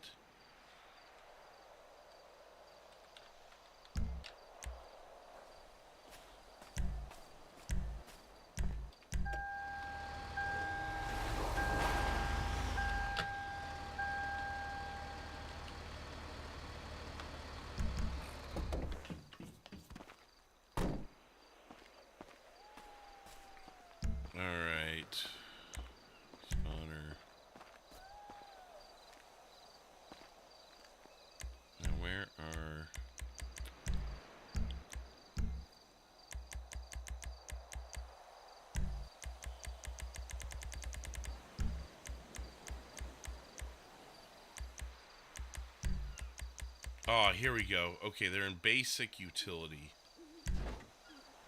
So let's see what this one is.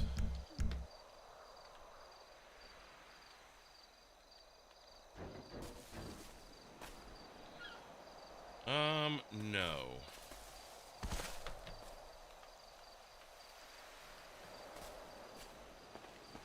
I wish there was a better way to spawn these, where I could see what I'm looking at here.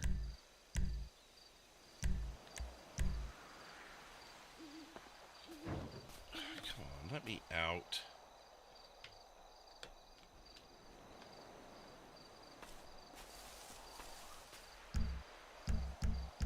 Yeah, this will work.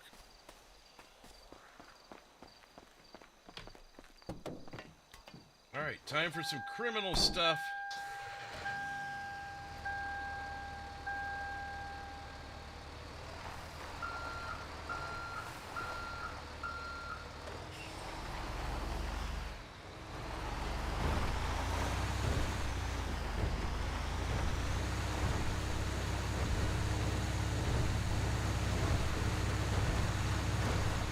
Alright, any suggestions of how you want me to do this? Usually I have Justin hauling drugs.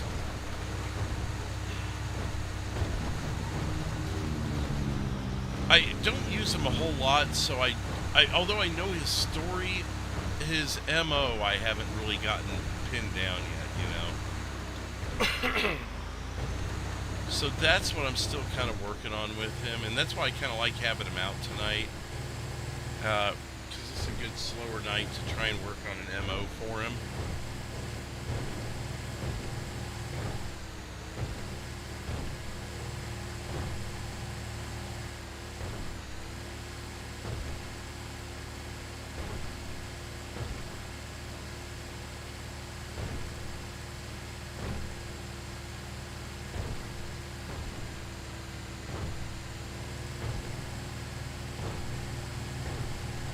His license is suspended too, so he may not last very long anyways.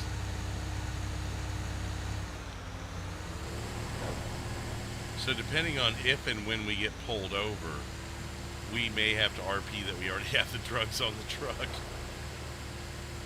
If we can make it to the airfield before we get pulled over, then we can RP loading up the drugs there.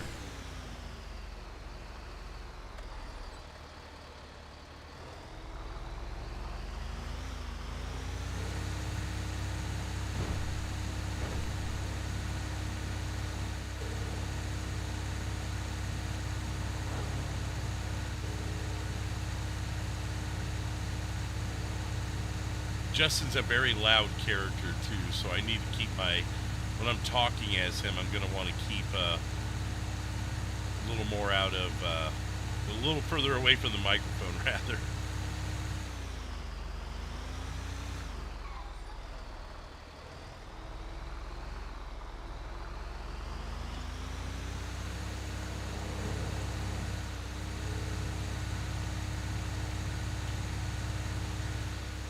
So for now, I'm just going to go for the simple RP of transporting drugs, and eventually I want to work on his story a little more. Like, he was transporting for Mama at the Yellow Jack, but now she runs, I'm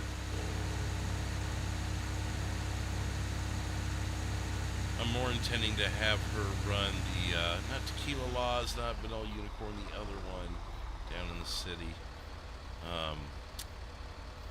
I always forget the name of the one that I'm trying to name. Bahama Mamas. So, we could try and transport stuff to Bahama Mamas.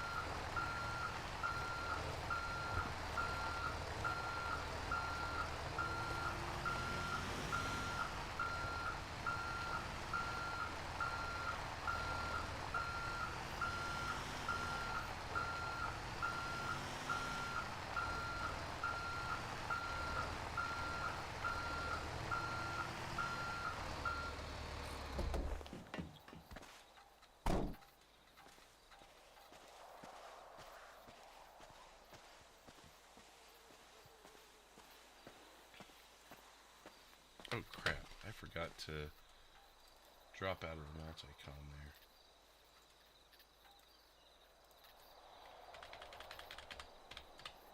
there. Boom.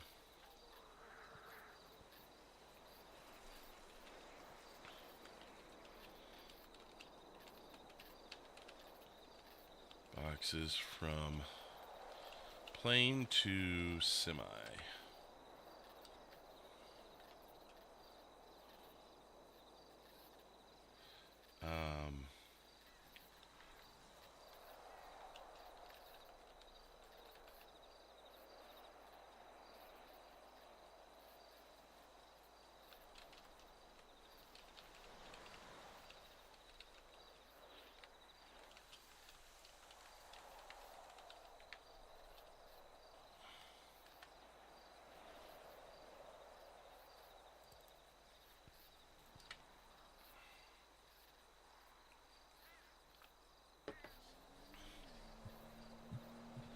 Excuse me.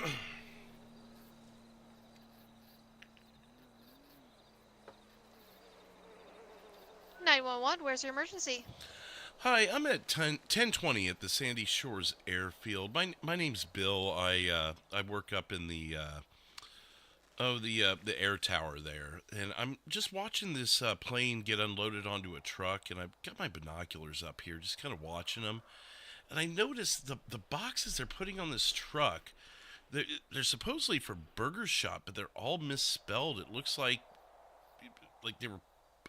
They just don't look like legit Burger Shot boxes. And I know, we have a lot of issues with drug trafficking and stuff through here. So I was hoping before this guy leaves that maybe an officer could come by and just, check him out for me. And that's across from the airfield? No, he's actually at the airfield being unloaded, or unloading a plane onto the truck. Okay, I will get a officer out to you. Okay, thank you very much. There's one right across the street, so this isn't going to take long at all.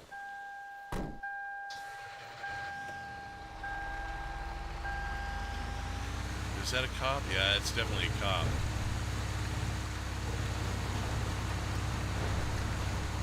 She didn't ask for the description of the truck or anything like that. Oh, but she got it to him quick.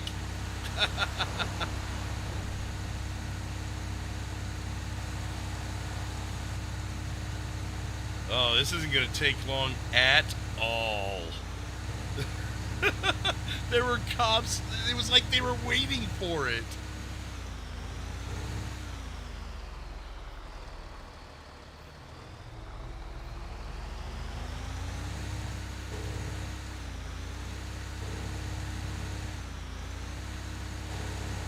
They're not lighting me up yet. They're going to let me get on the highway, huh?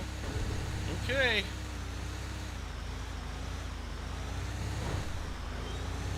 We're going to Bahama Mamas, so keep up or don't.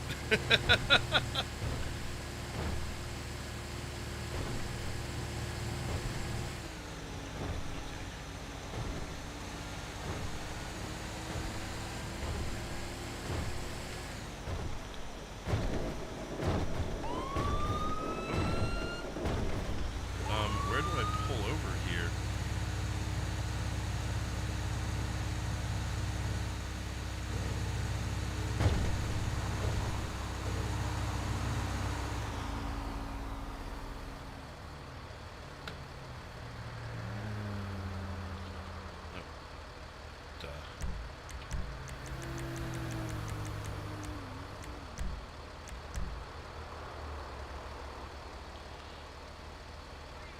Can't tell who it is from here.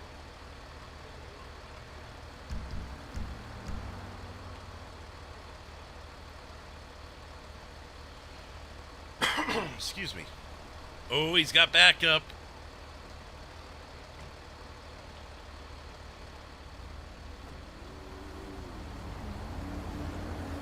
I can't see the number on that car. I guess we'll find out soon enough, huh?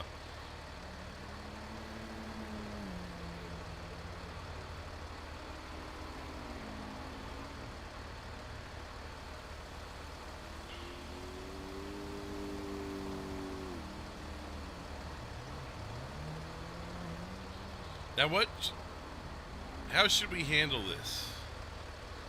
Maybe get a foot pursuit, like after they question me and they say we gotta arrest you, that's where I just run? Or maybe try and get into the truck? Oh boy. Oh, they're coming up ready to go.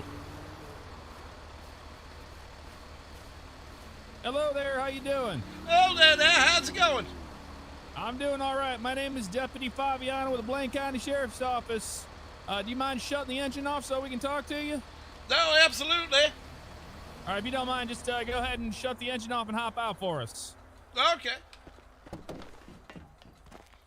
All right, you don't have any weapons, nothing like that on you?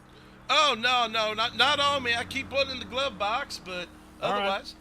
Right. I appreciate it. Do you mind facing away from my deputy here? He's just going to check, make sure you don't have any weapons on you. All right, We'll tell you what this is all about here shortly, okay? All right, now. All right, so I was over there just across from the airfield. You know that's an active airfield, and your truck and trailer's blocking that runway. Well, we had somebody call the police about some stuff, and we're trying to figure out what's going on. What were you doing there at the airfield? I was just picking up a delivery for Booger Shot. They cups and they plates and napkins and all the dry stuff. I pick them up and I take them over there. I also make a couple other deliveries down in the city. Okay, so you're delivering something. You're delivering there at the airfield? No, I was picking up from, we had an urgent delivery, and it was being delivered by air because they want short supply in the warehouse. So, okay, I got went over there, picked it up, because they running low on supplies out there in the city. All right, I got you. You have a manifest on you, and is the trailer sealed? Yeah, I can open it, though. But the manifest, yeah, I got the manifest. Okay, I got you. But I mean, right, yeah, if you don't mind doing that for us, we would appreciate it. Oh, sure. I got to get up in there to grab it. Is that okay? Yep, that's fine. All right. Don't reach towards the glove box or anything like that.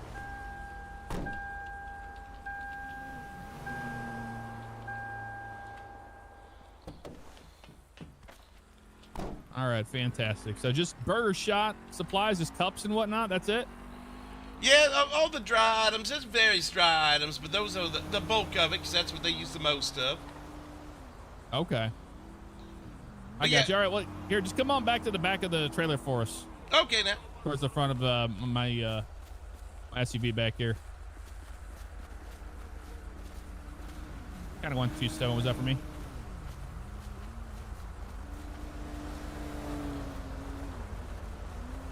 And 4.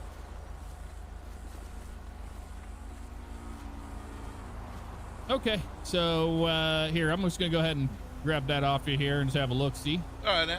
If you don't mind, open up the back doors for a fellow deputy here. All right.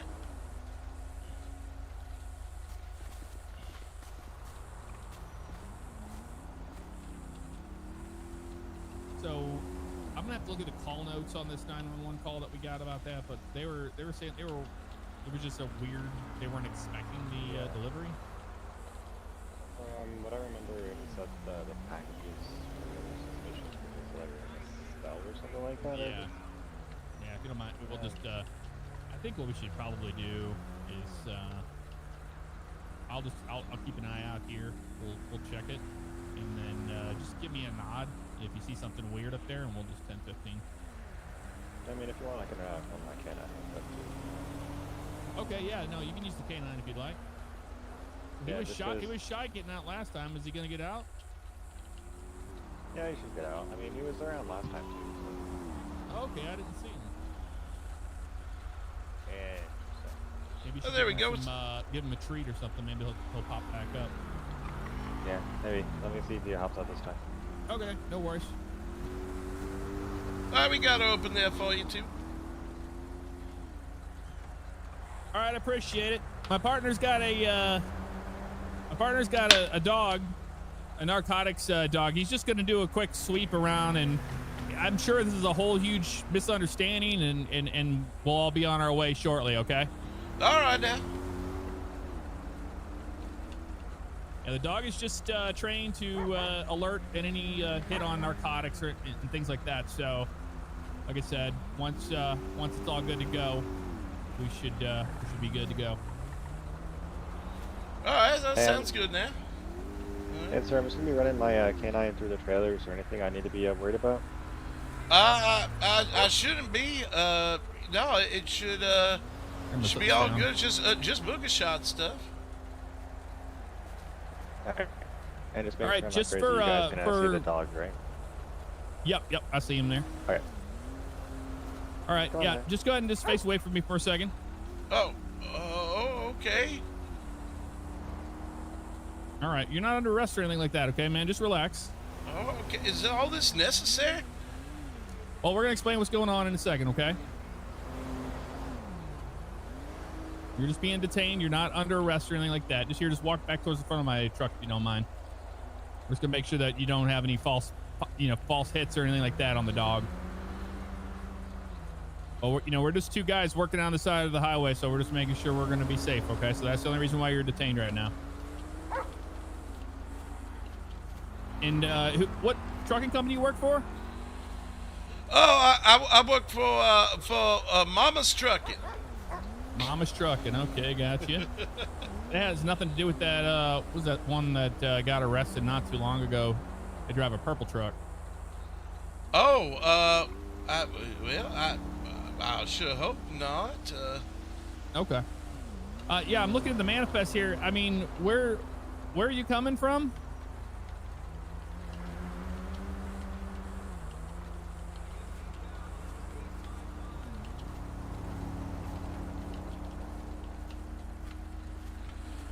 Oh, I'm Better, coming from Sandy Airfield. All right. Alrighty. You mean before Sandy Airfield? Before Sandy Airfield, yeah, you coming up from Los Santos?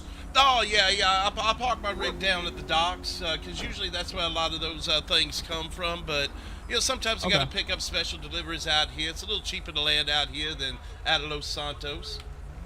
I got you. All right. Just sit down here. I'm gonna put that manifest back in the truck for you, okay? Oh, okay now.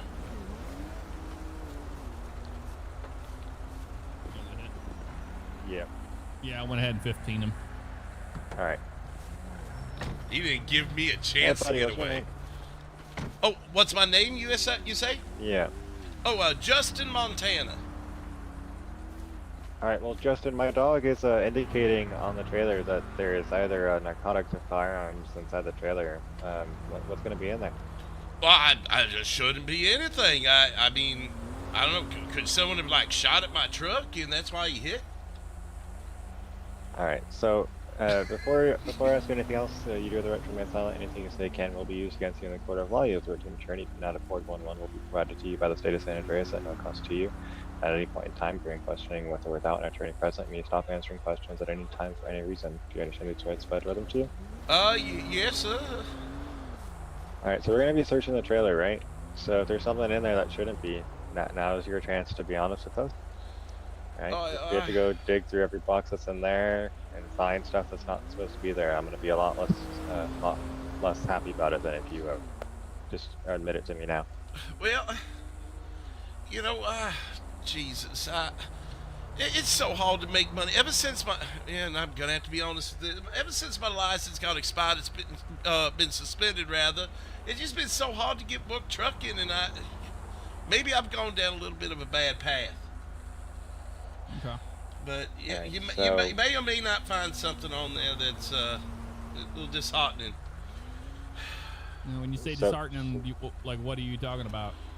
Well,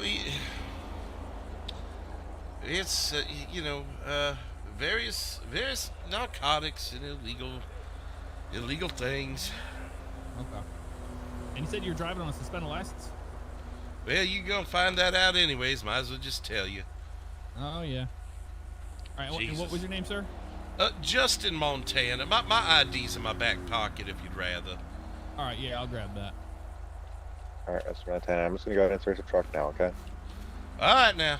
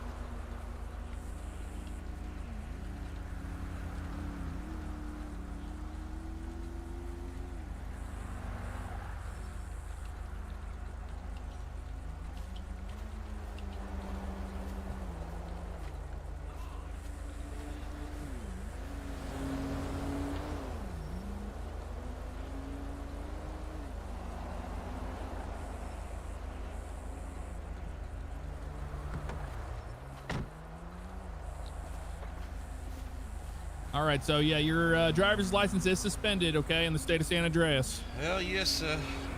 All right, just letting you know.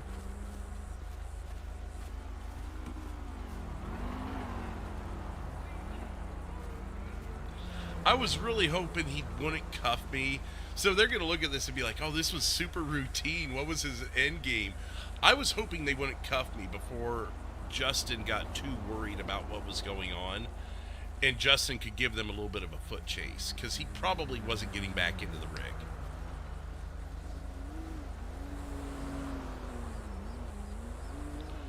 So I was going to lead him on a foot chase up through the hills over to La Puerta Blanca and stuff like that. Or La Fuente Blanca, whatever that's called up there, and onward. But, yeah.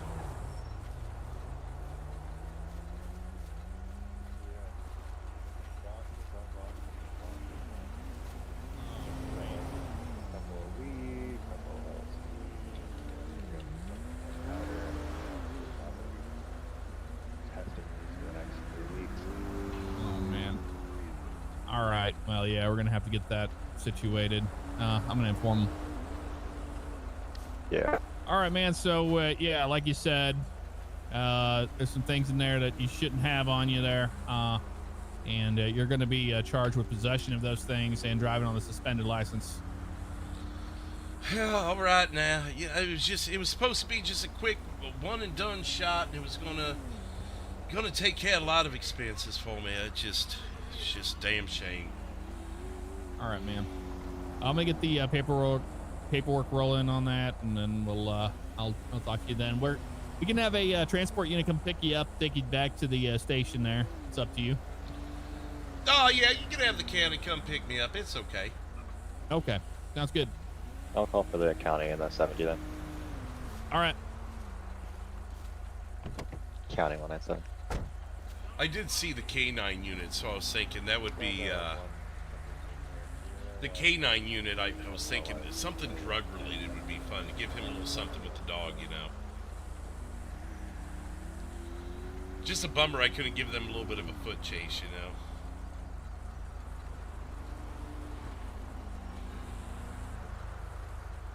What took second place in our poll? Eddie.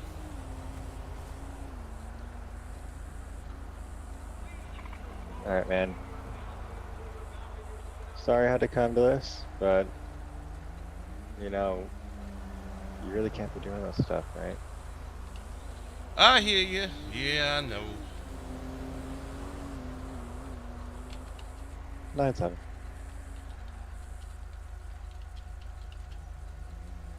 Yeah, 10-4.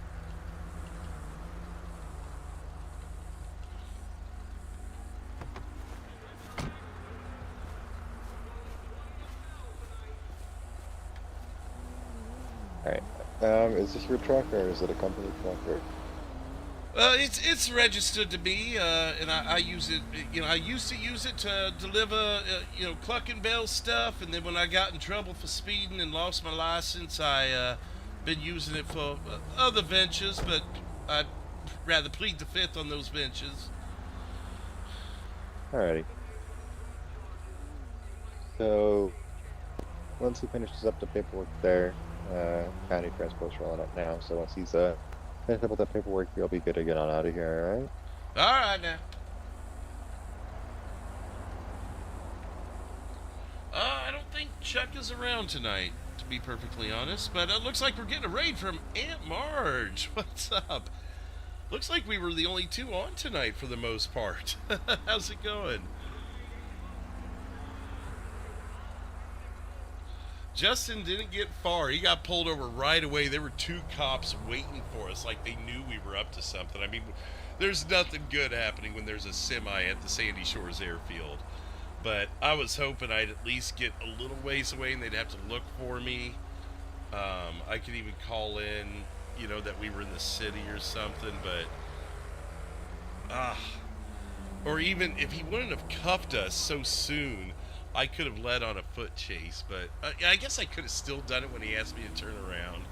I'm like, I'll just go the more basic cooperative route and just let him have this one. It didn't end up being as crazy as I thought it would be, but hey, it worked out. We had fun with it. Hope you guys enjoyed Justin's little adventure. Mercy, thank you. Driving 3 blocks and getting pulled over. Sometimes it works that way. Sometimes the criminal gets caught right away. Sometimes he leads them on a massive chase. And we're going to do a quick Eddie Robin swap spree and see if that, that gets us anywhere. But thank you again, Aunt Marge, for the raid. I'm sorry now? Ever been arrested before? Oh, yeah. I got caught doing this a while back, too. Then, of course, when I had my license suspended, I was driving way too fast, and they threw me in for that one too. Thanks. Yeah. Got stuck for all this narcotic stuff before. It's gonna be an even harsher sentence now. You know that, right? Yeah. Damn, I know. It's just I've been left with so few options. This is all I've done my whole life.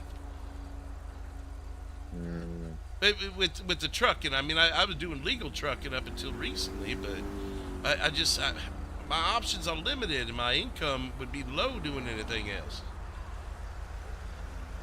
Understandable. You know they do have some vocational programs through the county while you're in the joint, right?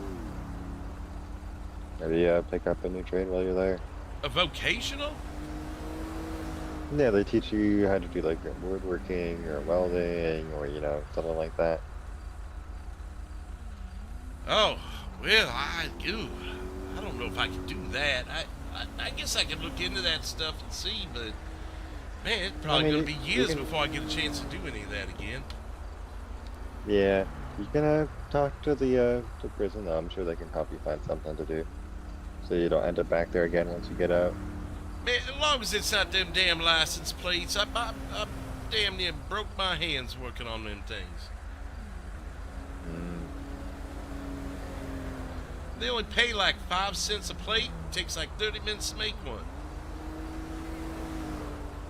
Can't even buy a candy bar by the end of the day.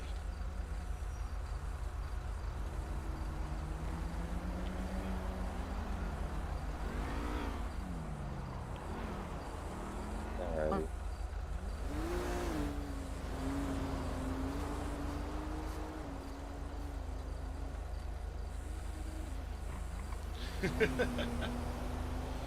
Maybe that's what we do with Justin. We take the suggestion from the cop and do something vocational. Let me write that down, and this is how we will catapult Justin's story a little bit. Justin vocational program. All right, man. So you're not getting a bunch of stack charges, but you got driving with, without a license. So that's going to be suspended license. You're driving on that, and then it's going to be the trafficking charges there for a possession of the controlled substances. That's what I got as far as that. And then the smallest one you're going to have to worry about is just the greater than 30 grams of marijuana possession. All right. Well, I the appreciate distribution and all that is going to be good, but yeah, you're not stacked charges there. It gets really expensive really fast. Well, I appreciate you not stacking them up on me, officer. I tried to be as cooperative as possible. I mean, kind of showing on options when you got me on the side of the road, All right, well, do me a favor, just face away from me. I'm gonna get these cuffs off because the county transport unit just showed up here to take you away. All right now. Oh.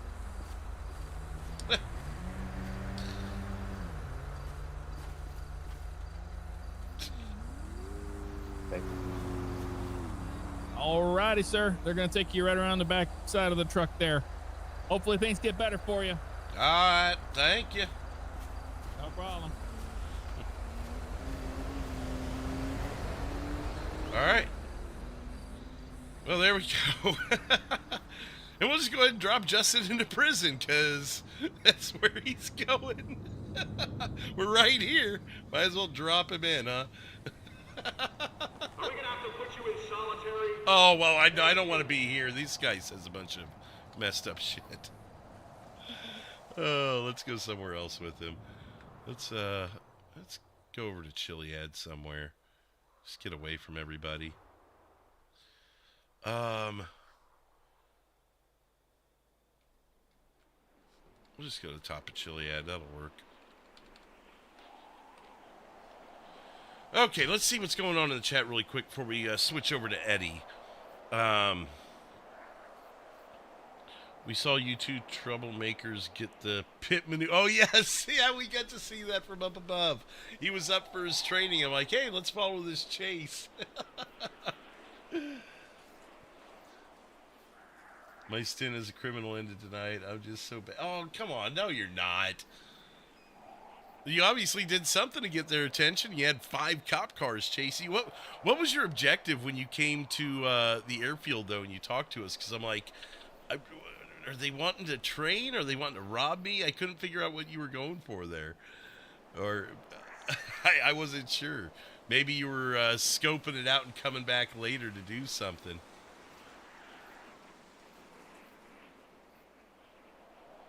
Oh, that's cool. I tend to not get away from pursuits on purpose, but since I started with Lucky, I'm trying to get out of pursuits with Lucky. Like, I don't want him caught.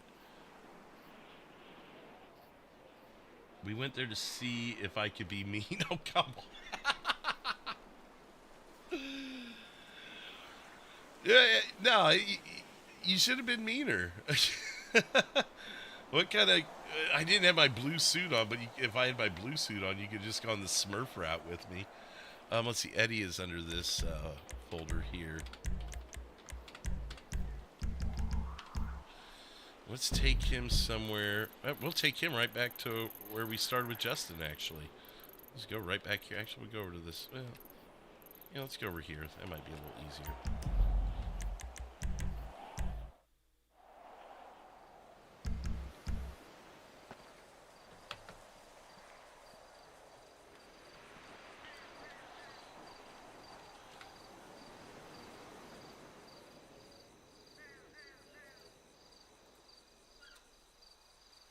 You know what? Let's see. We've expanded.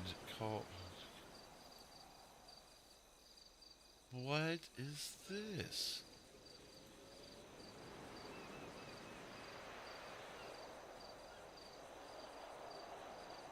The Steve Harvey suit.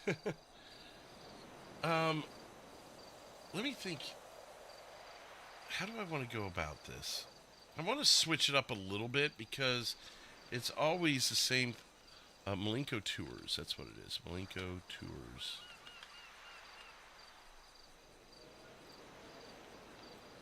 Actually, let's see what businesses are open. Let me go ahead and put the ad out first.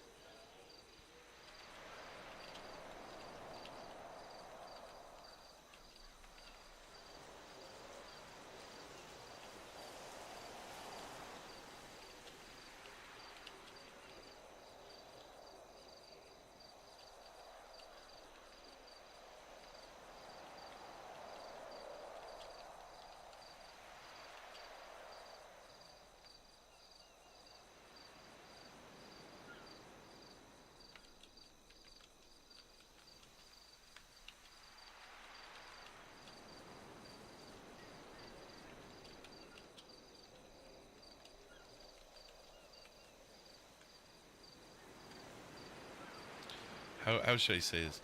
If you like, if you see the Vinewood Tours bus, feel free to hop on for a free tour of the state.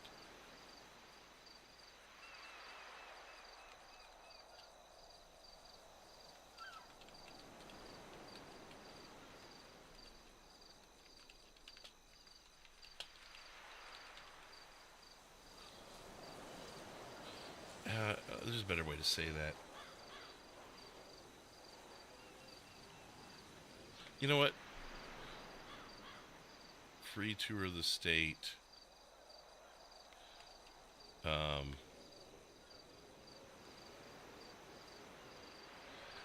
want to word this a better way here. Yeah, you too. Thank you, Aunt Marge.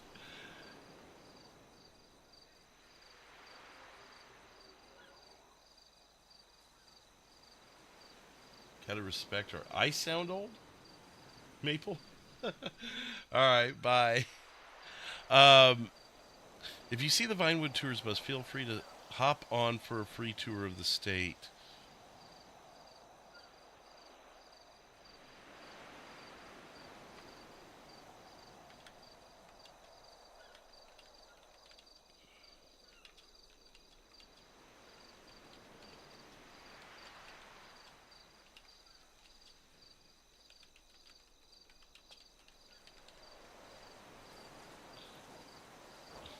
There it is. Don't be obvious. Bye! Don't be obvious at all, Drew, that it's going to be an illegal operation of any sort.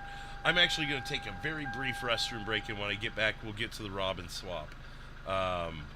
So, thanks, guys, for being here. Thanks for, real quickly, let's take a look at it. 65 likes. And 4 new subscribers, so thank you again for that, everybody, and I'll be right back here in just a moment.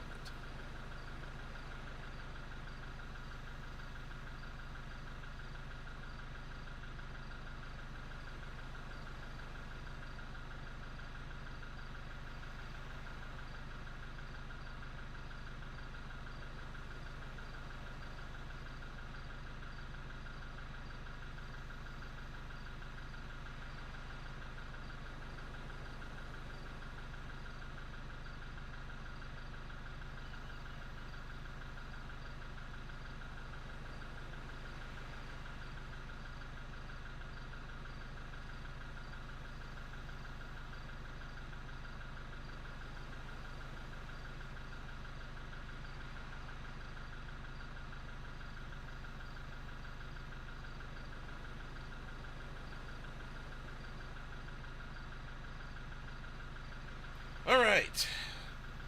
Ba-doom. Boom, boom, boom. Get all my stuff pulled back up here.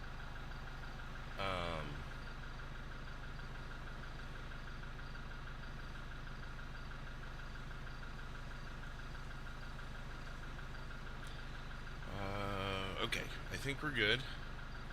I think. Let's go ahead and do this. We need to get gas once we get up there.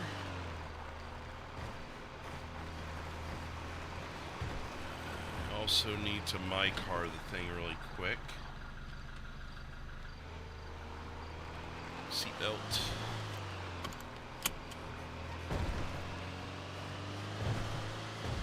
So anyone who's seen us do the rob and swap before, is there anything you want to see me do different? So, matter of fact, if you haven't seen the rob and swap before, what we do is we rob a place. We go down the road and find a car to steal, whether it's a local or a civ. If it's a local, we steal it. We leave the previous vehicle where we stole the vehicle, obviously. And then we go down the street, call it into 911 and say, hey, my car was stolen. They left, in this case, Vinewood tour bus in the middle of the lot, though. That way the police can start connecting who it is. And did you see the guy? Yeah, he looked like he was wearing a suit and sunglasses, bald head. And they have that to go off of. So then they look for that vehicle for a little bit. And then basically the police have 2 different things to be on the lookout for. A robbery suspect and a guy who's committing Grand Theft Auto. So there's a couple different dynamics to it, a couple different ways to catch me too. The thing is that we're constantly we're trying to be one step ahead of them, and at the same time having to make our own 911 calls, which can be a little difficult. Oh, I see what you did, Maple. I can't even remember what you said now. What did you say?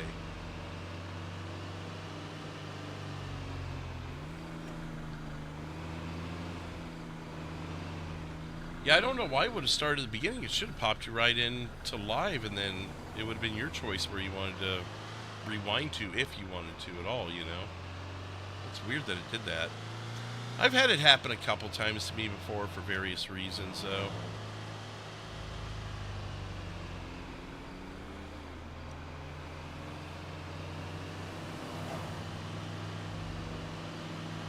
Get around this guy.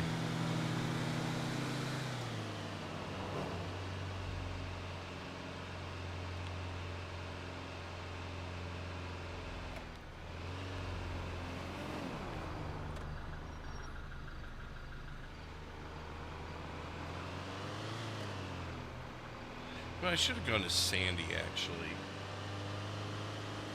Well, let's turn around and we'll actually go to Sandy. I'd like to have a chance for a couple people to see me. And I feel like people are going to be concentrated in the county anyways. So we'll go fill up there. Maybe even at Flywheels.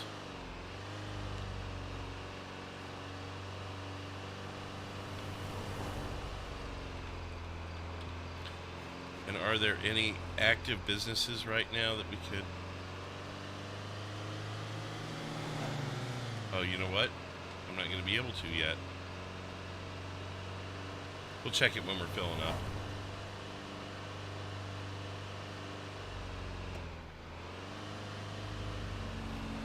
Oh, come on, man.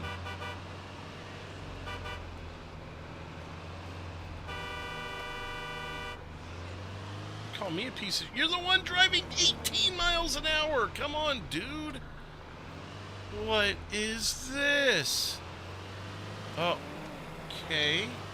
A forklift carrying a riding lawnmower. There it is. Okay, we'll just do kind of a loop around here and then fill up at Flywheels.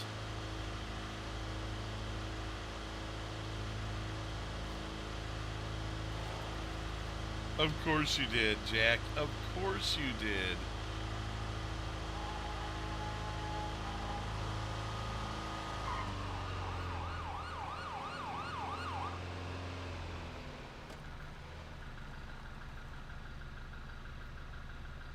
Oh, okay.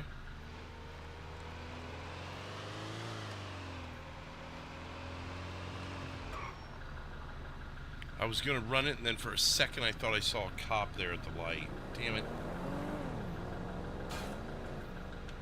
Just out of the corner of my eye, too.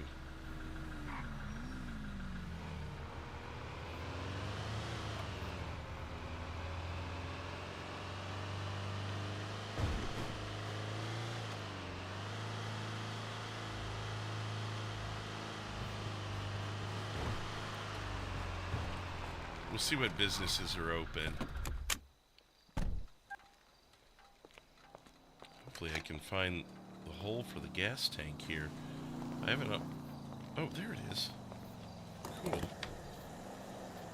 Business directory. The only thing stationary is TNC Customs. Okay. Alright.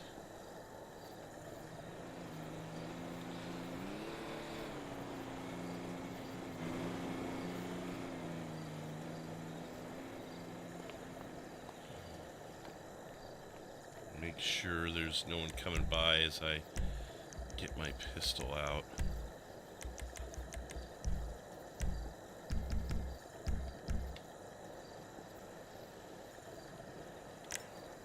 Okay. Alrighty, let's go ahead and heal up because there's a good chance we do something that's going to get us hurt. Anyone else get on? Is Jeff streaming on Twitch? Oh, Bradley is. Oh, and Jeff is. Okay. So there's a couple options over on Twitch then with those guys.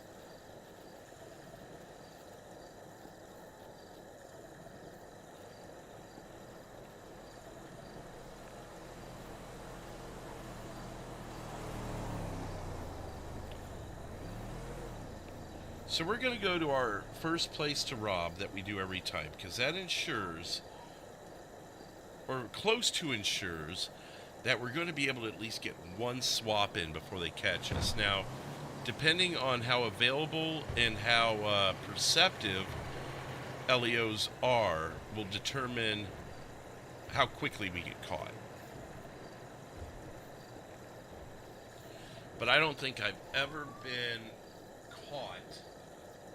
Oh, you know what? I know how we rob and swap. Here's how we'll switch it up. We'll do the dumpster trick.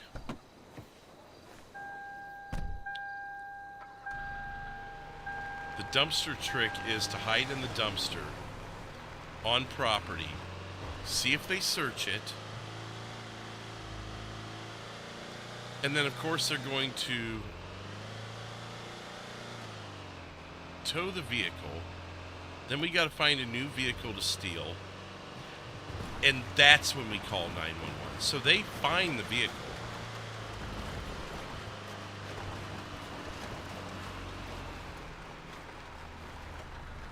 Oh, look who it is. It's Grace. Grace is out and about.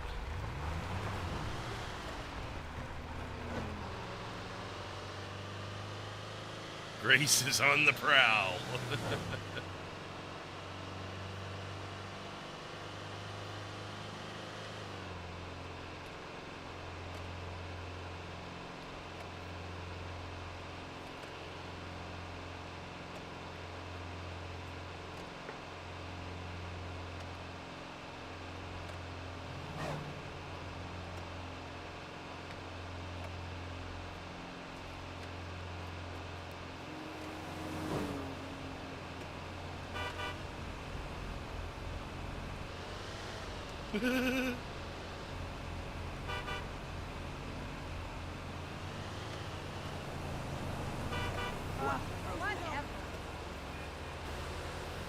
Ever.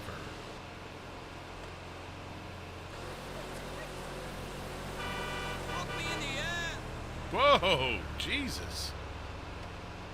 So you're gonna fly past? Okay, you're gonna keep going fast. All right, just don't slow back down. All right.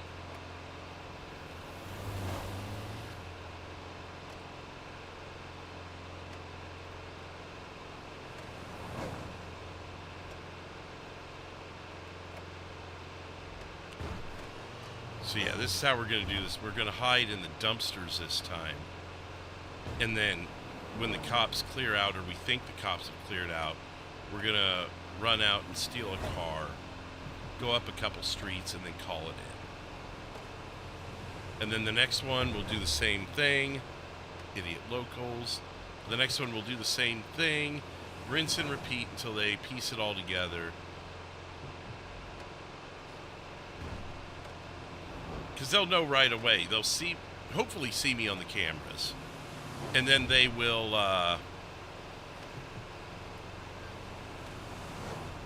then they'll get the call with the description of the guy and find out that he's in a stolen vehicle. How many robberies can Eddie get in before he gets caught, is the question.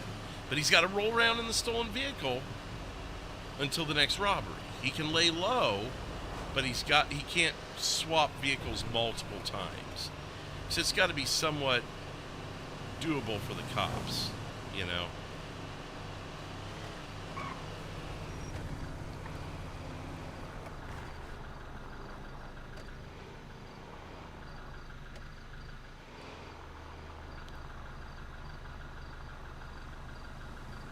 So this might give us a little bit of coverage if we pull up here. Wedge it in. That's great. There we go. Might give us a little bit of cover going around the building to the dumpster. Alright. Go ahead and give me the money. Give me the money. Come on now. Don't take your time.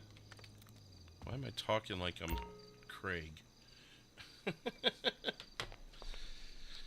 Got any passengers? Not this time, unfortunately. No one took me up on it. 30 seconds.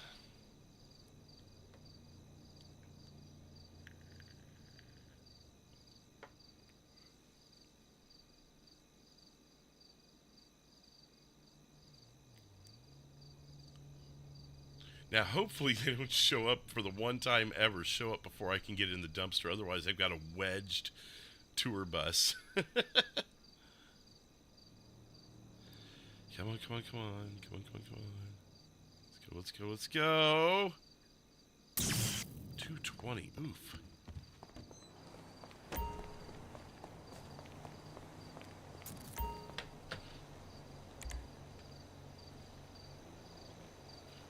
Come on. Ooh, okay. Here we go.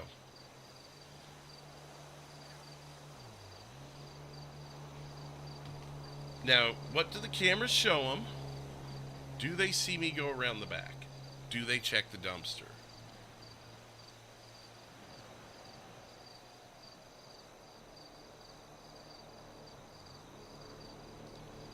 Whew.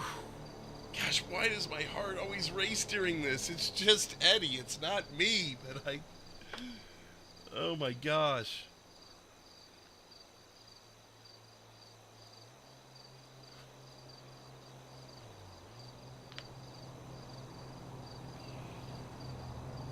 So, and also on our next robbery, what we'll do is we'll add, you have the faint smell of trash as you enter the building. So that, because Eddie's going to constantly get stinkier and stinkier hiding in this dumpster. So when they arrive on scene, I'll say, as you enter the building, you smell the faint smell of trash. And if he makes it to a third one, then you smell a strong odor of trash. And see if they piece it together and come check the dumpster.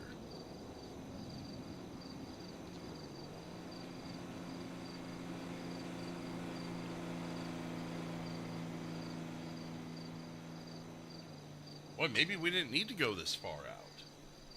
There's 7 cops. I would think there'd be one coming.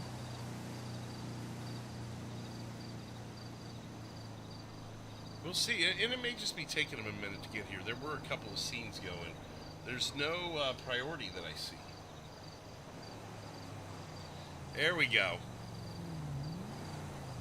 Let's see. Now, if he finds it on the first go-around, I'm going to be shocked if he finds me in here the first go-around. He must have gotten a good hit on the cameras or something if that happens.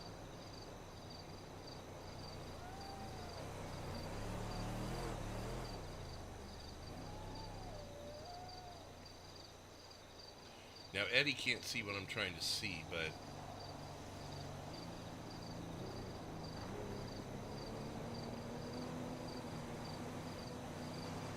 he can hear car doors. Can he see the lights from here, the flashing lights? He can. It is flashing on the side of that hill. So we will work off of that.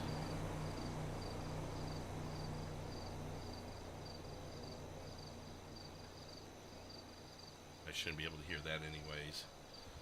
Unofficial Joker, I believe he streams on Twitch.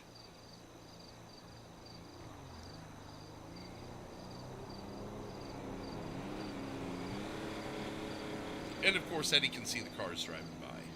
From this angle, this is what Eddie can see. So we're going to have to work with that as far as when we think it's safe to get out.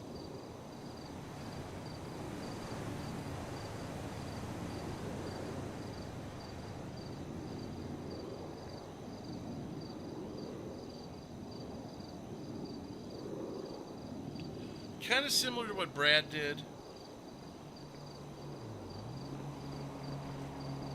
Uh-oh. Oh boy. Oh boy. Wow, that was close.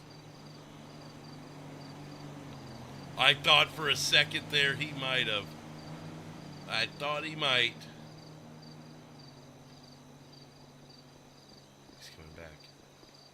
Where'd he go around?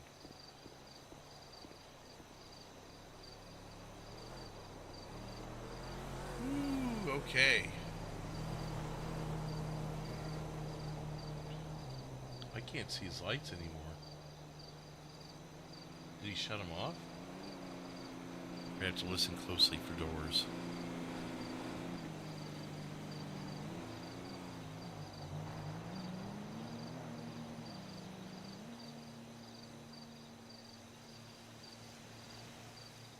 Never heard a car door. Sounded like something drove off. I can't keep looking over there. Oh yeah, I wasn't gonna sneeze. Not this early into it. Because right now, these are just the building blocks for what he's doing.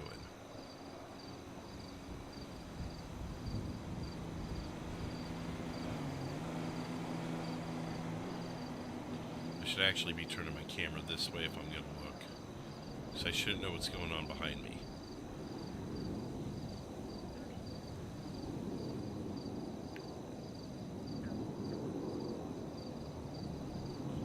But these are just the building blocks. I don't expect him to catch me on the first one. If he gets lucky, he gets it.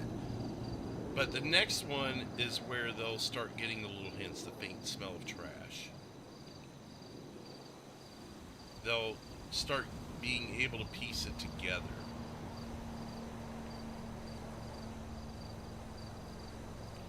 We gotta watch and see if he pulls away, listen for car doors.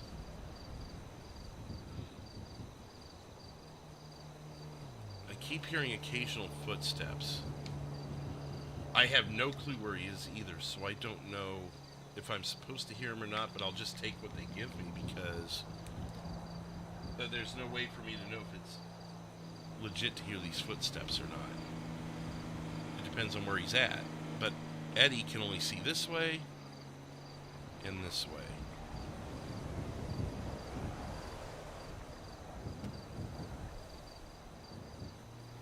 You've been in that exact dumpster? Yeah, I've done this once before in this dumpster on a robbery spree with Brad. But his was a little different. He was taking taxis to each one and hiding. Eddie is going to steal a vehicle each time to fulfill the rob and swap thing here. He hasn't text chatted anything. No. How you doing, Bo?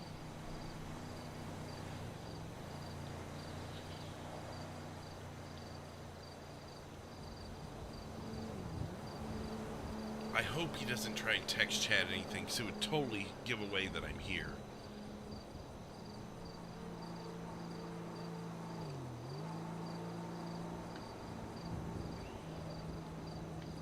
So we gotta remember, we need to watch for this car to leave, the cop car to leave.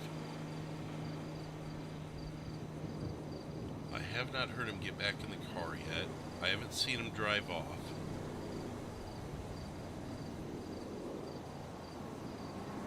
That's by the ammunition. Yep, out here at 68 out by Fort Zancudo. Yep. I am, so just a reminder, everyone. This first one, it's just rob and hide.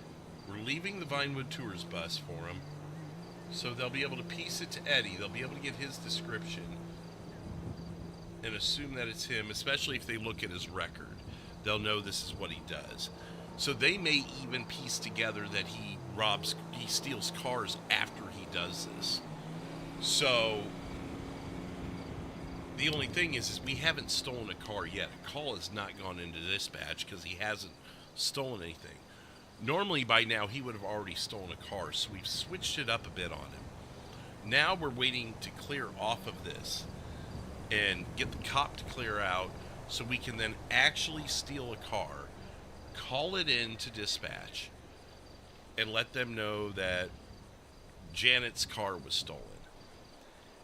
And then we'll go to our next robbery location and hopefully not get picked up by the police on the way to our next robbery location. Rob that place, hide in a dumpster there.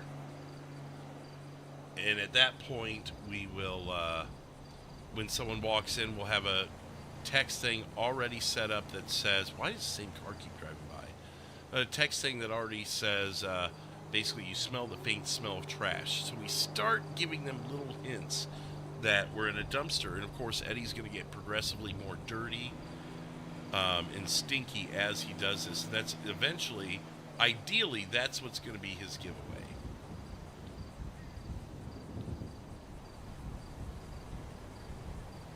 But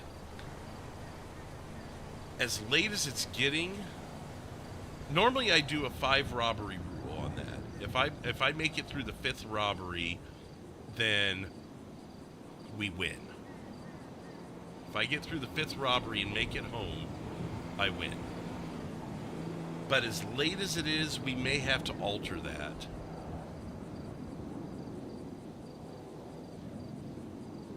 Is he even still here? I mean, I haven't heard his car close. He could be investigating in the CAD right now. I have not seen him leave or heard his car door. So I'm still terrified to get out. Tonight, though, we may only have time to do like 3 of them. Depends on how long the cops stay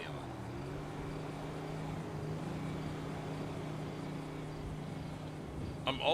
I wish I could get out and peek. But if I'm hearing his footsteps periodically, he would hear mine.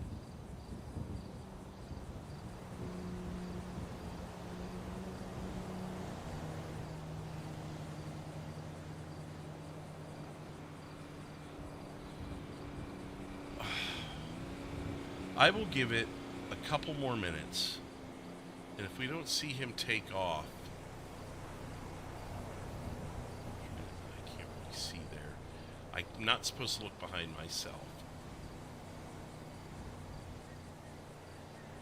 I could not fathom him still being out there. He would have called for backup if he suspected something, and they would have been here by now. If he's investigating the CAD, he should be through it by now. He hasn't put anything in the text chat that I've seen. Yeah, so that's what I'll give it a couple minutes, and if he's... I don't see the flashing lights, but the sun has came out. He may have left, and he may have gone to Great Ocean for some reason. But I don't hear his car running. Could be waiting for tow. But they're right down the road. They're, what, a mile down the road at TNC, so how long does it take tow to get here?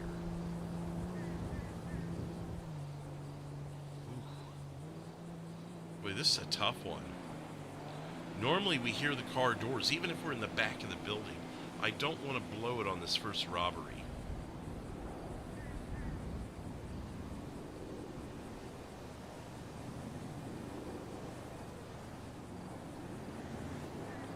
And there's enough tow people on, he wouldn't have counted it. Technically, we shouldn't see that it's there. Oh, I just heard a car door.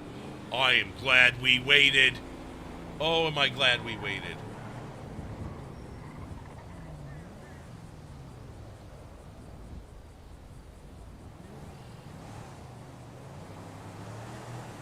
Okay, there we go.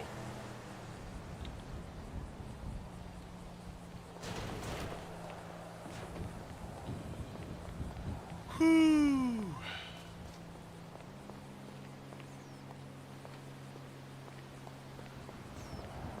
Any cars in the lot? No. Ruettes? What?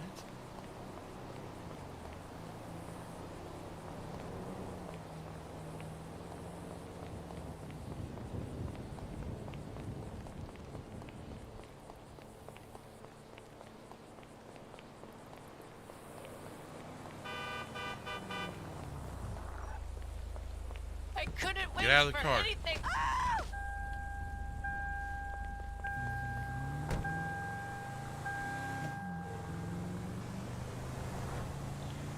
And we're going to have to bring out the female voice for this one. He just left the Vinewood bus there. Okay.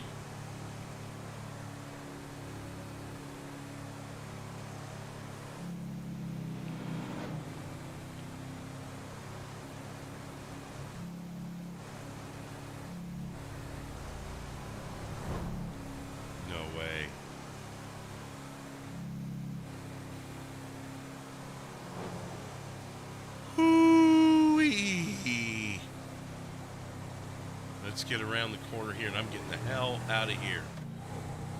Oh, forget that. I did not expect to see him there.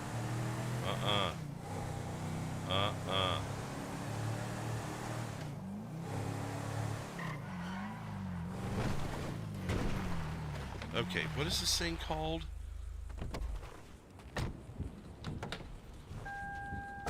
Karen BJXL. Okay.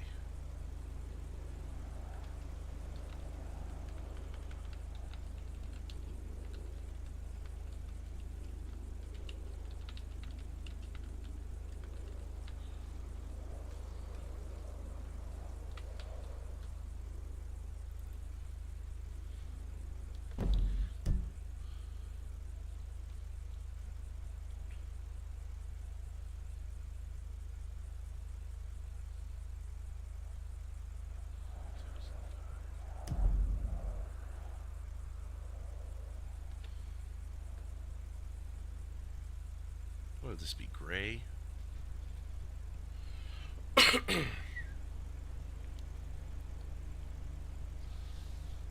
911, where's your emergency? Oh, hello.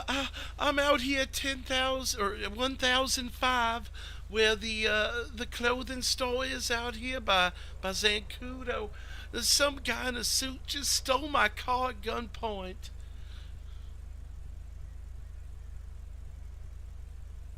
Okay, and are you alright? I'm fine. He yanked me out of the car and pointed the gun and said, "Get out of here." I never had this happen to me before.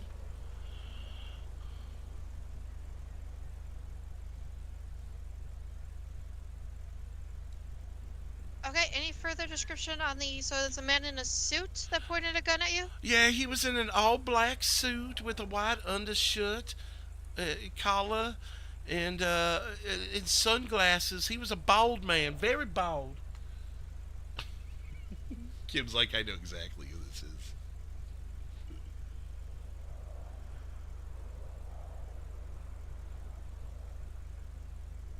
Okay, we'll be on the lookout for them. Did you want the vehicle description? Yep, oh sorry, I was just about to ask that. The description of the vehicle that was stolen? Yeah, it's a Karen BJXL.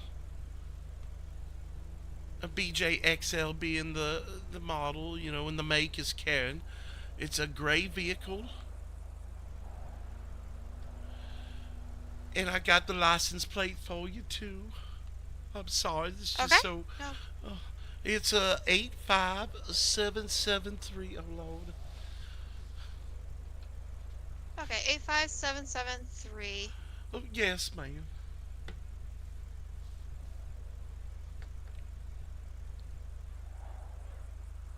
Alright, would you like officers to give you a call back? Oh, it's okay. I'm just, just have them, if they find my car, just have the county bring it to me. That's okay. Okay, and can I get your first name? My name, yeah, it's a Beatrice. I blanked on a name. Alright, thank you. We'll be on the lookout. All right, bye-bye. Bye. Okay, so now... Alright, so... we've stolen this vehicle. We went right past that cop. We're gonna go over to...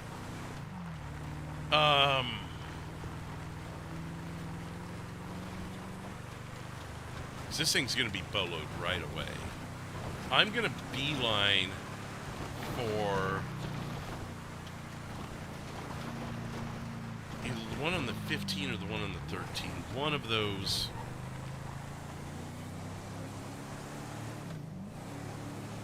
One of those two gas stations out there. The one. Or do we hit Grapeseed? Oh, maybe we hit Grapeseed. Well, you are holding me up.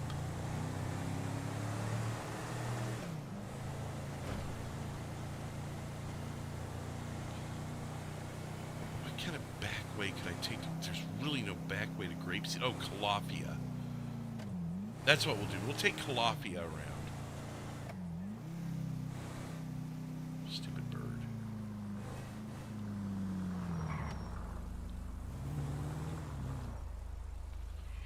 Oh, shit.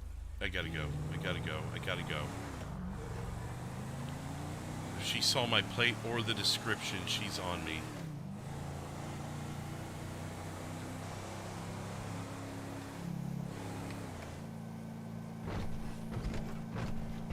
I gotta get to Calafia. I gotta get to Calafia.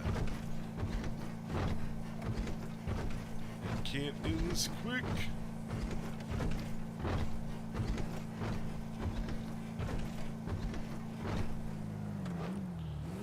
Okay.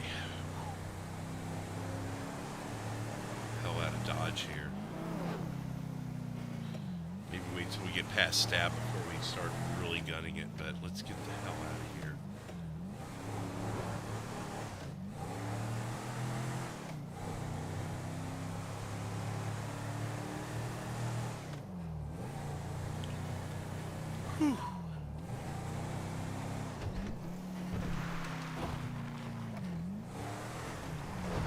It's not to say there's never a police presence out here, but a significantly lower police presence than if we were to go down Joshua.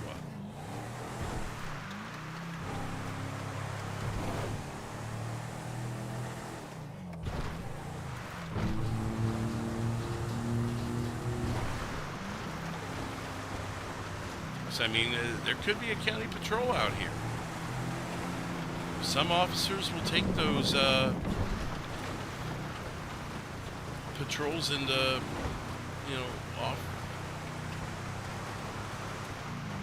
off the main path roads, just like I'm doing. You never know when you might come across this boatload vehicle, and there's a good chance that he's laying low as he's because he knows he's in a boatload vehicle. Excuse me.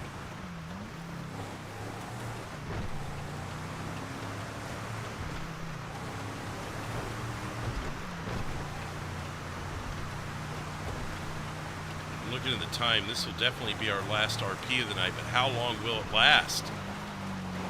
This could last another hour and a half. It could end in 5 minutes. It's kind of our grand finale of the night.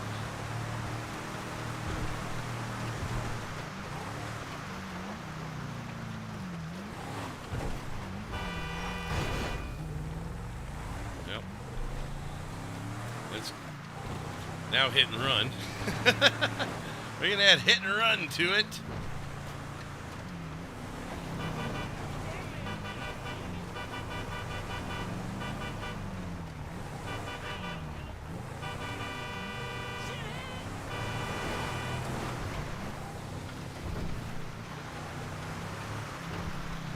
At least he's not road raging on me.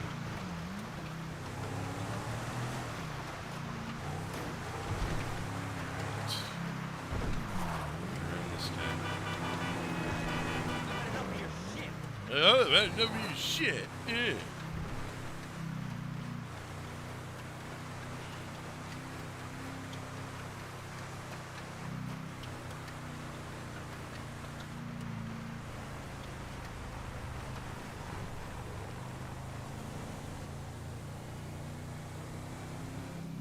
I hope the cop doesn't pick me up now. I have like no gas.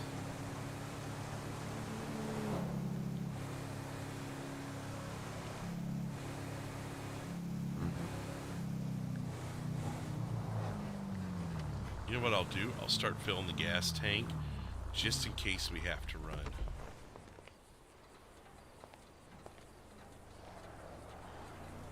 You know what? That's going to be a little jank. No, you know what? We'll just do this.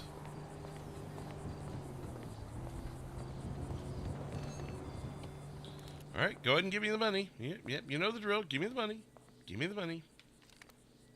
Oh, Jesus. I do that every time in these things. Come on, a cop could drive by. Oh, now you got your gun. Put the gun away, dude.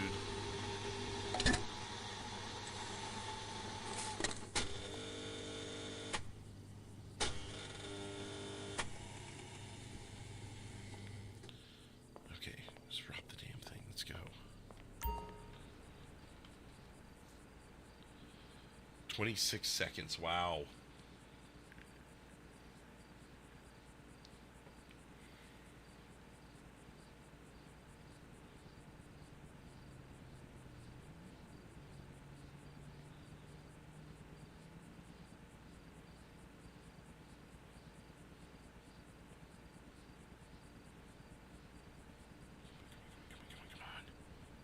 Go. 440.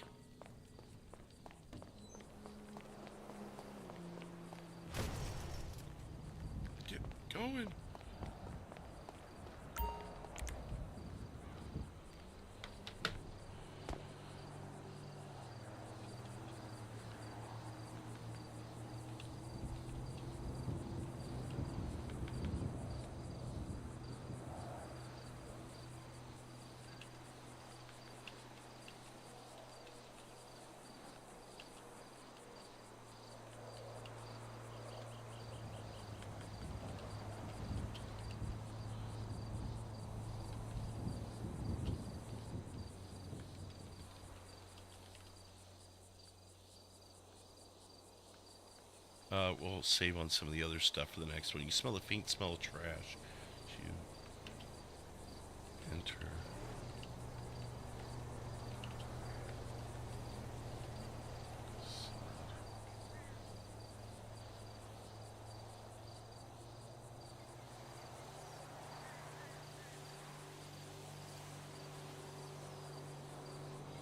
Thing is I may not be able to tell if there's an actual officer here or not. We're gonna have to listen for it.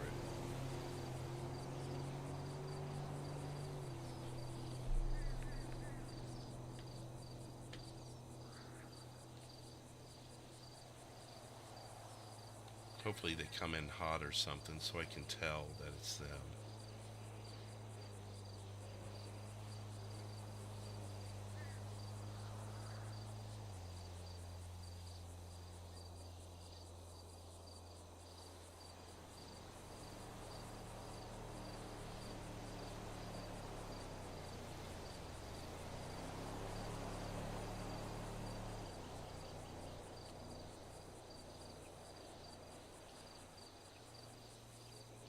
Can't look behind me.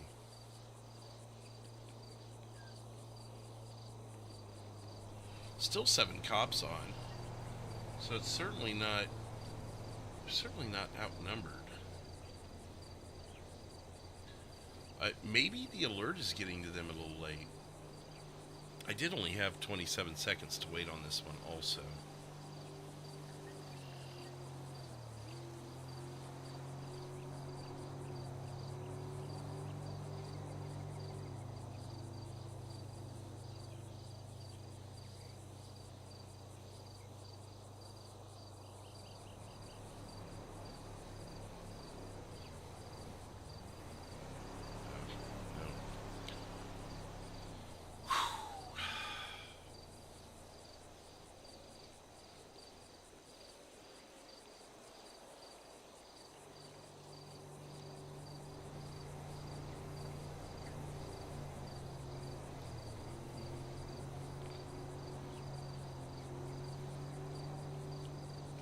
Listening closely to traffic, that's why I'm not talking much right now.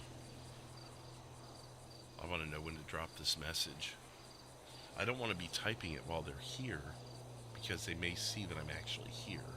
Because every time you hit the letter N, it pops up on their screen ever so briefly.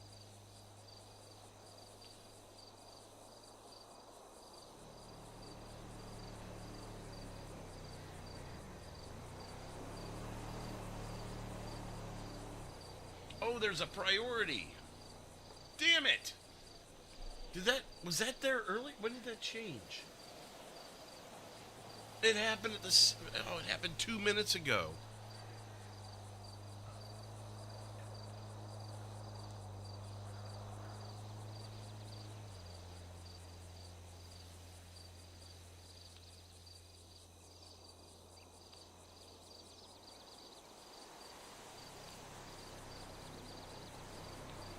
We may be waiting a minute then.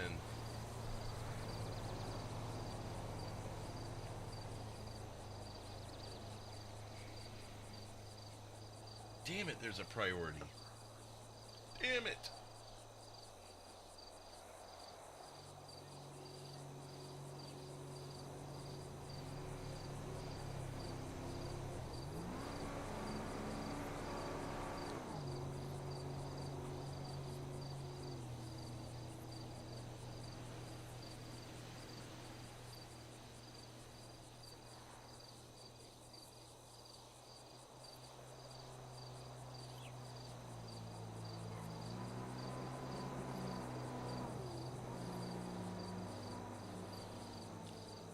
So sorry about this. Sorry it's going to take a minute.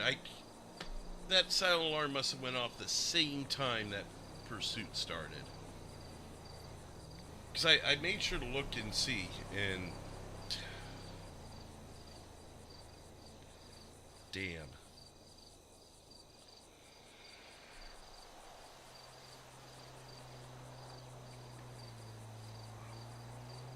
Damn. Well, hopefully they're still able to come and check on it. Otherwise, we may just have to call this one, I'll wait for the priority to lift and then give it a couple minutes. Gosh, that's unfortunate timing.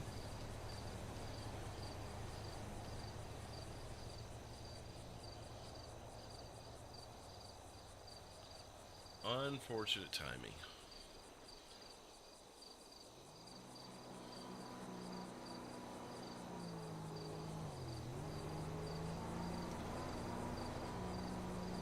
I mean, I guess after the priority lifts, I could always call 911 and remind them, but I don't want to overstep my bounds either.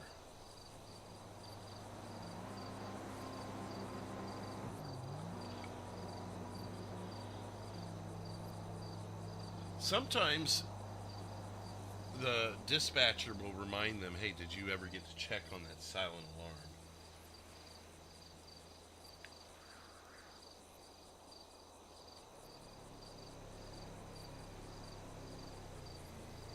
It looks like the priority is lifted, so we'll see if anyone comes by.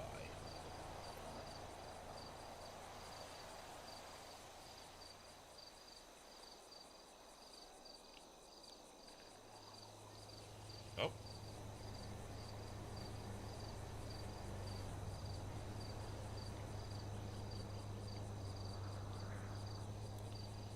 Was that for here?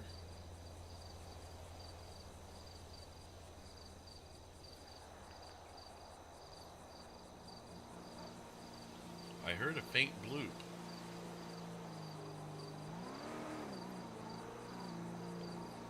The faintest of bloops.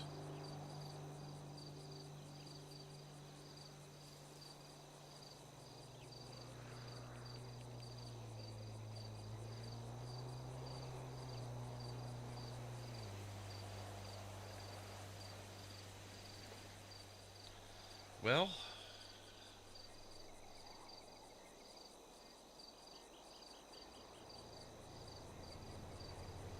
I might go ahead and force it.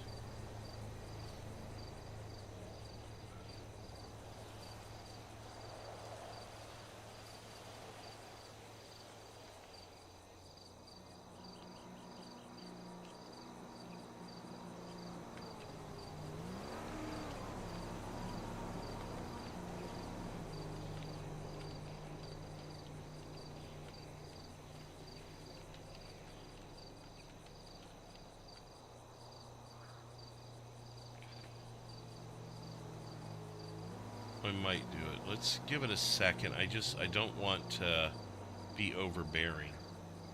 'Cause there are obviously people still working things.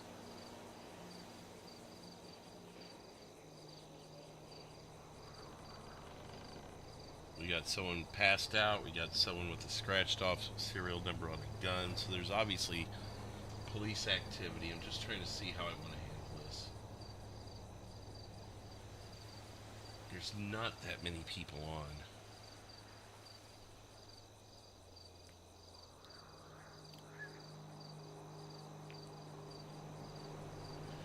And how do I want to word this to where I don't sound pushy?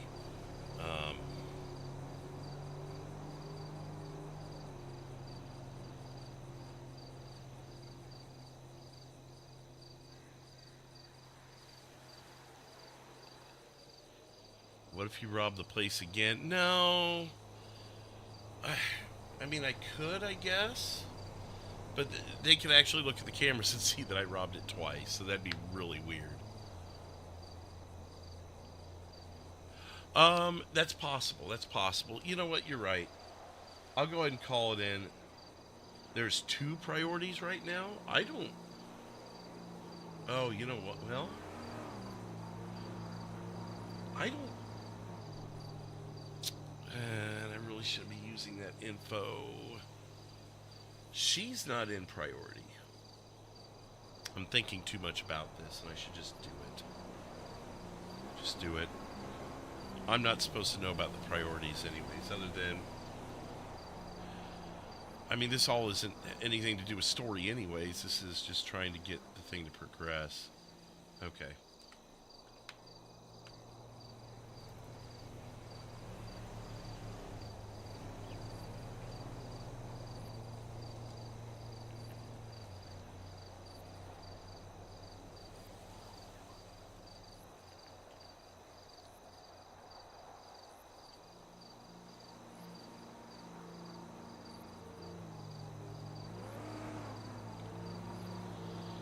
go ahead and put it through.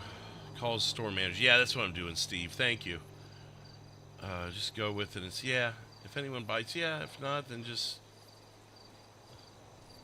Yeah, exactly. Red. That's the way to look at it, right?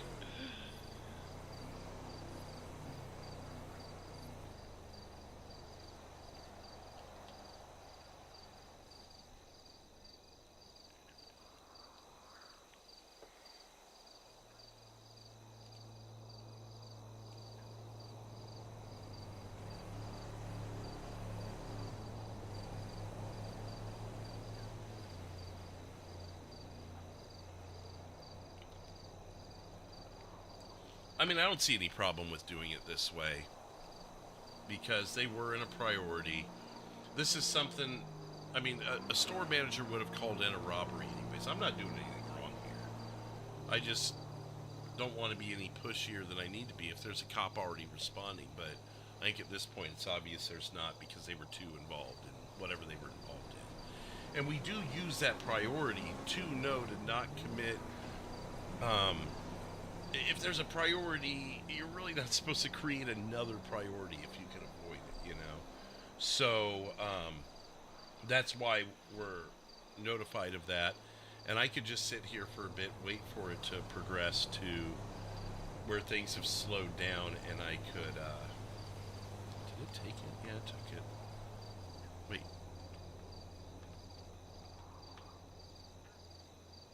Yeah, it took it.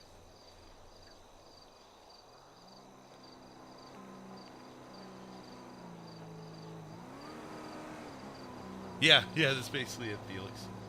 911, where's your emergency? Hi, my name's Todd. I'm the manager here at the Grapeseed Ltd. at 2013. We had a robbery several minutes ago. I hit the sound alarm, but I don't know if it's just really active or if maybe the button doesn't work anymore. But I just wanted to make sure I had an officer come by and check our cameras and everything. 10-4, yes, we did have a little bit too much going on at once. Sorry about that. Yeah, I can get an officer down to 1013 and take a look at you guys' cameras. Okay, thank you. I'm just a local clerk, by the way, just in case that's needed to be known. Thank you. Yep. All right, thank you. Thank you. Okay. Now we can go ahead and type our GME as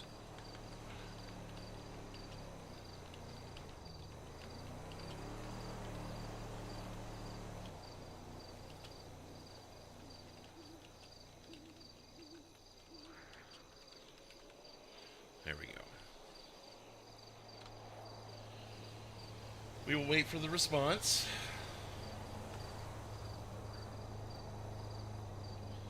Up to 68 likes on the night. 4 new subscribers, so welcome again to the new subscribers, and thank you everybody for being here. Shout out to Clay and Randy Viper for the Super Chat derailments tonight. Appreciate you guys very much. And also BE for becoming a member. We will be working on member videos hopefully this weekend. That's my hope. I've got a few things taking up my time this weekend also. But I'd like to get at least one out to you guys this weekend, because I know it's been a couple weeks since I've gotten some for you. Good thing is it's nighttime. We'll be able to see the flashing lights a little better.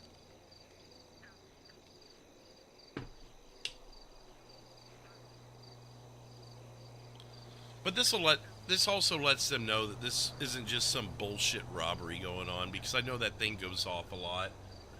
It actually lets them know that, hey, this is something someone's actually working and wanting investigated. The car should still be out there, so that'll connect me, if they're able to connect me, Eddie that is, to the stolen car back to the robbery at the clothing store by Zancudo, then they'll start to pick up a little bit on the robbery spree that's building here, and they'll get this little hint of trash smell, So will that alert them to maybe check the dumpsters? Will they just make a mental note of that? Because, I mean, just smelling trash doesn't mean someone's in a dumpster. It could mean that it's a bum or something that hasn't showered in forever or whatever. It's just a faint smell.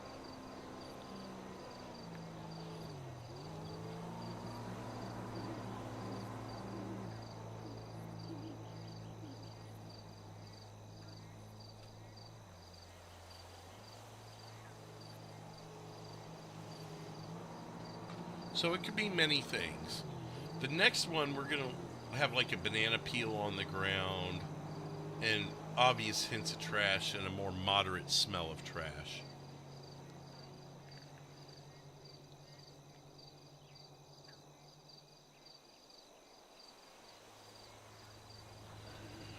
Kim's probably wondering, how does he even know a cop hasn't responded to it?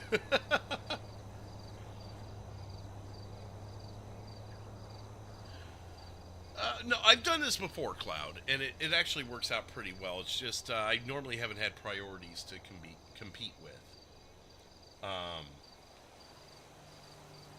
So that's kind of the issue we're running into here.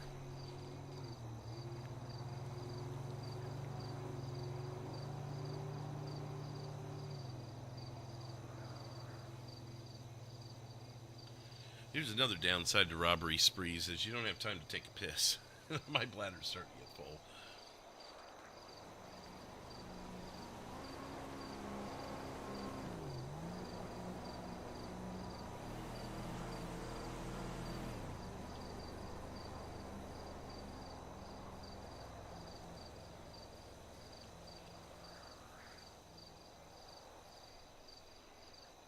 You can't think of any trash puns?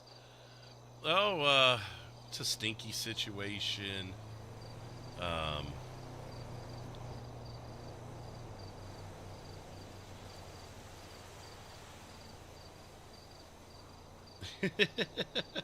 I did see the trash pun. I'm trying to think of a couple more here.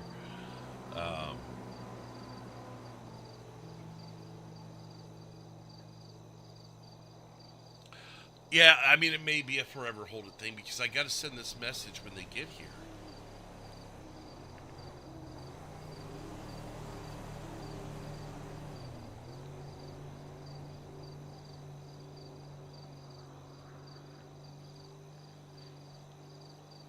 If they ever get here. The trashy situation, yeah.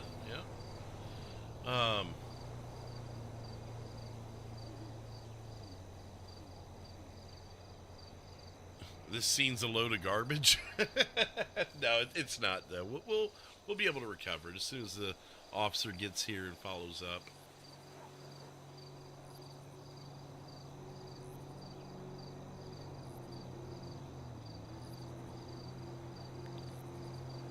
They just are the few civs that are on are keeping them busy. I mean, just looking at what I've seen in the text chat. And who's on? It just seems like, yeah, there's just, is this it? No.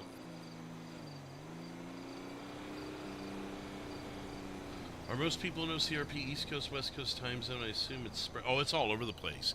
We got people from Australia, people from the UK. I believe we have one from, where was he? I don't want to say and be wrong, but somewhere in Western Asia, I think. Gosh, what state or what country did he say? But yeah, I mean, we're all over the place. I would, of what I know, actually, a lot of people that I've talked to it's all different time zones. I know a few from Central, a few from Eastern. Mountain, the dispatcher that took my call there, she's in the Mountain time zone. And I don't know where a lot of people are, too. It's not like it's really came up in conversation. Oh, boy. How's that for timing?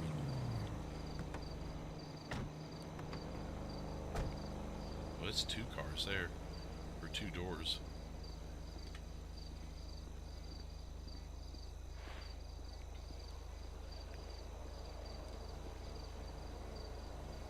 They're here.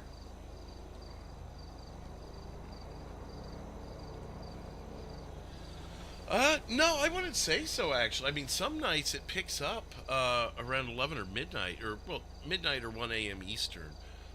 There could be a lull in the middle. Here, the last week or two, though, it has kind of slowed down around, like, midnight Eastern. Depends on the night, too, and what's going on. I mean, if it's a weekend night, dude, it could go till 5 in the morning East Coast. Oh, could you imagine a dumpster fire?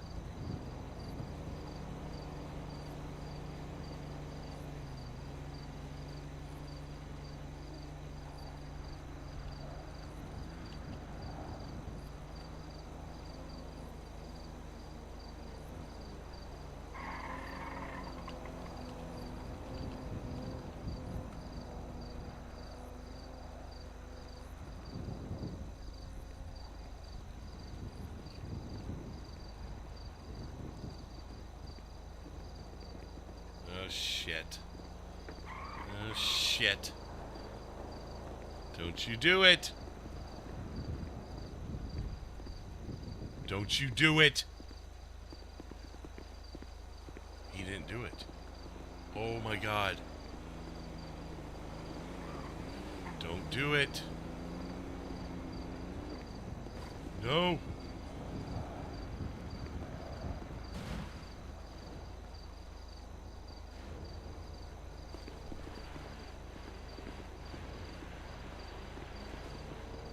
Did it not give it to him? Did they not check it?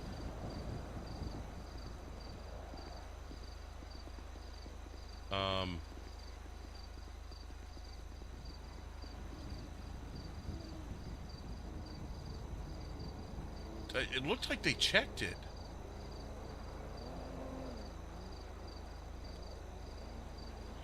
I wanted, if that happens again, I'll give it to him.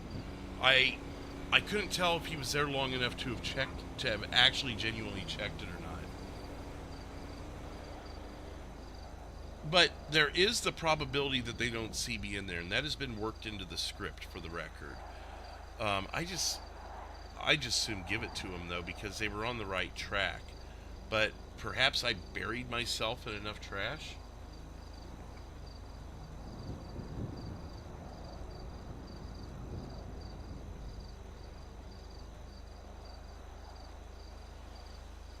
They may get one more out of me here. They might just get one more out of me here because, they're looking everywhere, aren't they?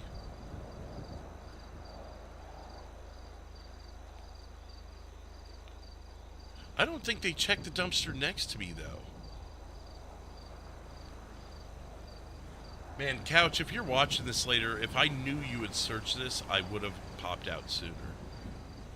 But I don't know for sure that I couldn't. I'll give it to you next time. If you're watching this later, I'll give it to you next time. I wasn't sure if you truly searched it or if you just stood there. I wish the script told you whether the other person was searching. I don't know. Then again, I wonder what it says to him. I feel like a dick.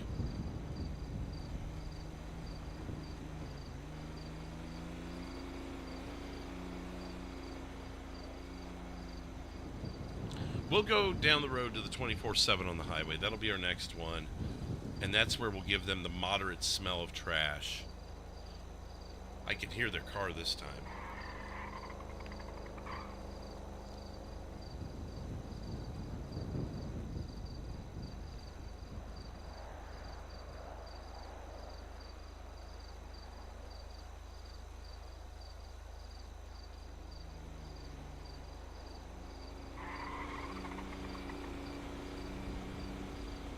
If this... Oh. Is he getting out or leaving?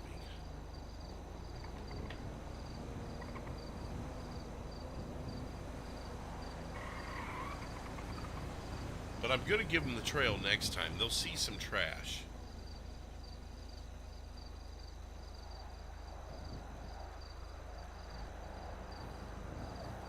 That's all he said to me.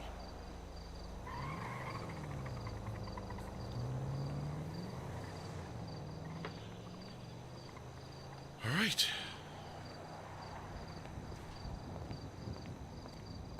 To the next car. Is there anything back here maybe? No.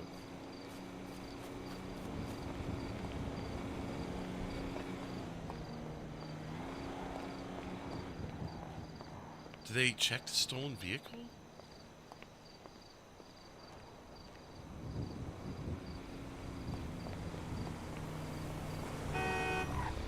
Christ! Motherfucker! Oh my fucking god! Ah! Right Oh yeah, we're Christ! on the side! Checking in with me? And now it's kidnapping too. We're going to hell!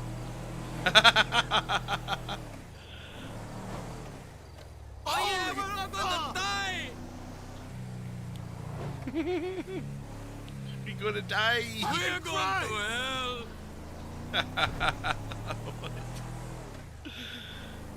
Oh yeah, we're not going to die! Yeah, get on out of here, boys.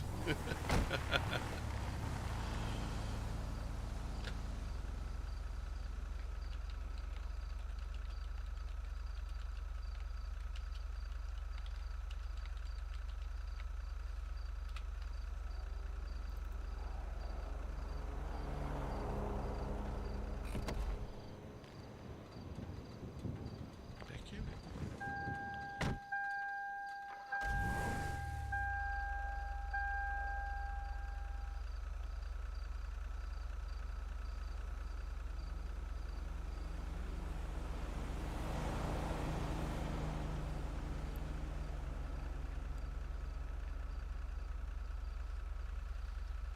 Yeah, that would be hilarious, wouldn't it?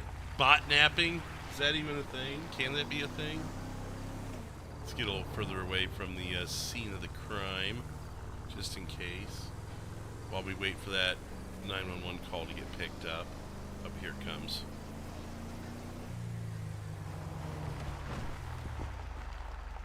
911, where's your emergency? Hi, I was just outside the LTD in Grapeseed at 2013, and I had this guy in a black suit, all black suit, bald head, sunglasses. He just stole my car right out from under my nose. I was driving down the road. He came out in the middle of the road, stole my car. My two buddies were still in the car when he drove off. Okay, and your buddies, the description on them? Yeah. Or are they local buddies? Yeah, local buddies. So, yeah. My car is like a brown, maybe a little hint of orange to it, Granger, a D-Class Ranger. Sorry, Granger with a G. I'm not sure if I emphasize that. So a brown Granger? Yes. License plate 54422.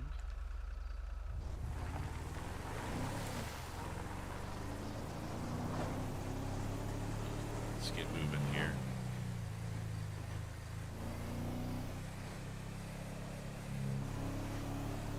Okay, we'll be on the lookout for that. All right, thank you, ma'am. Yep, thank you.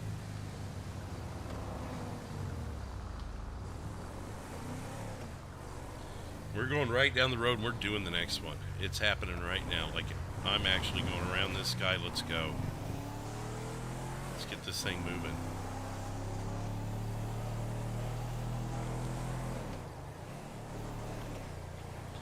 Because we're boloed.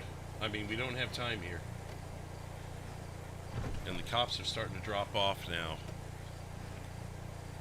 I think Couch may stick around because he knows I'm working something. Oh boy. Oh boy. Oh boy. That's not good.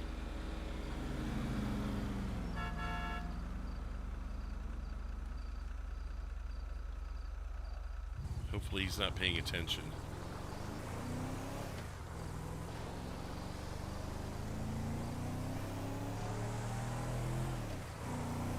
Let's get moving here.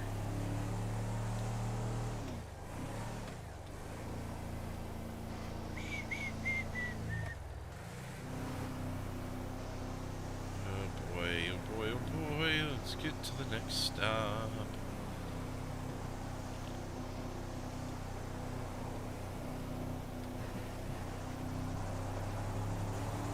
I could be going faster if I want to get to that next stop.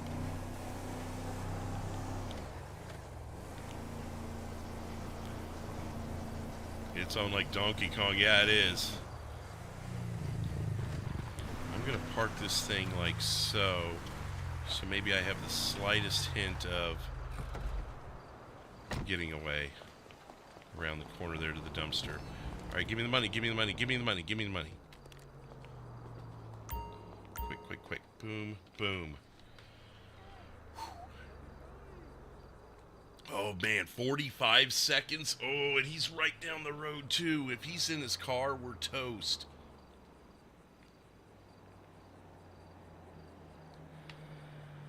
Oh, boy. Come on, come on, come on. Give me the money, give me the money. Hurry, hurry, hurry. Give me the money. Quicker, quicker. I'm going to have to shoot. Give me the money. Give me the money, give me the money, give me the money. It's all about the money, all about the hum-dum-duddy-dum-dum. Come on! Dude, if I make it out in time, I will be amazed. 3, 2, 1, go. 440. Oh my god, oh my god, oh my god. Nope, this one here. YF. Get in there, get in there, get in there!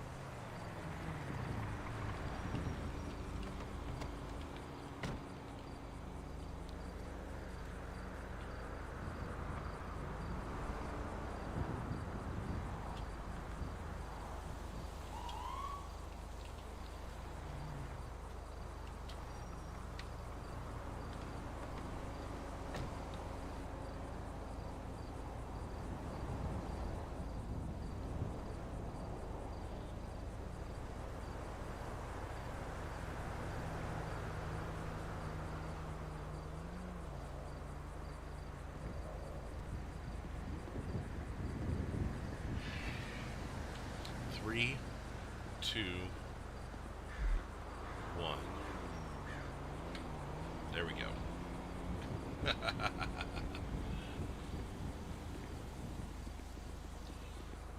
Oh, they're all 3 of them are here.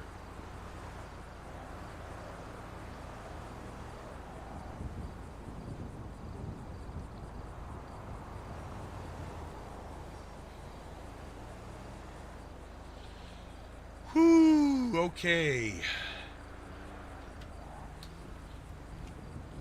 Yeah, well, the next one will lead right to the dumpster. Like, we'll just give it to him basically at that point.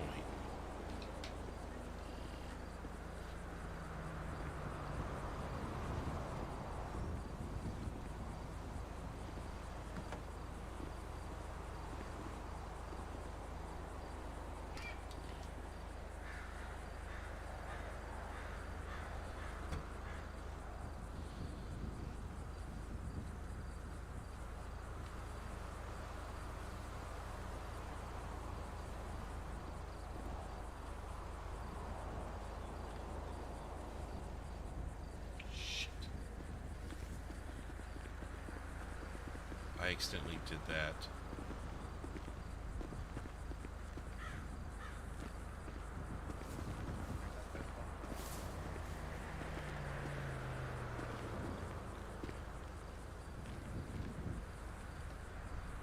Is he gonna give it to him? Northern.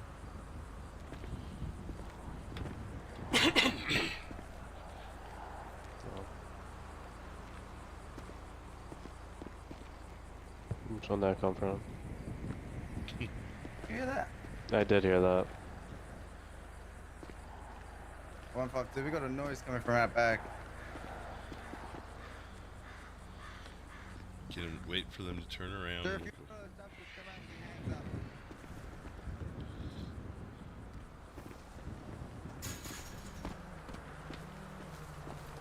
Ah!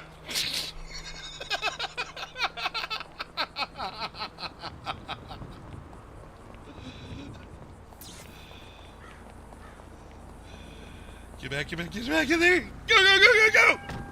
Let's get in this car. Stop.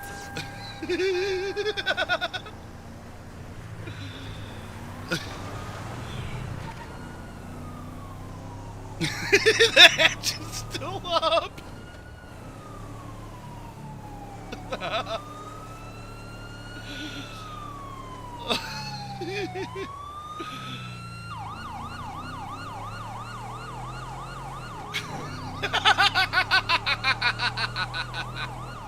I don't know why I wouldn't tell them I was in there.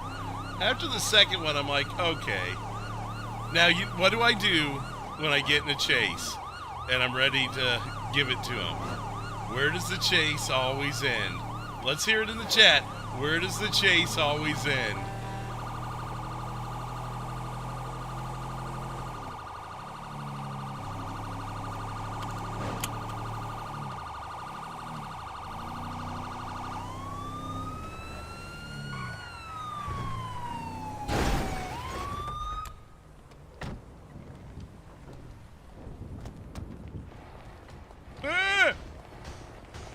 Behind the TNC Customs now.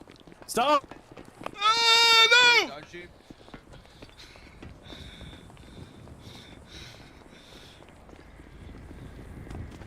Move it or lose it! Ah, get out of my way!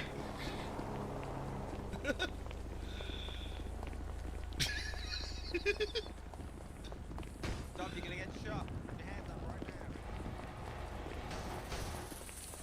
Open the door!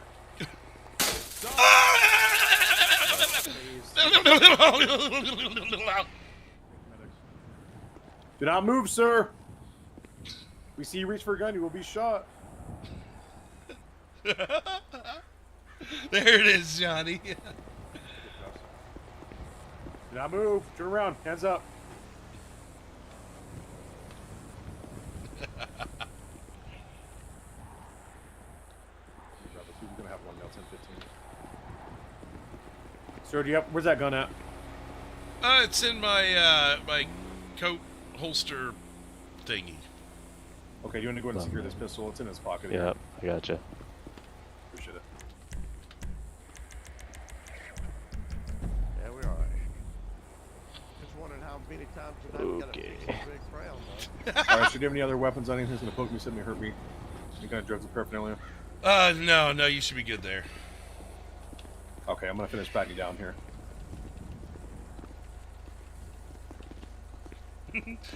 And sir, while I pat you down, I'm gonna advise you of your rights, okay? Alright. Edward Malenko. You do have the right to remain silent. Anything you say can and will be used against you in court of law. You have the right to talk to a lawyer and have her present with you while you're being questioned. You cannot afford to hire a lawyer who will be appointed to represent you before any question if you wish. You decide at any time to exercise these rights and not answer any questions or make any statements. You understand the rights back to them to you, sir? Yeah, I hear you. Hey, Eddie, how many times we gotta fix this Red Crown Vic tonight? I have free tour passes written on... Alright, sir, with those rights in mind, do you wish to answer any questions we have for you? Yeah, go ahead and talk a little bit. Okay, so what's going on tonight, man? You sure look familiar. You're the one that drives that tour bus sometimes? Oh, yeah. Malenko Tours, yeah. Very reputable company. Okay. Yeah, the reputable that robs stores, the Miller Tours, gotcha. No, I don't know what you're talking about. Okay.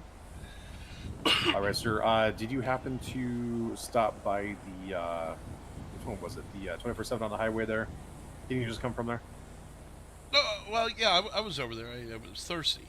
Yeah, Thursday. Okay, how about the 2013 Grapeseed LTD? Oh, yeah, I was hungry. Yeah, hungry. Okay. And you didn't help yourself to any kind of cash that was there? Oh, I mean, if I see something laying around that no one's claiming, you know, I mean, I might pick up a penny Even here at a and there. register? The 5th, I guess. You know, the 5th. Okay. So what if I inform you, sir, that you are on camera at both locations robbing the stores in the register? Oh, someone's dressing just like me. I'm sure. Okay. Well, you should have pulled that last time, sir, but unfortunately, we got you at this time here. Why were you hiding there in the dumpster on the back of the 24/7 there on the highway? It seemed like a good idea. It didn't work it worked at Grapeseed, so I figured it'd work there. Did it work in Grapeseed? We searched the dumpsters and there was nobody in those. I Did don't you know. see us or hear us walk right by? I mean, the 5th on that, but I'll say, you know, maybe you need to check under the bags of trash a little better. I don't know. Okay. Yeah. Hey, guess what, partner? He was in one of the dumpsters we were checking. Unfortunately, I Oh, just don't work for it, great. apparently. No, guess we just didn't search hard enough. I guess we didn't. I want a personal apology. She wants a personal apology Oh, for yeah, ramming into a car. Sir, would you be okay with that? I'm going to take you on over there and have you do that if that's okay. Oh yeah, as long as she apologizes for parking it there. Okay, I don't think that's going to be the case here today, sir. I'm sorry you parked your car there, ma'am. What? I said I'm sorry you parked your car there. I'm truly sorry. Okay, sir, I think they're looking for an apology for you ramming their vehicle that you hit while you're trespassing on the property before you bailed out of the stolen vehicle. Oh, well, they're not in my pocket anymore, but you can have like 20 free passes on the tour bus as a personal Oh, no, thank you, sir. No, Oh, I'm talking to her. Okay. For her, as a personal apology, you can have 20 free passes to the Malenko tours. No, I'm good, thanks. I believe it's probably my duty to inform you that in his tours he commits felonies, so it's probably not a good idea to go on those tours. Well, on camera too, just so we're aware. Oh man. So anyway, anything else you want to add? I guess that's up to her. I didn't request to be over here. Okay. Anything else you want to say, ma'am, or are we good to take him? Take him. Yeah, we'll get your information, and hopefully, sir, you do have insurance. Obviously, you wouldn't have it on this vehicle, but do you have anything like a personal liability insurance, something like that? Yeah, there should be that on the tour bus. Okay. Good deal. Well, we'll get you that information, ma'am, here momentarily, okay? So let me just get this guy processed here. All right, sir. So what was your game plan? I mean, you just wanted to rob the stores and call it a day, or what were you doing? I mean, I was just running business, making money, making stops, making money, taking people around town, that sort of thing. Making money. That's fair. Gotcha. Okay. Well, sir, I do have county on the way here for you, as well as medicals here to take out those taser barbs from your back here. Oh, okay. How'd that feel, by the way? Not too good, especially since the top of my head hit that door on the way down. Oof. Yeah, probably should have been running, man. Shouldn't have been Jason. Is that right?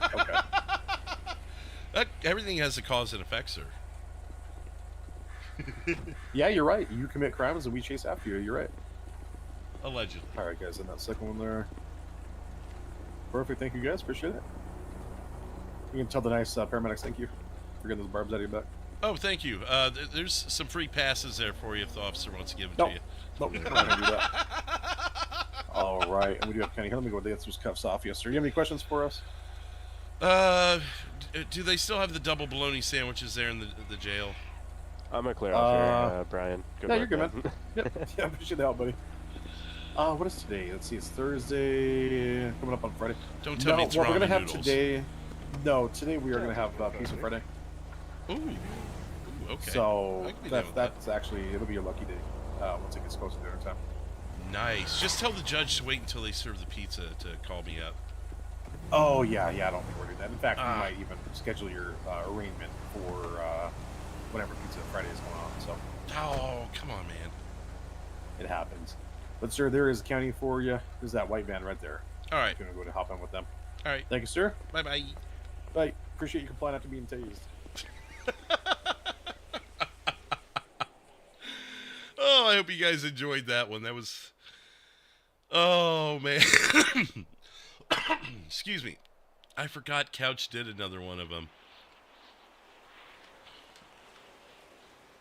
Let me just send something to him just really quick here.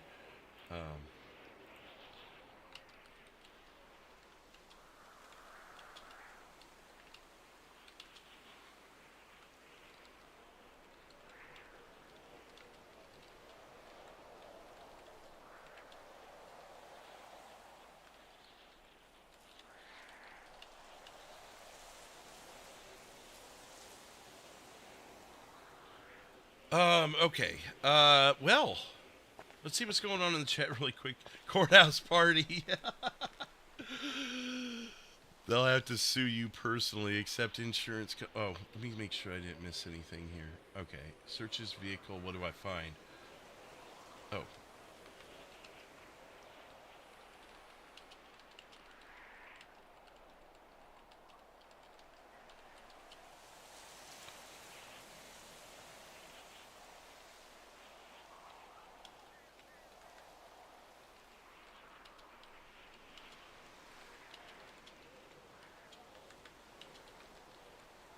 Actually, let's make that easier. Vehicle has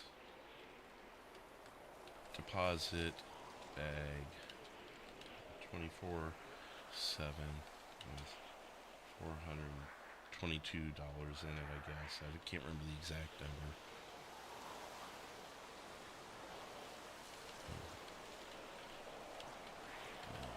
Let's see.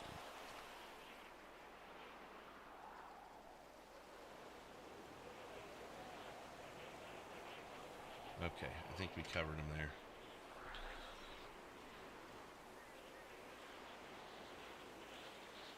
Oh no. Well, I hope they're okay, Travis. They didn't ask you if you robbed the one on 60. Yeah, well, see, I think a different officer responded. It might have been, was it Bradley? Oh no, because the officer walked by, I would have recognized Bradley. I'm not sure who that was. It wasn't Jeff, it wasn't Bradley. I didn't recognize the officer. So I don't know if they put that on his record or not. But nevertheless, hey, it still turned out to be fun, and they got their man at the end of the day, so that's what matters, right?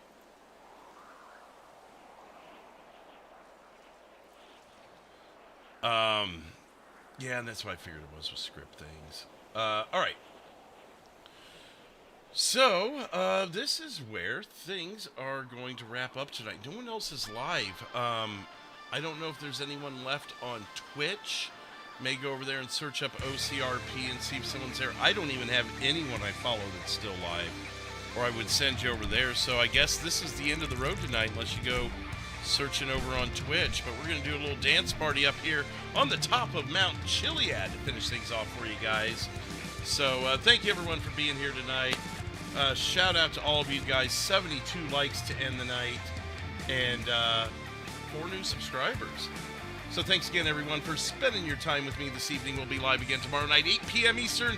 It's an OCRP beach party. And we'll have the Pro Bros out with some new recruitments for the Pro Bros. So that's what's going on here tomorrow night, 8 p.m. Eastern. We'll see you then.